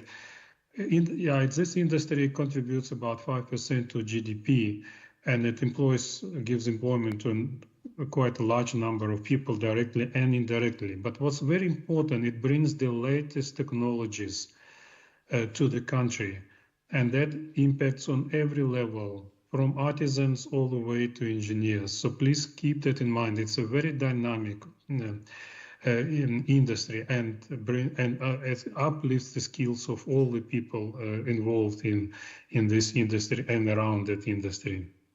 Okay, that's very important to keep in mind. Okay, thank you very much. Thank you, Professor Gola. And to everybody that was patient for the session, thank you as well for your patience. I am going to give out a gift for some provocative questions to our guest in that corner. But to our virtual guests, thank you so much for making the time and your patience. And to our live guest, thank you so much for coming in, and good luck with your business. It's the future, electric cars. Okay, Thank so you. people, we're ready to break for lunch. Thank you. Thank you. Thank you very much. Maybe that to the colleague that mentioned the legal aspects. I just want to say that yes, we submit our application to the ESIC committee to look at all the legal aspects that we don't infringe on any rights and so on. So we'll look carefully at that point as well. Okay, just to mention that we don't forget that aspect. Thank you. That's the last comment from my side. Thank you. Thank you, Prof. Thank you. Bye. Okay, keep well, bye. Thank you.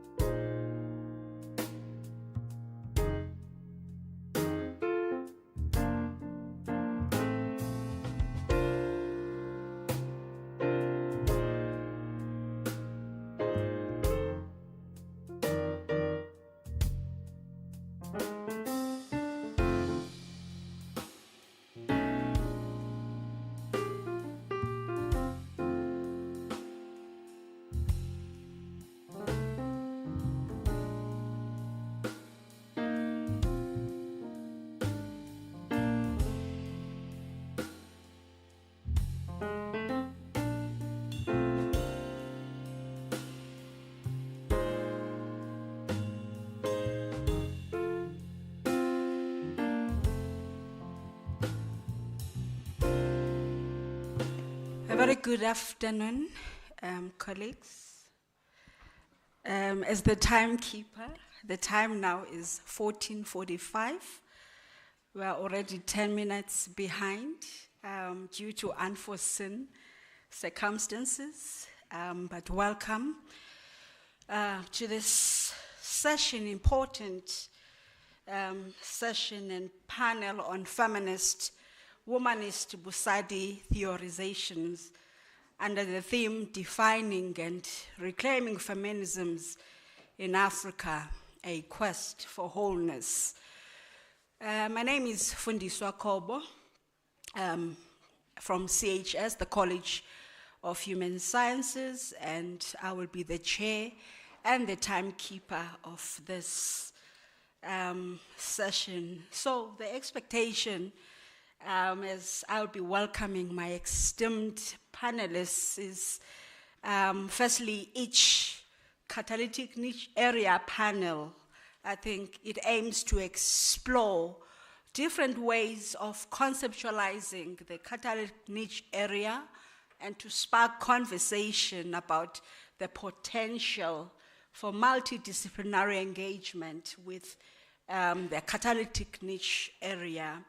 So from this session, as we engage, we will get insights on what the key features and the key tenets are of these theories, who are the interlocutors, and what are the problems and possibly solutions, but most importantly, maybe be able to identify innovative ways in which we can take the conversation forward, think about possible collaborations between Unisa, other institutions of higher learning, government, and other organizations that we have in our society. So I have a pleasure of chairing the panel of great scholars, leaders, and practitioners who bring great expertise and experience. So I'm excited. They will introduce themselves and then they will take us through briefly their presentation. So we have limited time, unfortunately.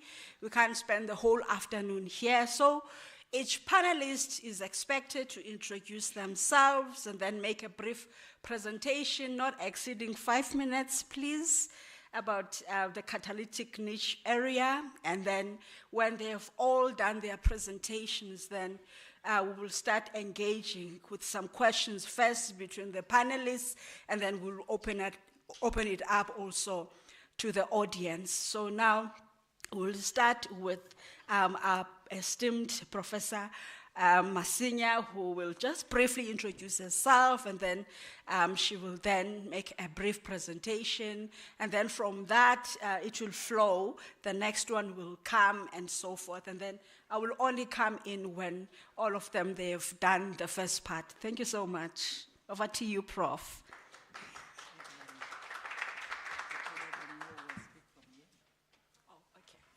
All right, so my panelists, my sisters, the circle of sisters, they have requested to speak from where they are, so they will not be coming to the podium, and I said it is okay because I respect them so much. So thank you so much, sisters. Over to you. Thank you. Thank you, Madam Chair. Nakina Madipwani Masinya Mwanampashe. Mwanampasele, Mwana means child. Mpasele is a last name. It denotes my roots as coming from the Mpasele family. My field of speciality is Hebrew Bible, or what we, those of us here in this country who are not politically correct, call it Old Testament studies. And I choose to deliberately read sacred texts, and in this case, the Hebrew Bible or the Old Testament, through the lens of the experiences of African women, and particularly those located in South Africa. But saying that, I'm also, at some point, I was the Southern African coordinator of an ecumenical movement, the Circle of Concerned African Women Theologians. Let me not go there. I just thought I must introduce myself. But I also, as you, those of you who were here in the morning, am Executive Director in the Office of the Principal and Vice Chancellor, Professor Lengabula. And I must make a disclaimer. I shared something about the origins of these niches, isn't it? And priority areas. I can assure you that I was not part of her thinking about this, her thought systems. So I, like all the others, I was, given the list to send to the EDs, to the portfolio heads about in the SE's environment exercise. So, and lo and behold, there was the Vasari also among the niches. Okay, now I think I quickly start with the ways by, I'm referring to those ways by feminist Asian American scholar Kwok Whelan, who argues that there is no universal women's experience. We know that one.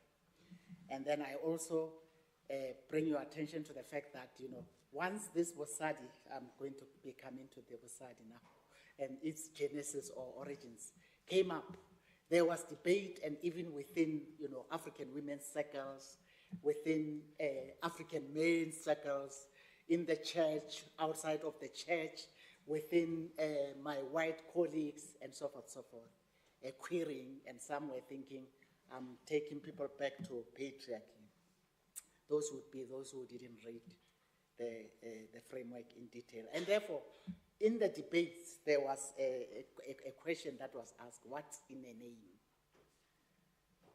Because then the argument was, why not feminist? All right, so let me quickly just read. I wrote something here.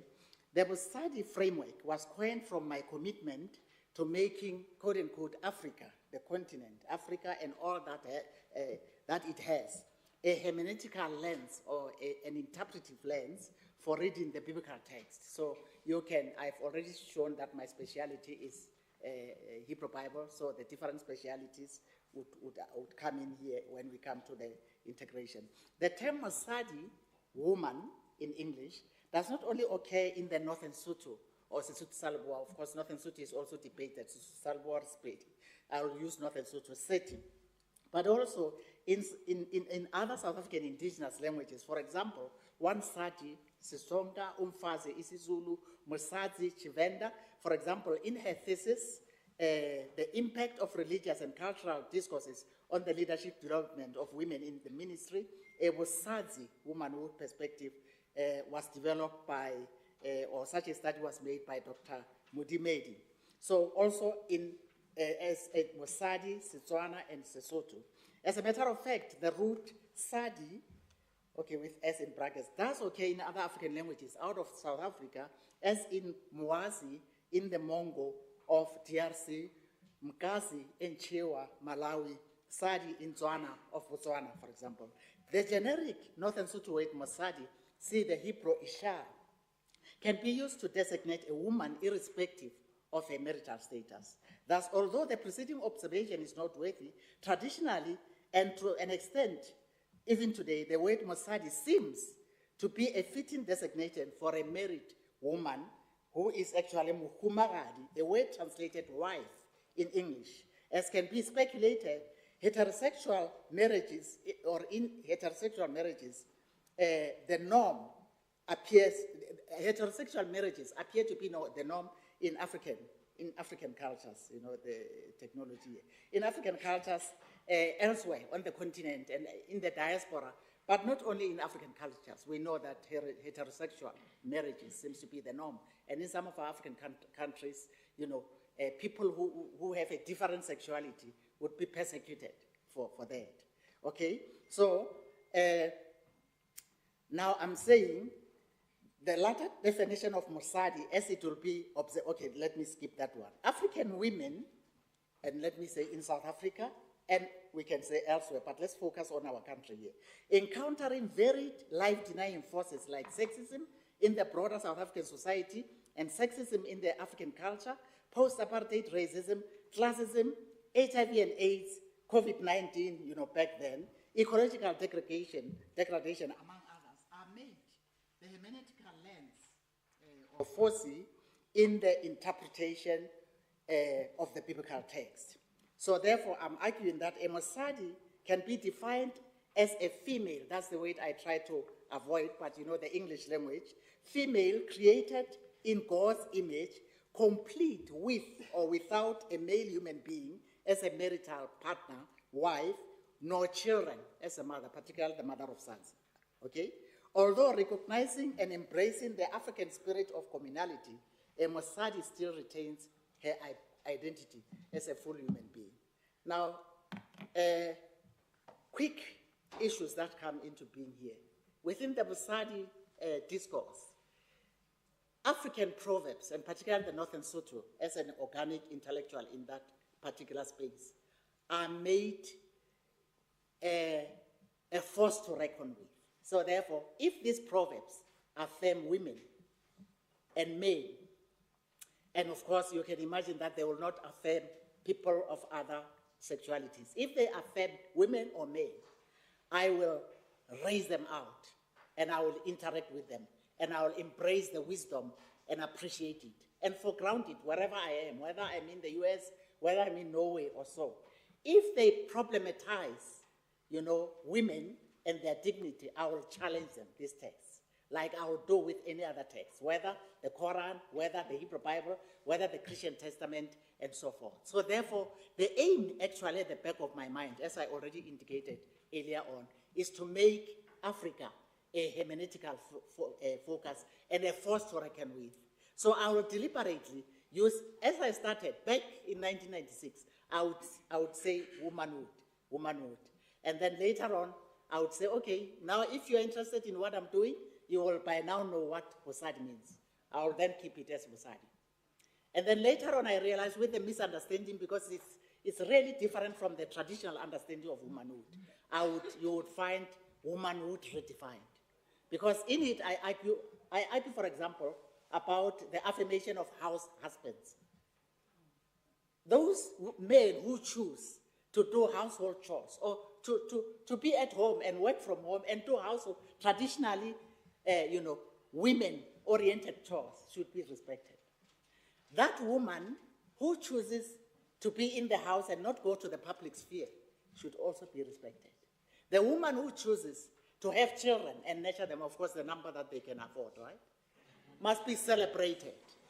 The man who chooses to change nappies for his child, who would be called by his name anyway in our patriarchal, patrilineal context, should be respected. A woman who chooses to go out of the public sphere should have, if they choose to have a partner, have somebody who would understand that they come back home equally tired. And therefore, they can be assisted. You know, the husband who would be the house husband would do well to make sure that upon arrival, she has dinner ready for her. And without that particular man being emasculated or being viewed as having soft masculinities. Okay, I think let me stop there. I'm not sure. Thank you very much. My name is Kifilwe Masipeng. I am Mosadi. I am a girl. Before I was Mrs. Masiteng or Dr. Masiteng, I was Kifilwe Mokati, and I grew up to be the woman I am today and learned to be Bosadi and Mosadi from having been a girl.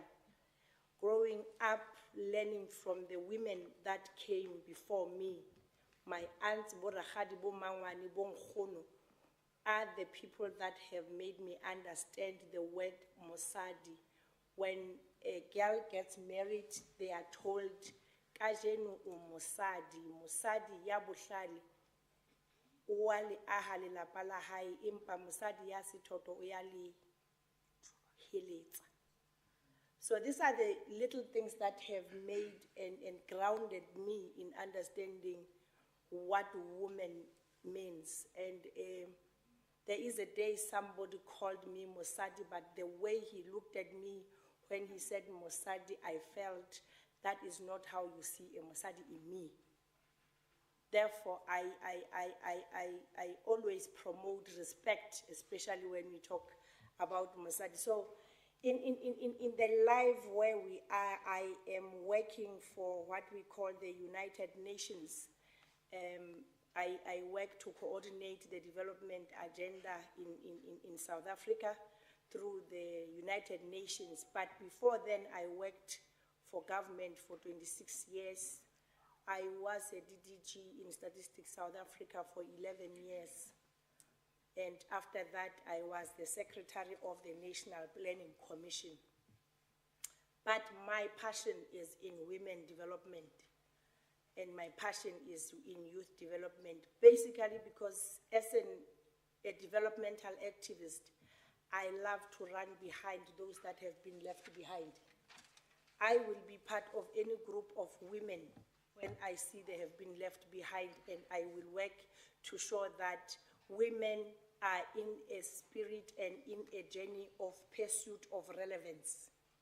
We continue to be in pursuit of relevance in an environment where we need to start to find ourselves moving in the new language of gender lens.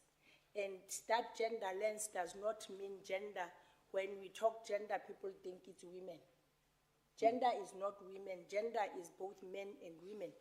And when we talk about gender mainstreaming, when we talk about gender empowerment, it's about the same understanding that they have been left behind. And there is an issue that I always argue around Head Start, the issue around women who had been left behind in terms of economic inclusion.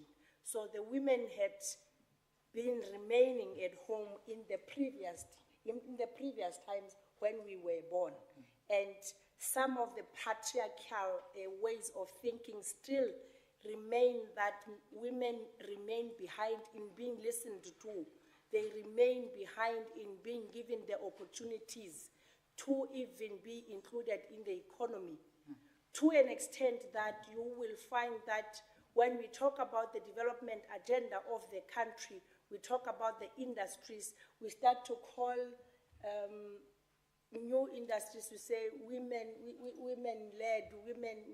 Why do we continuously call women when we include them? And there should be a serious respect that when we talk about mining, we stop to saying women in mining. It is not a shock. It's high time that it happens. Women in construction, it is not a shock. It is supposed to happen that way. So I'm removing all the other arguments that I put in terms of scholarliness, but into the developmental activism, we need to move forward with deliberation and in earnest to include women, and we know that they can. There should be an ability to ensure that in agriculture, in mining, in construction, in any of the high labor intensity industries that have been said to be male dominated, it should be opened for the women.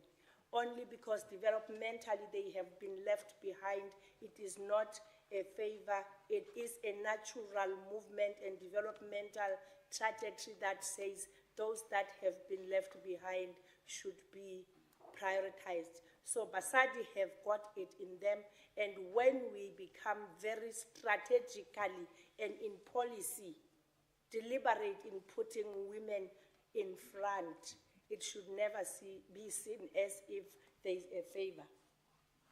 I still excitedly want to see what are the results of affirmative action to this day, because I'm sure it does not apply anymore.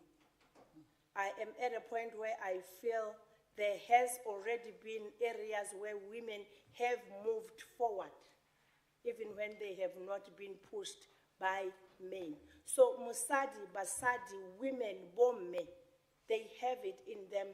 And I think in terms of the brains, there is equality. So I think the whole issue of feminism and the theories behind feminism is about equality and equity. And at the heart of it is those that were left behind should be given the chance. We are not talking about taking women out so that we put in taking men out so that we put in women. Let us equalize, let us talk equality, let us talk lack of sexual exploitation, let us talk issues of saying we are equal in mind, we are equal in brains, we are equal in abilities, but at the heart of it is that when you have Basadi, we are starting to see better things happen. When we see a Mosadi, because of the structure, the heart, and the manner in which they do things, I have learned that there are many areas that women manage workplaces like their homes. And in such areas they build, they do not break down people. So when we talk about women, we talk about the feminism, that the fight is about dealing with equity, equality, because it didn't exist before and it is not a favor. Thank you.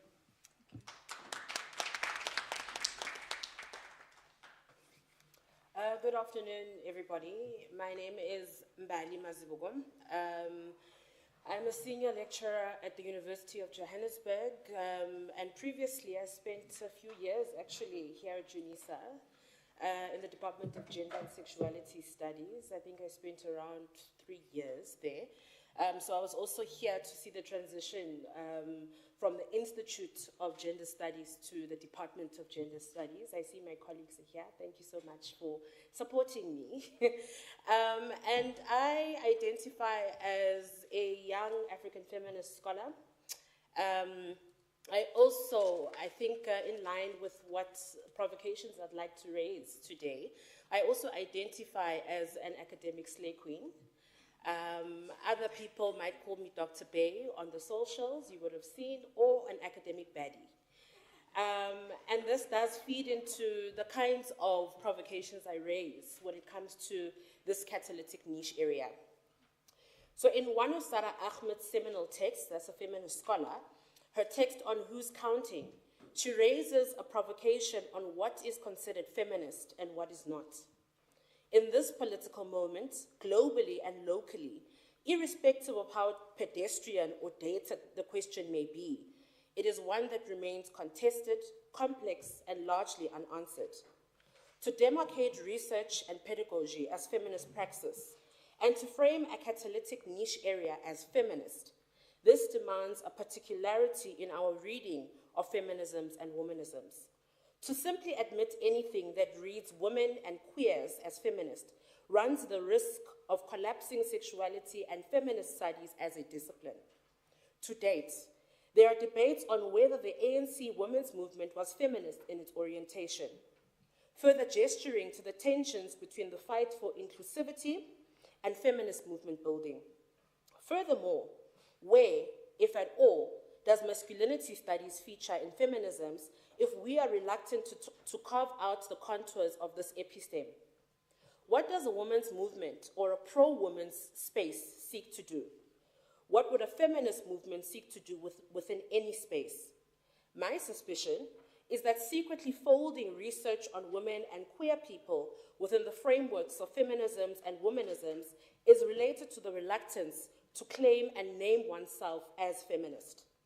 While Busadi rightfully raises contextual issues for Black women, not just in South Africa, but Africa, the naming practice might also be palatable and respectable to traditional African values and can go undetected as feminist, given the sensationalization of feminism. I am also very suspicious of the centering of African tradition, even if it is to challenge it. For example, would Busadi consider and be able to read generously and carefully the narratives of young Black women in South Africa who identify as slay queens?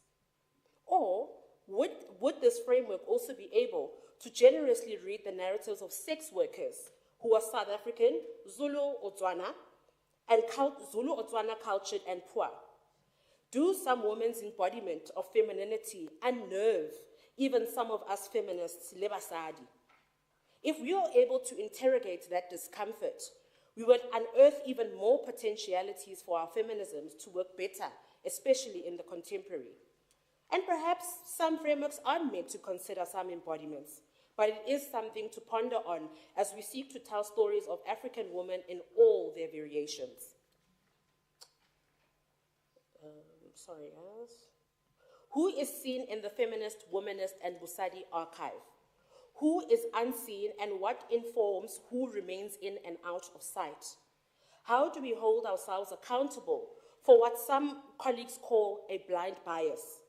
What does feminism choose to see and how does it see it? I suspect that some articulations of feminism remain limited and trapped within their foundations, not always tending to the mandate of restoring the humanity of all African women in all their heterogeneity. I think feminist work is a way of seeing beyond the familiar and also making the familiar strange. It is a way of knowing, and that knowing as intuitive, affective, and intellectual labor. Feminist work should undo, construct, and recreate simultaneously within a collaborative effort of making the illegible legible. It is about worlding, and worlding meaning revealing possibilities even beyond our rigid corporeal investment. Lastly, catalytic niche areas of feminisms, womanisms, and Busadi must extend beyond the disconnected nature of research and speak to pedagogy and institutional culture. For an institution of higher learning to embrace such a catalytic niche area means for it also to be transformed and challenged by it. To truly embed feminisms in how we teach and learn, how we move between lecturer, researcher, and student, and create an environment that actively does away with respectability politics governed by tradition, culture, and patriarchal standards. And that is what I think the art of feminism and its allies is. Thank you.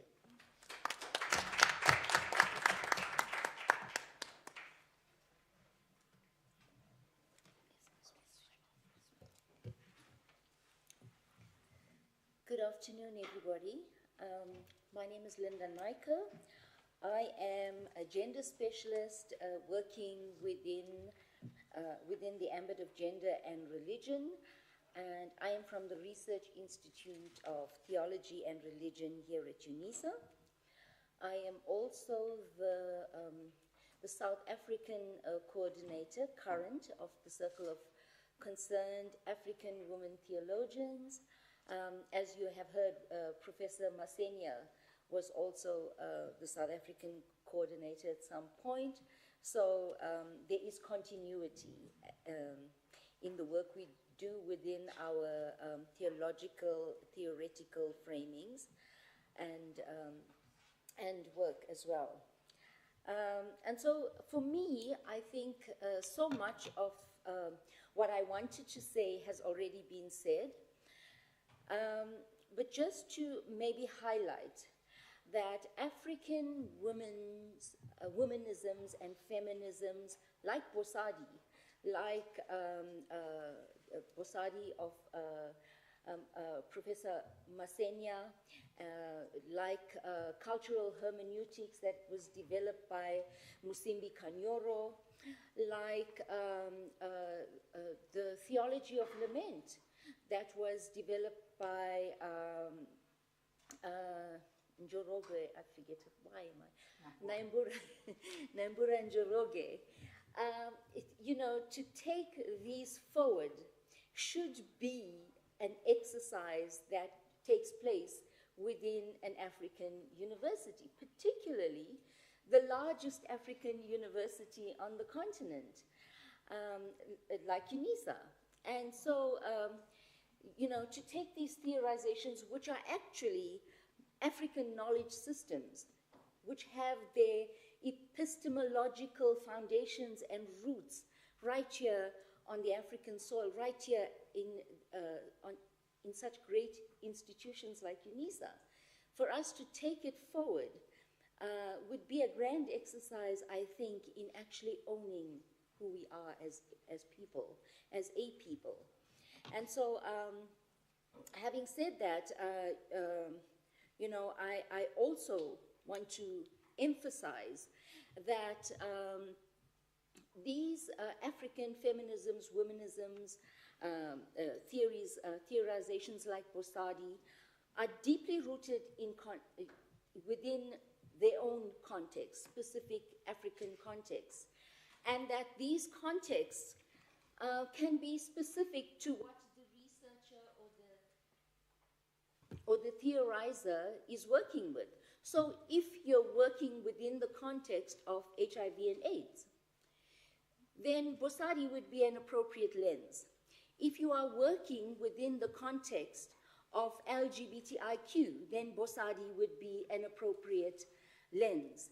If you are working within the context of ideological oppressions, such as patriarchy, then Bosari would be an appropriate lens. So it is imminently contextual. And so I would like to foreground the absolute need for us as an African university to make these theorizations more prevalent and more relevant, that we take a multidisciplinary approach in how we advocate for the use of these theorizations. I think I'm going to stop there because most of what I would have liked to say also has already been said. Thank you. Thanks so much. I'm Professor Darlene Miller from the Thabo Mbeki African School of Public and International Affairs. We sometimes call ourselves the TN School, so that you don't forget and call us Timali. We are the TN School. So I'm an associate professor there, and I'm also the convener of the Citizenship Studies and Development focus area that we have. So to some extent, we are the new kids on the block. 3.5 years we've been there. And so I would hope that in our work on the catalytic niche area, that we are really going to catalyze. To catalyze means to precipitate, to bring change, to speed up that precipitation. So how do we, in our work on feminism and on this catalytic niche area, how do we propose to catalyze? And what are we actually trying to catalyze? So the title, we have a research project in the school. We have 3 CNAs. The one related to this CNA is called Indigenous Matriarchs, Corporate Citizens, and Food Partnerships. So areas that wouldn't traditionally be linked necessarily, we are trying to bring together in this grand, ambitious title, Indigenous Matriarchs, Corporate Citizens, and Food Partnerships. First endeavor is to work to reach across the silos. And you can see that there's a bringing together of what I would call political economy of development on the one hand, and feminism on the other. Sometimes we focus a lot on the naming of feminists and how we identify as feminists. But what's more important, not necessarily more important, but equally important, is the transformation of our society, the socio-economic transformation. And Prof. Nzegu critiques us and says, I refuse to call myself a feminist because you know what? You've accommodated to the system, the socio-economic system of capitalism. And so your theories and your actions are, they might help to protect women at some level, but they're not bringing fundamental transformation to that society. So in this project, we try to focus on socio-economic transformation. That idea of Nzegu's I sometimes call the domestication of feminism, where we are assimilated into the structures of patriarchy. The sector of development that we focus on is the food sector. And our critique of the food sector of the system of food that we have in the country and in the region is that it's monopolized, it's racialized, it's gendered. Monopolized, there are 5 large holding companies, and they control what we eat, how we eat it, where it comes from. So the monopoly of those food corporations is historical as well. It extends prior to 1994 and that control. So our autonomy as a people, our ability to act as citizens and engage with the food sector is limited by this monopolization of the food sector. It's racialized because it has the imprint of apartheid systems, economic systems still on it, and it's gendered because it's still predominantly male-run. So that's part of the approach. Our research approach then is to try and see how can we be active citizens, how can we be engaged citizens in the sphere of the food sector, so that we use our, if you think of this catalyst almost like a spear, it's an instrument, it's something you're going to use to bring social change. And the people that we say are well positioned to bring this kind of social change are what we call indigenous matriarchs. So indigenous, sorry, there's a point I'm so there's then an effort to say that women as catalysts of social change, women and queers, I would say, but I don't focus on queers, I focus on feminism to the extent that I look at indigenous feminism, womanism to the extent that I focus on the power and the catalytic agency of matriarchal leadership, and then Basadi to the extent that food, indigenous food, not only indigenous food, but our systems of production and reproduction that were destroyed with colonial dispossession, that regaining and reclaiming control over that, influence over that, it extends from the household all the way to the planet. So all those different social scales are implicated in this political economy of food. And we, the indigenous matriarchs, have the potential to bring about this change. Two last points. Why corporate citizenship?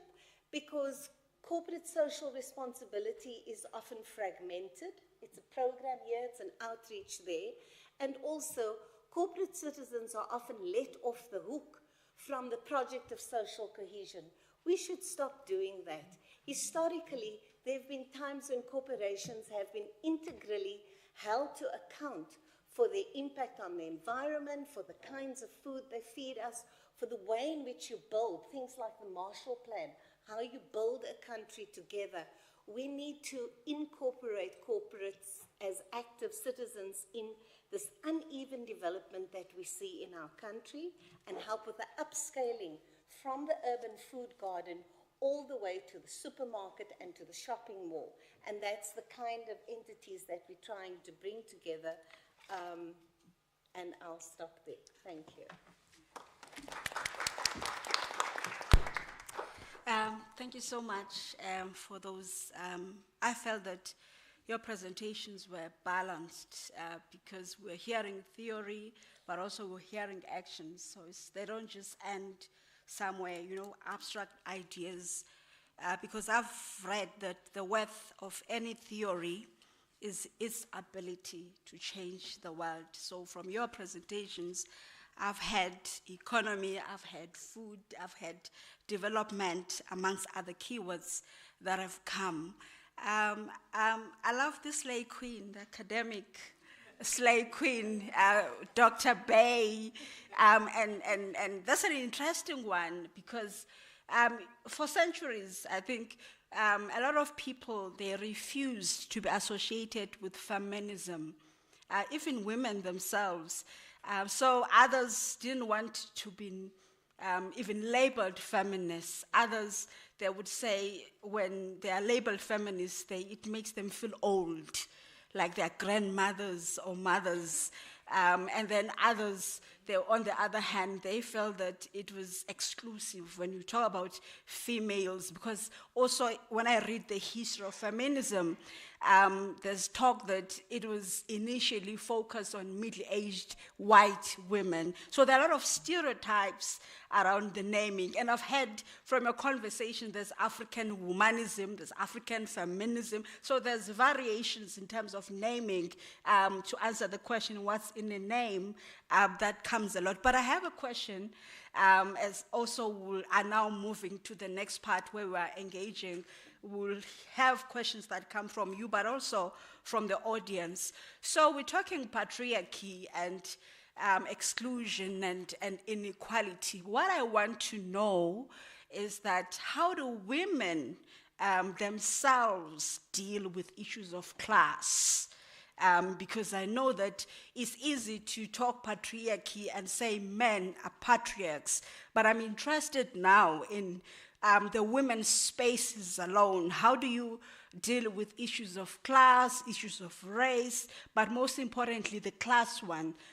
Because there's women who are poor, there's women who are in grassroots communities. So how does that conversation go around the inclusion in terms of the differences that are there, but also the issue of gatekeepers of patriarchy, because there's been critique that women are gatekeepers of patriarchy. So I would love to hear from you, esteemed panelists, how you navigate such spaces. I know that the enemy, most cases would think that it's men, but there's been critiques that also women are part of the evil system. So can I get some reaction on that? And then we can take the conversation forward. I think let me quickly, in terms of theorization and trying to respond to your question, to say that we also need to make an own self-introspection. I wrote an article 2017 on female blessers, reading Proverbs 7 in the context of female blessers and sugar mamas in South Africa. And it was very interesting that it was so within what? It was so popular, but it was not cited, but it was, it attracted readers, But I was also heartened recently, was it last or a few years back, 2 years back or so, that I realized that there were citations. So already from there, I think you can see that I was critiquing the issue of class. And of course, in my thesis, because this came up from the thesis, this Posadi, I don't use patriarchy. I use and I must say that, I must quickly say that what I said last Friday.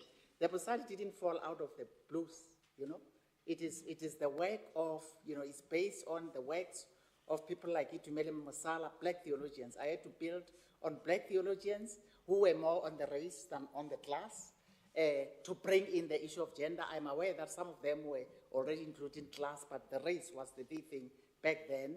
It built on feminists, on womanists, African-American womanists, and then the feminists from whom I got kyriarchy instead of patriarchy. And therefore, in my thesis throughout, I would use kyriarchy to include the kyrios, the Greek word kyrios for Lord, to entail this pyramid, because there are men who are also at the bottom of the ladder, So therefore, you need to there are women who oppress men, so you need to problematize and complexify it a bit. Now, quickly, just in answering this one, and I'm not sure how we will feel about it. And this is a thorn in my flesh, that I come from a patriarchal apartheid South African context where a migrant laborer used to be a man, a father, an uncle, and so forth. And my heart continues to be pained by women from Lesotho who would work in my household. I'm just giving an example. To be in my house, we had such a woman in the past, 7 years or so. And how do you respond to this? That I am a woman of class, if you like, comparatively speaking, assisting a woman of a lower class to actually take the role of a man by taking care of the family back home. So those dynamics, how do we navigate them? But thank you for raising that. Anyone who wants to come in? I think in response to you, and just to add to what Prof is saying, I want to foreground the notion that, like Prof says, women too can be patriarchal. And and so to understand that, you know, anytime anybody is domineering and seeks to dominate and seeks to be controlling, then that's exhibiting patriarchy. And then, Prof, to answer some of your question, a part of your question, relating to how do we, how do we address the issue of class? And it's really a big one, race and class. But I think the, representation is so important. For me, as a researcher, to go and do research in an obscure setting of middle-class white woman who I don't know from Adam would not be an appropriate representation. But if I go into the research field and conduct my research from the position of an economically disadvantaged previous background, where I understood poverty and I understood all the issues that beset women of a lower class, then the research that comes out of that, the interaction, the engagement is going to be different, because I'm an insider in that research group as much as I'm an outsider now, as someone who now owns a PhD and is now considered middle class, but I can still identify. Although as researchers, we need also to make those parameters very clear. But yes, to actually understand the whole issue of race and class, particularly class in our time, is not an easy one, and it really needs a lot more academic, theoretical engagement with the idea and the notion of it, and who speaks on behalf of who. Yeah. I think I need to respond to our slave queen, like on the same. Please switch off that one. Thank you. Because it's related. You were querying. You in your complexifying and problematizing, you mentioned the issue of sex workers, and you might be delighted to know that a student in the field of missiology, but there was a biblical text there and gender. On the thesis, the title of the thesis is The Role of the URTSA, the Uniting Reformed Church of Southern Africa, in the lives of, I'm not putting it exactly, in the lives of sex workers, black young women in South Africa. And she actually went to the extent, of doing a Bible study on a text about a sinner with the sex workers. Very interesting insights that came out there, touchy, and the reason why I'm bringing it to the class debate is because most of them are not in the sex work because they would have loved to do so. Systems, and we know we have inherited these systems that dictated that if you had a fairer pigmentation, your class would also be a higher class. So yes, we do engage such. Thank you. Thank you so much. Do you want to come in, Doc? Yeah, and this is maybe not a direct response to that. I mean, and I think it's always excellent to hear people doing that kind of work, particularly because, even, some of the biggest feminists are very reluctant to work with the kind of subject matter that's not necessarily in the traditional mainstream, like sex work. But just on that comment, I think it's also very important when we are thinking about sex workers. Of course, there's the issue of power, right? And how many of it is circumstantial, right? So to a certain extent, agency is limited. When someone decides, I think a way to provide for myself is through sex work. But then again, what feminism is sometimes afraid to do is actually look at the erotic power that some women feel as a result of sex work, right? That some women might actually enjoy having sex to that extent that they would rather get paid for it. And so I think what I'm grappling with here is even just on the level of class when we're dealing with it, right? And I could be working with sex workers, or I don't currently identify with the term of slay queens in the way that it's used, because I do believe that it has been monopolized by the patriarchy, and we can get into that. But even the conversations around class, when you're going to look at sex work, right? I think even that notion of class it's got a kind of dual meaning. On the one level, it's that yes, sex workers, because they have occupied a particular class, it has been difficult, and so they find sex work as an opportunity for upward class mobility, right? But then there's also the other part of it where it's to say you actually will find a large number of women that are already doing quite well, but then they decide that I would much rather also get paid for having sex with somebody if I'm going to be having sex with them. So it also then complicates the conversation around class, and I think we need to develop a slightly more nuanced consideration of how that plays out. And then I just quickly on the point on kind of patriarchal women, I've heard this term in feminist spaces, some patriarchal women being called phallic women, the phallus or the penis, right? So women that kind of advocates a very patriarchal standpoint, or they call them patriarchal princesses. It's also very, very interesting, that naming practice. I know sometimes we say we obsess a lot on naming, but even the notion of princess has a lot of class implications. But also just to say that when there are women like that, I do think that it can happen in degrees. I absolutely do not condone patriarchal women, right, or phallic princesses, whatever you want to call it. But I also think, as feminists, there's a level of sensitivity and a generosity in how we make sense of why they occupy that positionality. And a lot of it comes from the fact that patriarchy is so pervasive, right? And heteronormativity is so stable that it's sometimes very difficult to go back to your mom and ask her, right, why are you still with a man that consistently treats you like that? Right? And so just to understand how kind of rigid and stable the patriarchy is. But I mean, this is also why we're here. It's that the feminisms and all their variations are there to destabilize and challenge, right, these institutions. Okay, I know that if I give you time, you can go on for an hour or so, but I think now let's focus, let's go this direction so that we get to hear voices from our audience, questions and comments. My request, please, is that we try and be brief so that and also if you are directing it to a specific person, please do indicate, or then we can just allow anyone to respond. So I'll take...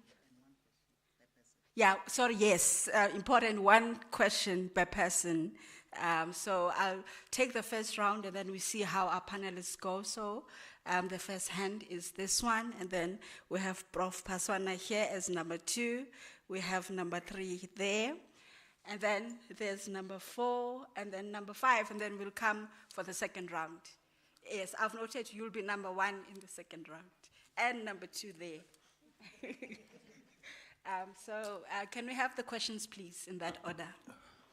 Good afternoon. My name is Amkelo Ntobeko. I'm a PhD candidate with Professor Sakhala and Professor Dondolo.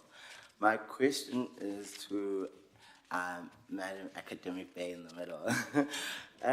You touched, I found in the opening that the conversation was very binary in male and gender, and then you introduced the question around queerism and masculinity. And I'm hoping if you can just expand a bit on that. Does queerism and masculinity have space within Bosadi, or it's just binary? Thank you. Thank you. Prof? Yes, thank you. They said no 2 questions.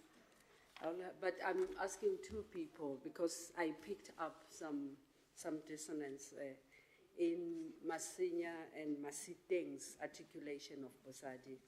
That left me a little bit perplexed as well, because in Masinya there is an encompassing definition of Mosadi as any woman, married or unmarried. And when Masiteng came in, she said she became Mosadi through marriage. And I think I need clarity on those things, because then they are confusing me.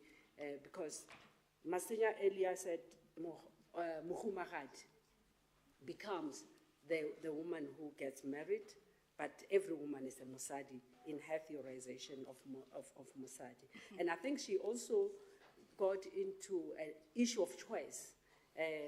And I think I would ask Prof. Masinya, please expand on this, because how do we balance between the exploitation, the social justice issues around Basadi, and also the issue of choice, and maybe to go into your area, Jesus himself at some point had to deal with the adulterous woman. And at the court of the adulterous woman, there was a point where, well, I'm not a theologian, I'm a bush pedagogue, you know. So, but I know that there was a time when he had to deal with an adulterous woman who was in court for sleeping with another man, and there were issues of social injustices that he himself raised in that platform, where the guy was also part of the men who were actually persecuting this woman. And he had to say to them, if any one of you have no sin, pick up the first stone, and everybody left. When the woman woke up, everyone was left. So that's why I'm interested in understanding this issue of us and choice, because you say women can choose to be out of the public sphere and all of this, and it's fine. I do embrace and appreciate the issue of choice. But then when those choices leads to exploitation, what does it say about those who are out of us who are watching around issues of social justice, injustices that is being meted to these women as well? So I just need you to unpack further. Thank you, Prof. Yes, third question, please. Thank you. I'm Vanessa Noma Tupe. I also have a question for Prof. Masinya. Prof, when you started, you gave us a beautiful description about what it means, what Mosadi means, and then you narrowed it down to what a Mosadi is. You said a Mosadi is a complete human being, complete with or without a male partner or children. My question is, how practical is this in the real world? Because as much as we study and we do amazing things, you are always told that you might be a doctor, but you're not married. You might be a doctor, mara umoba. So how practical is it in the real world? And just to give you some context into my question, my parents were married, but my mother had to give me away to my grandmother when I was 3 months old because my dad was hitting her. She was a housewife. So when I was growing up, I always hated this becoming Mrs. so-and-so thing because I felt like it comes with a lot of sacrifice. So I wanted to be a doctor because that's a title that I have earned. As much as I was studying, my grandmother never bought me any gifts when I graduated. But when I got married, she took all her money and bought me pots. I don't even cook. And I was telling her, I was like, you know, if you bought me a pen when I graduated, it would have made me so happy. And then in her speech, she said that now you have become a woman because you are married. And I was like, I've always been a woman. Whether I'm married or not, I am a woman. So that thing still happens even now. Somebody can be a professor or whatever, but when we go to family gatherings, we are reduced to that space of you might be this and that in the corporate world, but if you're not married, if you don't have kids, then you are not a complete woman. And just last question for you, Prof. Sorry. No, it's linked to this one. Sorry. I want to become part of this niche. I've been in Unisa for 14 days Yes, now, but we have so others as well, my sister. I wanted to ask you, how do I become part of the niche? We'll talk, yes. Can I have the fourth question, please? Please be brief, colleagues. Thank you. I'll be very brief. My name is Dr. Sizakele Matlabetanke. I'm leading a research project called the Widowhood Issues in South Africa. I just want to talk about the issues of gatekeeping because I'm seeing a lot of it in my research. So what is happening with the gatekeeping, what I've observed is that most of the women, they don't understand their human rights. So that's where the problem is. And then we collected data in Limpopo. We were talking to traditional leaders. So I was asking them about the widowhood rights which women have to perform after losing their husbands.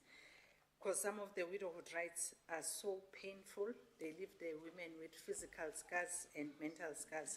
I was asking them, why are they still allowing these rights to be taken? Why are they still allowing women to perform these rights?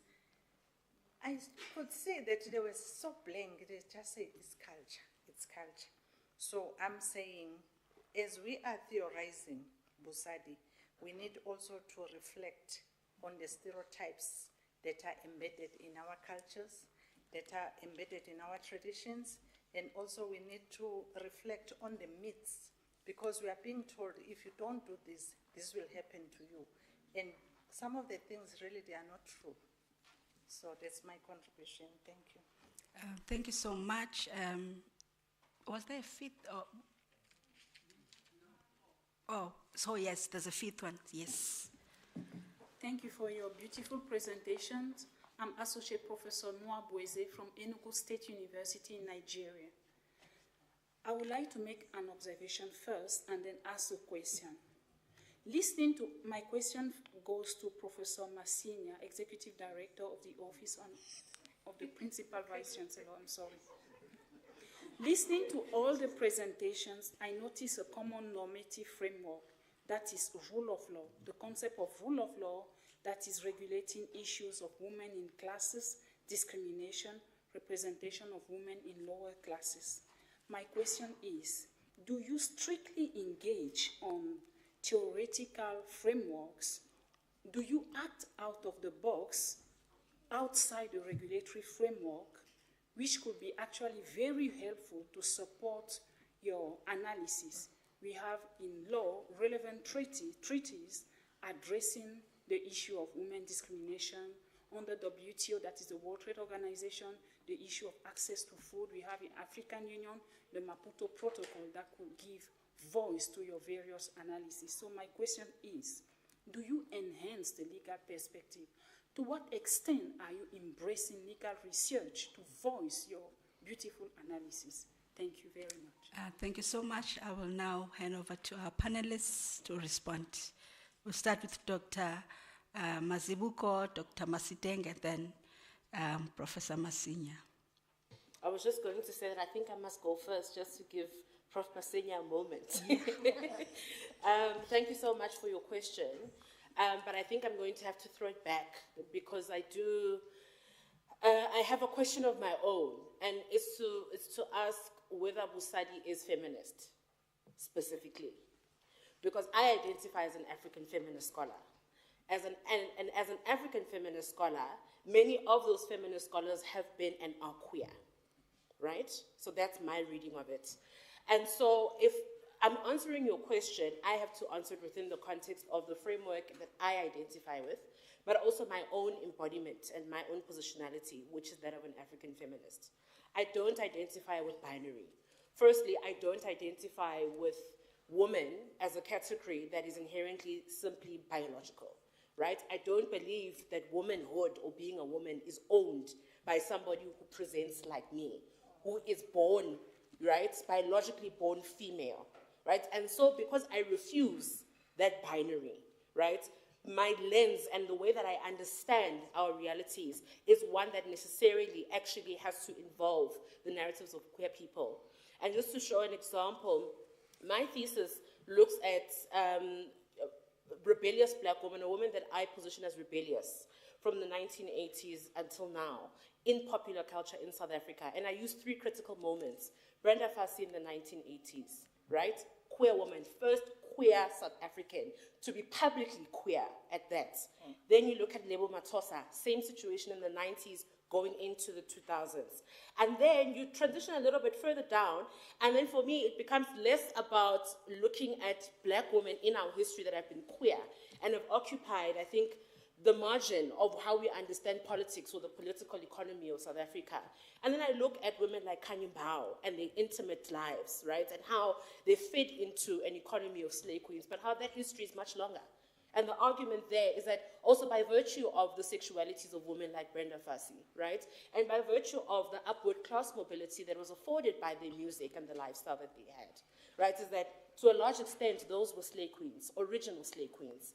And so for me, as an African feminist, absolutely, I don't identify with a binary, right? I identify with the fluidity of the body and how embodiments of self can exist in multiple variations. Thank you. Dr. Masiteng. Thank you very much. Mine is very, very short. I think if you listened to her when I started, I said she has defined broadly what it is. Then I came to this one. Because there's always a multiplicity of interpretation of what Bosadi is, which Prof had already given. When I spoke about how I see myself as a person. As you can see, how she has just defined the whole issue around queer. It is not looking at one definition and thinking there is one definition of Bosadi. There are different forms of Bosadi. There are different forms of Bosadi. And what is very important is what you stand for. What you see as an individual in a defined Mosadi. And it is about the manner in which you get socialized, and what needs to be clarified and understood is accommodation, inclusion, and empowerment of all without this, is it disaggregation and starting to discriminate because of class and form. Everybody who comes as a woman, standing as a woman besides, or it doesn't matter what they are wearing, how they speak, what their voice is like, if they define themselves as Masadi. That's why when I define Masadi, I define this one out of many other definitions that are there, so that I make it very clear that everyone has got the right. Human right is the lens that should be used when we go into matters, gender, and how we talk about Bosadi, Basadi, so that it does never and ever go exclusively and exclude. Thanks. Thank you so much. And now, Prof. Masinya, I know you've got a lot of questions, but if you can try and... how to navigate. Yes. But I think I must start by mentioning the niche. It says feminist, womanist, Bosadi theorizations. Theorizations, there are many. Okay? Some of you would listen to the principal and vice chancellor carefully, would have heard her mention also Mujerista, the Latin American reading from the Latin American theologian, you know. So therefore, you may be comfortable to call yourself a feminist, because the reason why I came to, you know, because I initially I used FME. If you read my writings from 1990, was it 6 or so, or 7, you would notice the development, feminist, womanist, and then Bosadi. Because I realized the other one, and the origins, as you noted, the two, as I read from my reading, they originate from the West. And somebody who was listening on Friday when I was being honored, you know, and I thank God for the honor, was saying, oh, this Bosadi is decolonial. Because the issue of deliberately foregrounding Africa and her knowledge systems, epistemology, frameworks, and sort of proverbs that are affirming, and those that are not affirming, I problematize. That are affirming, I embrace. You get what I mean? And that's why I wouldn't say Mpatlele Masenya. I would say Wanam Mpatlele. And I'm aware of the culture, the problematic, oppressive elements of my culture, but also the positive ones. And I know how my culture has been read through foreign eyes, of demeaning it all the time. Okay? So therefore, I wanted us to pay attention to that. So, and some of us may choose not to even use any of those, but to say, I am for the human rights of everybody, whether they are, you know, beyond the binaries of male, female, and so forth. I challenge any problematic, treatment of anyone by virtue of how they look like, their disability, their being, with a different sexuality, their being with, being called woman and so forth, so forth. And I think I'm reminded quickly to come to the word Mosadi, and you mentioned it. And I told them on Friday, it's very, and that is sort of our patriarchal mentality of looking down upon Mosadi, a female human being. Because something is wrong, it seems to be sort of, offensive to our ears when we say Mosadi. But nothing wrong when we say Monna. You know why? Because we were, it's almost like, it reminds me about how, that's why I prefer my name, my Sotho name, Madipuani. Because then, in my apartheid context, my African name was sort of viewed, in a problematic way that, it's as though they are looking down upon me, so I must be called with the J name that I don't even want to introduce to people, So therefore, Mosadi, we must learn to appreciate to be Mosadi, whether I'm married or not, whether I choose to get into marriage or not. I'm aware of the pressures from the culture. And that's why I write in my articles, don't idolize marriage. Don't define me in terms of whether I'm married or not. I could be married to another woman. I could be a man married to another man. I could be a man married to a man, a woman married to a man. Don't determine my humanity, my human dignity, because I'm being validated by having a man next to me.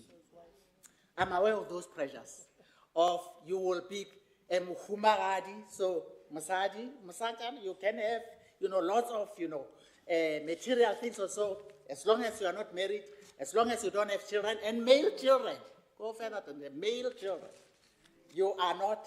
So yes, you will get those pressures, just as I got pressures by embracing an African terminology like Masadi. Yes, they will be there. Therefore, I hear what she said, and for me, and of course she explained her. So therefore, and I was also aware as I was interacting with this, developing the concept, that it actually leaves out the girl child or young female, and of course, in a way, it also embraces them, and that's why I would have a challenge to say, my girl, I had the only girl before I lost two sons. I had 3 sons and 1 girl, and 2 of the sons died. I don't have control over this. I could be a mother and praise that I have sons. Right now, where they are, where are they? They passed on. So I would be furious to say my girl must be MISS, and then same age, and then the boy Mr. So the other one is MISS, to show that she must still be married to be affirmed. So therefore, MS is okay. Why should you know that I'm married or not, or I'm going to be married or not? So therefore, I'm trying to, now the Jesus narrative, the one who doesn't have sin, I think the issue is, and I'm not sure whether Jesus was a feminist, but one thing for sure, Jesus was justice seeking, right? So therefore was saying, because the patriarchy, and somebody even made this joke, I'm not sure, fortunately the principal is not here. Somebody said, actually the way, how patriarchal they were, possibly the position that was used was the missionary position. You know what I'm talking about, isn't it? So they actually took that woman and brought the woman only and left the man. You didn't hear what I was saying. So therefore, the patriarchy, that lets people, now you spoke about legislation and so forth. I go into these texts that are viewed as sacred and that are so authoritative. And with my African-American womanist scholar, we got into Pretoria around the dawn of the century. And we marveled that if there are 2 texts, biblical texts, that are liked by African men in the diaspora and here on the continent, Ephesians 5, men as heads of family, women must submit, and 1 Corinthians, is it 5 or so, that say you must not deny each other conjugal rights. You must always be available, except for moments of prayer. I don't know how many men have moments of prayer, right? And then we wondered, because if you go to the text of, when we come to the text now, we will leave the treaties and so forth to those in those specialities. With the biblical text, we will say that is a pericope with a certain theme. It starts at 21. There, Paul, if it's Paul, some are saying it's actually Paul's disciple, the Deuteropolitan text, says, submit. It starts by addressing men and women. It starts and says to them, submit to each other out of reverence for Christ. And then it brings in the issue of men as head and women submit. And you know what? Shusla Fiorenza, one of the well-known, the one with this Kyriaki, feminist scholars in New Testament, she says the men of the time, of the first century Mediterranean world, would not go into that text and marvel at the fact that the man is the head and the woman is submit. No, it was common. They would be shocked by the reversal that this man is a saving head, must serve. Just as Christ, it brings in the issue of Christ and the church, Christ as head and the church as body, just as Christ loved the church and gave himself as a sacrifice. The men must love these men who are heads must love their wives as their own body and serve them. How many of our men from the patriarchal context, even in our churches, are adhering to that? And therefore, it's not a matter of respecting the sacred text as quote-unquote word of God, but those are power dynamics in which we use our cultural lenses to read the text, to oppress others in the name of God, which is so very sad. Thank you, Prof. I see that you are fired up now. So thank you so much for your reflections, and colleagues. Colleagues, we left with a few minutes. We started 10 minutes late, so we'll have at least 3 minutes. I'll get just a couple of people to ask the last questions, and then I will give the panelists a moment to just reflect or just close for us, but also help us to think about taking this conversation forward. What would you propose, and if there are any collaborations or partnerships that we could actually consider, and how do we take this forward? How do we bring these together? So when you respond to those questions, you will also try and wrap up also by just taking us to the future as to where we should be going. How do we try and bring in, because there's quite a number of issues that came from your presentations that I feel that are very helpful. You spoke about gender mainstreaming, you spoke about pedagogy, you spoke about institutional culture, you spoke about research, also engagement with communities, because there was a lot of indigenous women, indigenous communities, but there's also talk about policies and issues of development, and also there was a lot of economy that came. So how do we then bring this together and take them forward as the institution, as Unisa? Who do we need to partner with? What do we need? Where do we need to go from here? So I'm hoping that when we respond to this last round of questions, then you, in your closing reflections, then you will be able to try and help us think about those issues. Let me just take the last questions. You were number one. Is there anyone else who has a question? There's a hand there. We have 2 hands. There's 3, and then you will be the last. So we'll take these 3 questions, and then our panelists will wrap up for us, and then we proceed. Thank you so much. Thank you so much, colleagues. My name is Wandile Tabete from the Psychology Department. What an interesting conversation. For once in this symposium, I can relate. All along it was electricity, engineering, that and that. I was like, where am I? I feel like a foreigner here. Thank you so much, the panelists. For me, it's just a comment, and also at the same time, it's just a question to say, I could hear what the beautiful women are saying, but I was asking myself here as a scholar who has a niche area in corrections and looking at the mental health and well-being of corrections, both males and females and children. So I was like, by the way, the women are saying beautiful things, but how do we apply the Busadi theories when it comes to women who are incarcerated. We may know that most of the women who are there, they are there for different reasons. One of them who is me, a man.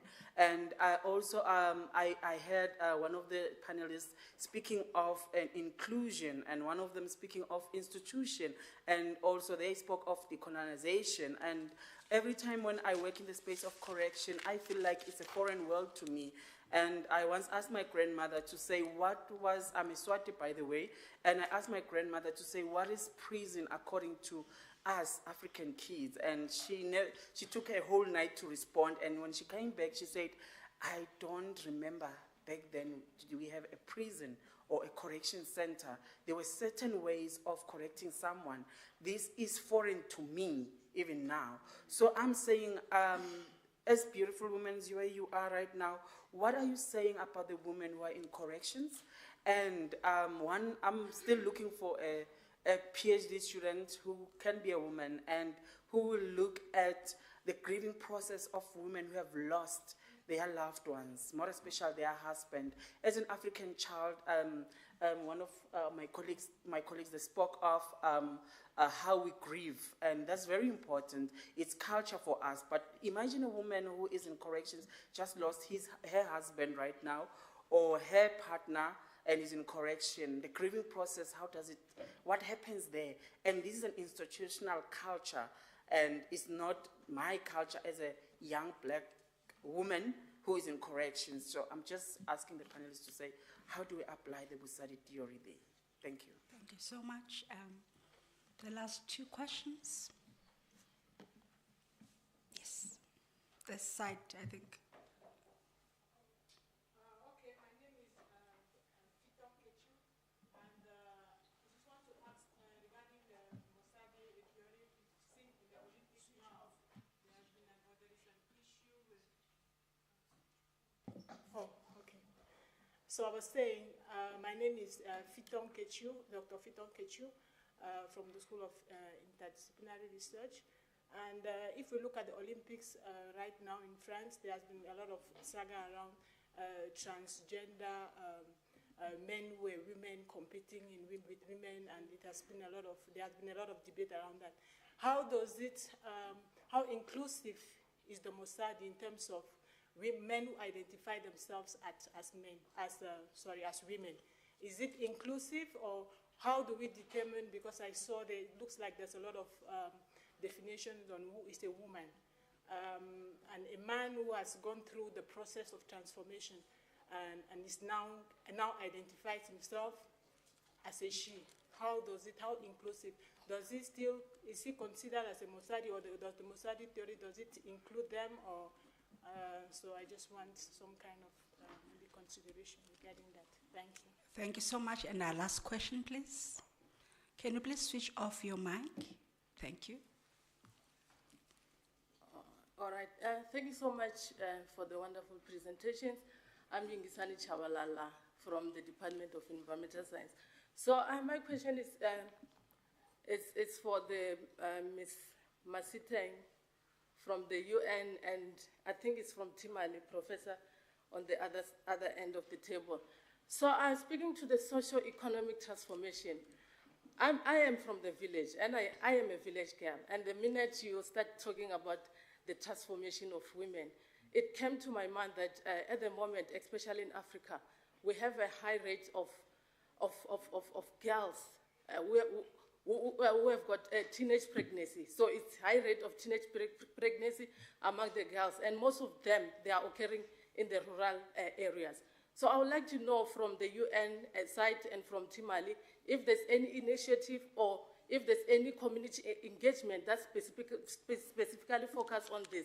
Because when we're talking about women of tomorrow, the leaders of tomorrow, the minute we lose them along the way during their schooling time and we're not following up on them, we have lost them completely. So I would like to know if there's any initiative or if there's any community engagement from Unisa, from the side of Timali that is currently ongoing and focusing specifically on eradicating or preventing further damage to the girls that have stopped going to school because of being pregnant. And yeah, That's my question. Thank you so much. Thank you so much for your questions. So now I'm going to request that we start from you, Professor Miller, and then each and everyone will make their closing remarks and tell us where we should go from here. Thank you so much. Okay, I'll start here from the far left. I can't respond specifically on girls and teenage pregnancies in terms of programs and projects.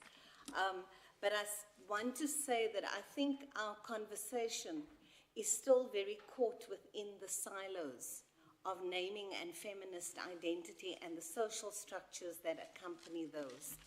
If we are going to be catalytic and innovative, I believe that we have to be truly cross-disciplinary and interdisciplinary.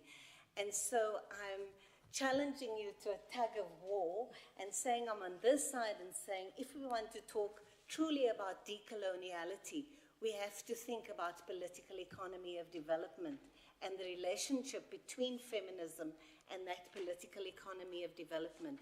Because decoloniality requires that we confront our histories and our histories of dispossession. Histories of dispossession mean that there's so much epistemic injustice. Khoi and San and Kamisa people, for example, are often not seen in the imaginaries of African feminism. It relates more to a Black African feminism. Aesthetics and beauty are a powerful mechanism for the implementation of patriarchy, for the sustenance of patriarchy. And I've written a piece called Feminist Barbie, where I speak about how different imaginaries of beauty and aesthetics, where we claim our own bodies and we say that this is how we understand beauty and this is how we self-express beauty. And so I completely support the idea of not policing as feminist women, policing those expressions of beauty. What does that have to do with food?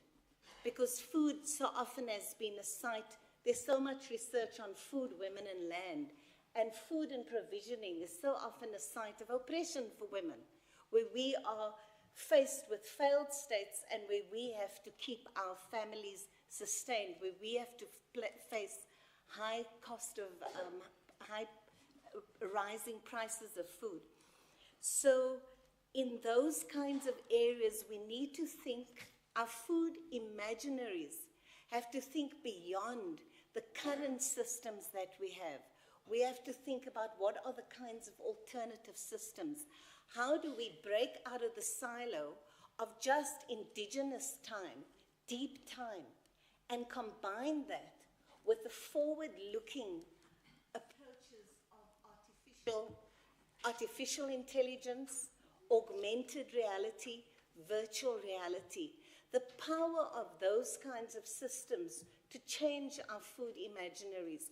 So reaching out towards alternative imaginaries means that we have to break out of the silo of what I think feminist discourse currently traps us within, and which leads also to an easier assimilation of feminism into patriarchal structures of power.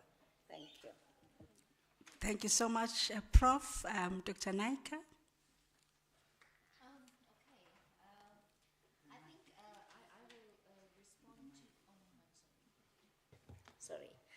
I think I would respond to your question, since I don't think there was any directly directed at me. So just to say that within the theological cluster at Unisa, we are very invested within the correctional services. So the Research Institute where I'm at, we are working with correctional services, developing programs, talking about short learning as well.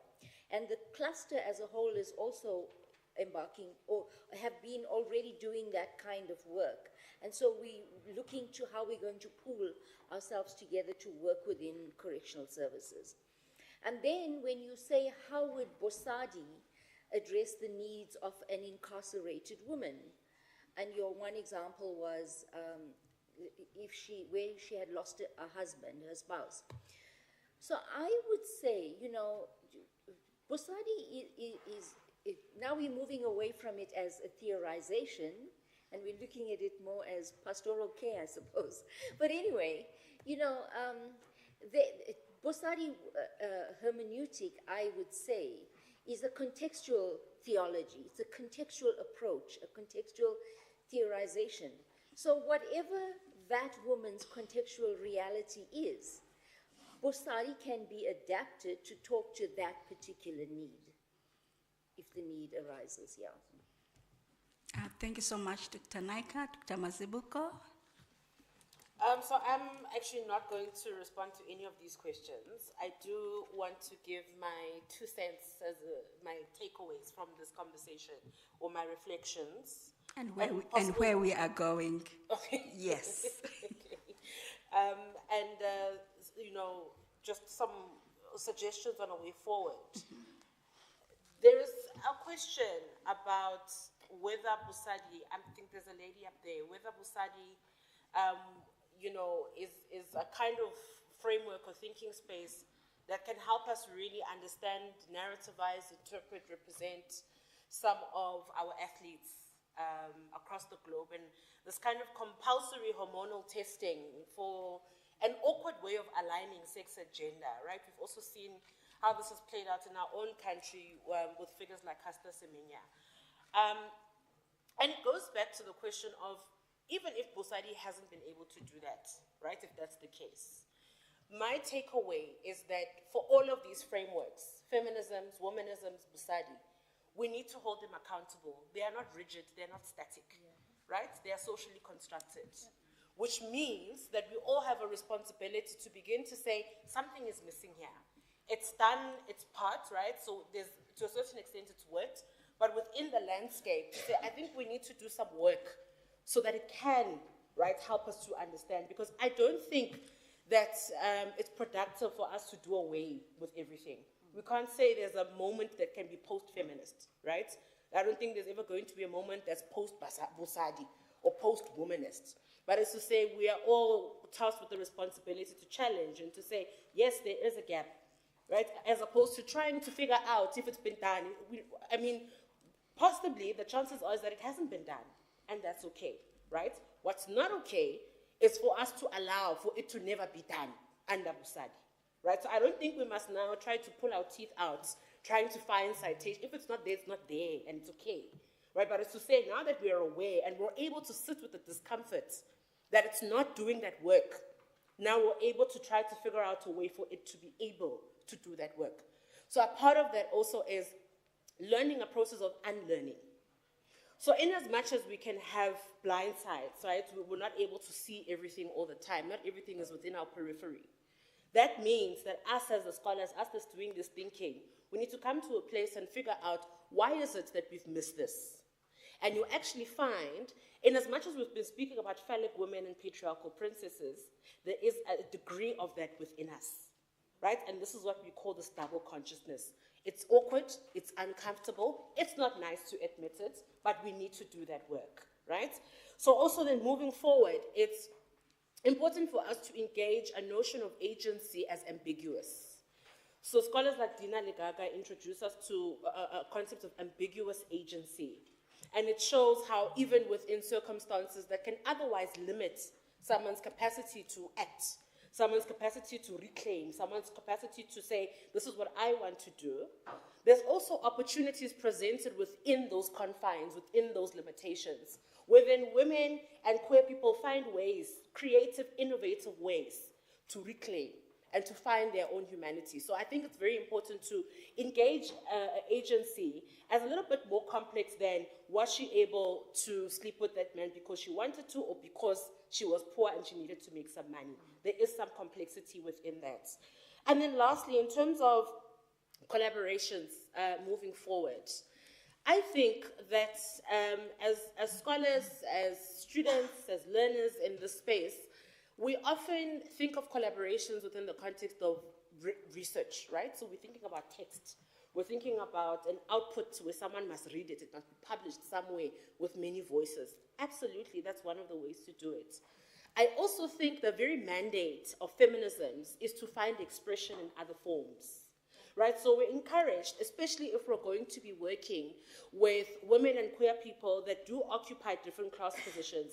As we're sitting here on this panel, we are occupying a middle class position, right? Not just even in monetary terms, even in terms of social capital, the fact that we're able to engage on this level.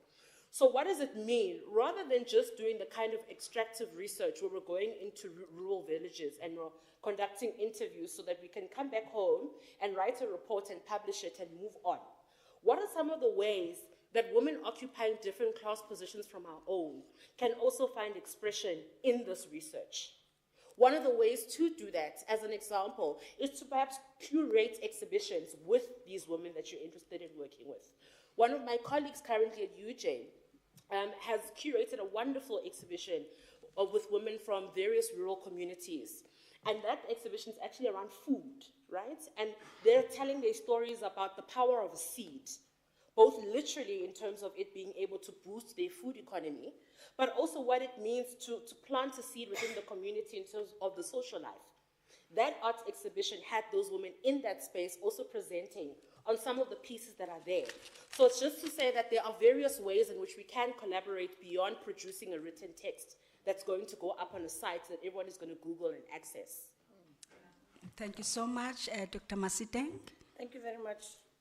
Very shortly, I think for the issue around young people and adolescents at the UN, we have UNFPA, we have UNICEF, we have UN Women, and I think we can have some discussions to try and promote that these programs exist, and maybe in moving into my next looking ahead, I guess it's about the understanding that we need to move into what is called multidisciplinary approaches. We have multi-stakeholder, and I know it's these words that are used that become somehow, but everyone, come one, come all. Easier said than done, but if we start, it will happen. Women meet in big numbers, in many environments. To what end? The discussions that we have there should start to be the discussions like the one we are having here. Real issues and beyond just about women, but as the game changes in society, women should be able to be deliberate about that. Secondly, I think we need to start to be deliberate about co-creation, where we said bring government, bring private sector, because every time we speak, we say, I have an idea, but I don't have funding. But I think we can co-create. We can bring our ideas together, and we can also be able to collaborate, not for money. Start collaborating with the ideas. As an individual, I can work with young people in the country without being funded by anyone, out of being a woman who sees a challenge in the country and trying and pull children in this country. If I pull 10 and another one pulls 10, one day 10 women will have pulled 100 children. We can start to speak differently about the role of women without any money. And one of the things that I think are starting to becoming a better narrative is let's have more of these dialogues. It is not one answer that is correct. The matter is very complex. But in the multiplicity of the answers that come, they create a bigger impact and a bigger answer. It removes and creates a narrative that shows that not one answer is correct. Maybe my answer is half correct, but if the 5 answers are put in one basket, they give a bigger impact about what we can deal with, but also brings an understanding about the gender issues, the women issues are very complex. There is no answer to them. But there are many answers that need to be pulled together, and we need to start to allow people to define self so that they can be included and participate in any space without being told you are not worth, you are not adequate, you are not of the class. So that inclusion should be deliberate and be promoted. And when we have these discussions, it cannot be either or. All the answers should be put into one basket, and we see what a bigger impact and created programmatic thinking can be coming out of it. Private sector, the academic environment, and I'm starting to see some of those things happen. We are starting to talk partnerships, and we are doing them in reality now. And I am also excited to start to see the church starting to play its role. The role of the church is very, very important. And sometimes, and I am not saying the church not, and saying the church and those that do not go to church are having a, no. Saying church and everyone, academia and everyone, private sector and everyone, civil society and everyone, public service and everyone, private sector and everyone. The whole issue of leaving no one behind cannot continue to be a slogan. It should be a call to action. Thanks. Thank you so much. Last but not least, Professor Masinya, you have 1 minute. 1 minute. When you asked about the correctional services, I was reminded, and I'm thankful that Dr. Naika touched on this, I was reminded about something that remained with me. We were in Kenya, and this professor from Boston said something that was unusual, saying that they would go to the facility to ask the inmates about the kind of things that must be included in the curriculum. So I thought that was interesting. But I think, in the light, over and above what my sisters have already mentioned here, that's why we have this brainstorming session. And you may remember, those of you who were in the morning, that although these were council approved already in 2021, the progress has been very slow. So I think processes like this, where we engage, where we ask questions, how may this be incorporated in our engaged scholarship efforts, in our theorization, in our various, spaces, how may we practically, go to the ground and apply this. I think engagements like this, particularly if we ultimately bring them to realization back in our various workspaces, may help us to ultimately look back and say, oh, Unisa indeed has developed these niches, the gender niche, energy, marine, and so forth and so forth. And thank you very much. Thank you so much, Prof. I think, ladies and gentlemen, we have come to the end of our session. We took a few minutes beyond schedule, but I think it was important because your presentation and also questions and engagements were really helpful. It is not the end, I believe so, of this important conversation, but I believe we're in the right direction also as Unisa in also bringing partners from outside Unisa to, so that we think together about these important issues and work. So thank you so much for your time and also for bringing your expertise and your insights. We really learned a lot. I learned a lot, and I know others have learned a lot too. So one more task before we adjourn for the day. So I had to identify, I'm a Mother Christmas who has to give one person a gift. And I have identified this question, the queer question. I was hoping that someone would really ask that question because we've been talking about women.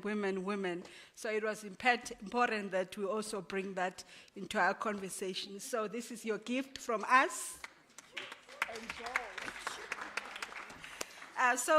Thank you so much, colleagues, and also for your contributions and questions. We have come to the end of our session. Thank you so much. Thanks to you, too.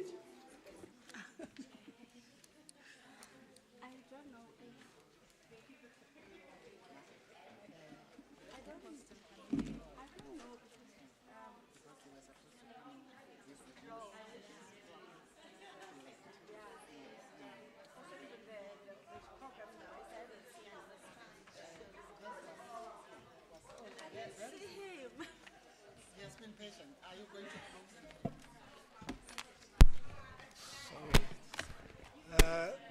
Colleagues, we do apologize for running over the program quite significantly, and I can see there's very few people left here. So I don't think I'm going to make a speech as such. Just to thank you for staying the course. Hopefully the day has been an exciting one, and that you are energized in terms of participating in the catalytic niche areas going forward. And I think tomorrow we'll maybe have a little bit more time at the end of the day to reflect on the 2 days and the different presentations and what came out of it. So just from my side, thank you very much for being here today.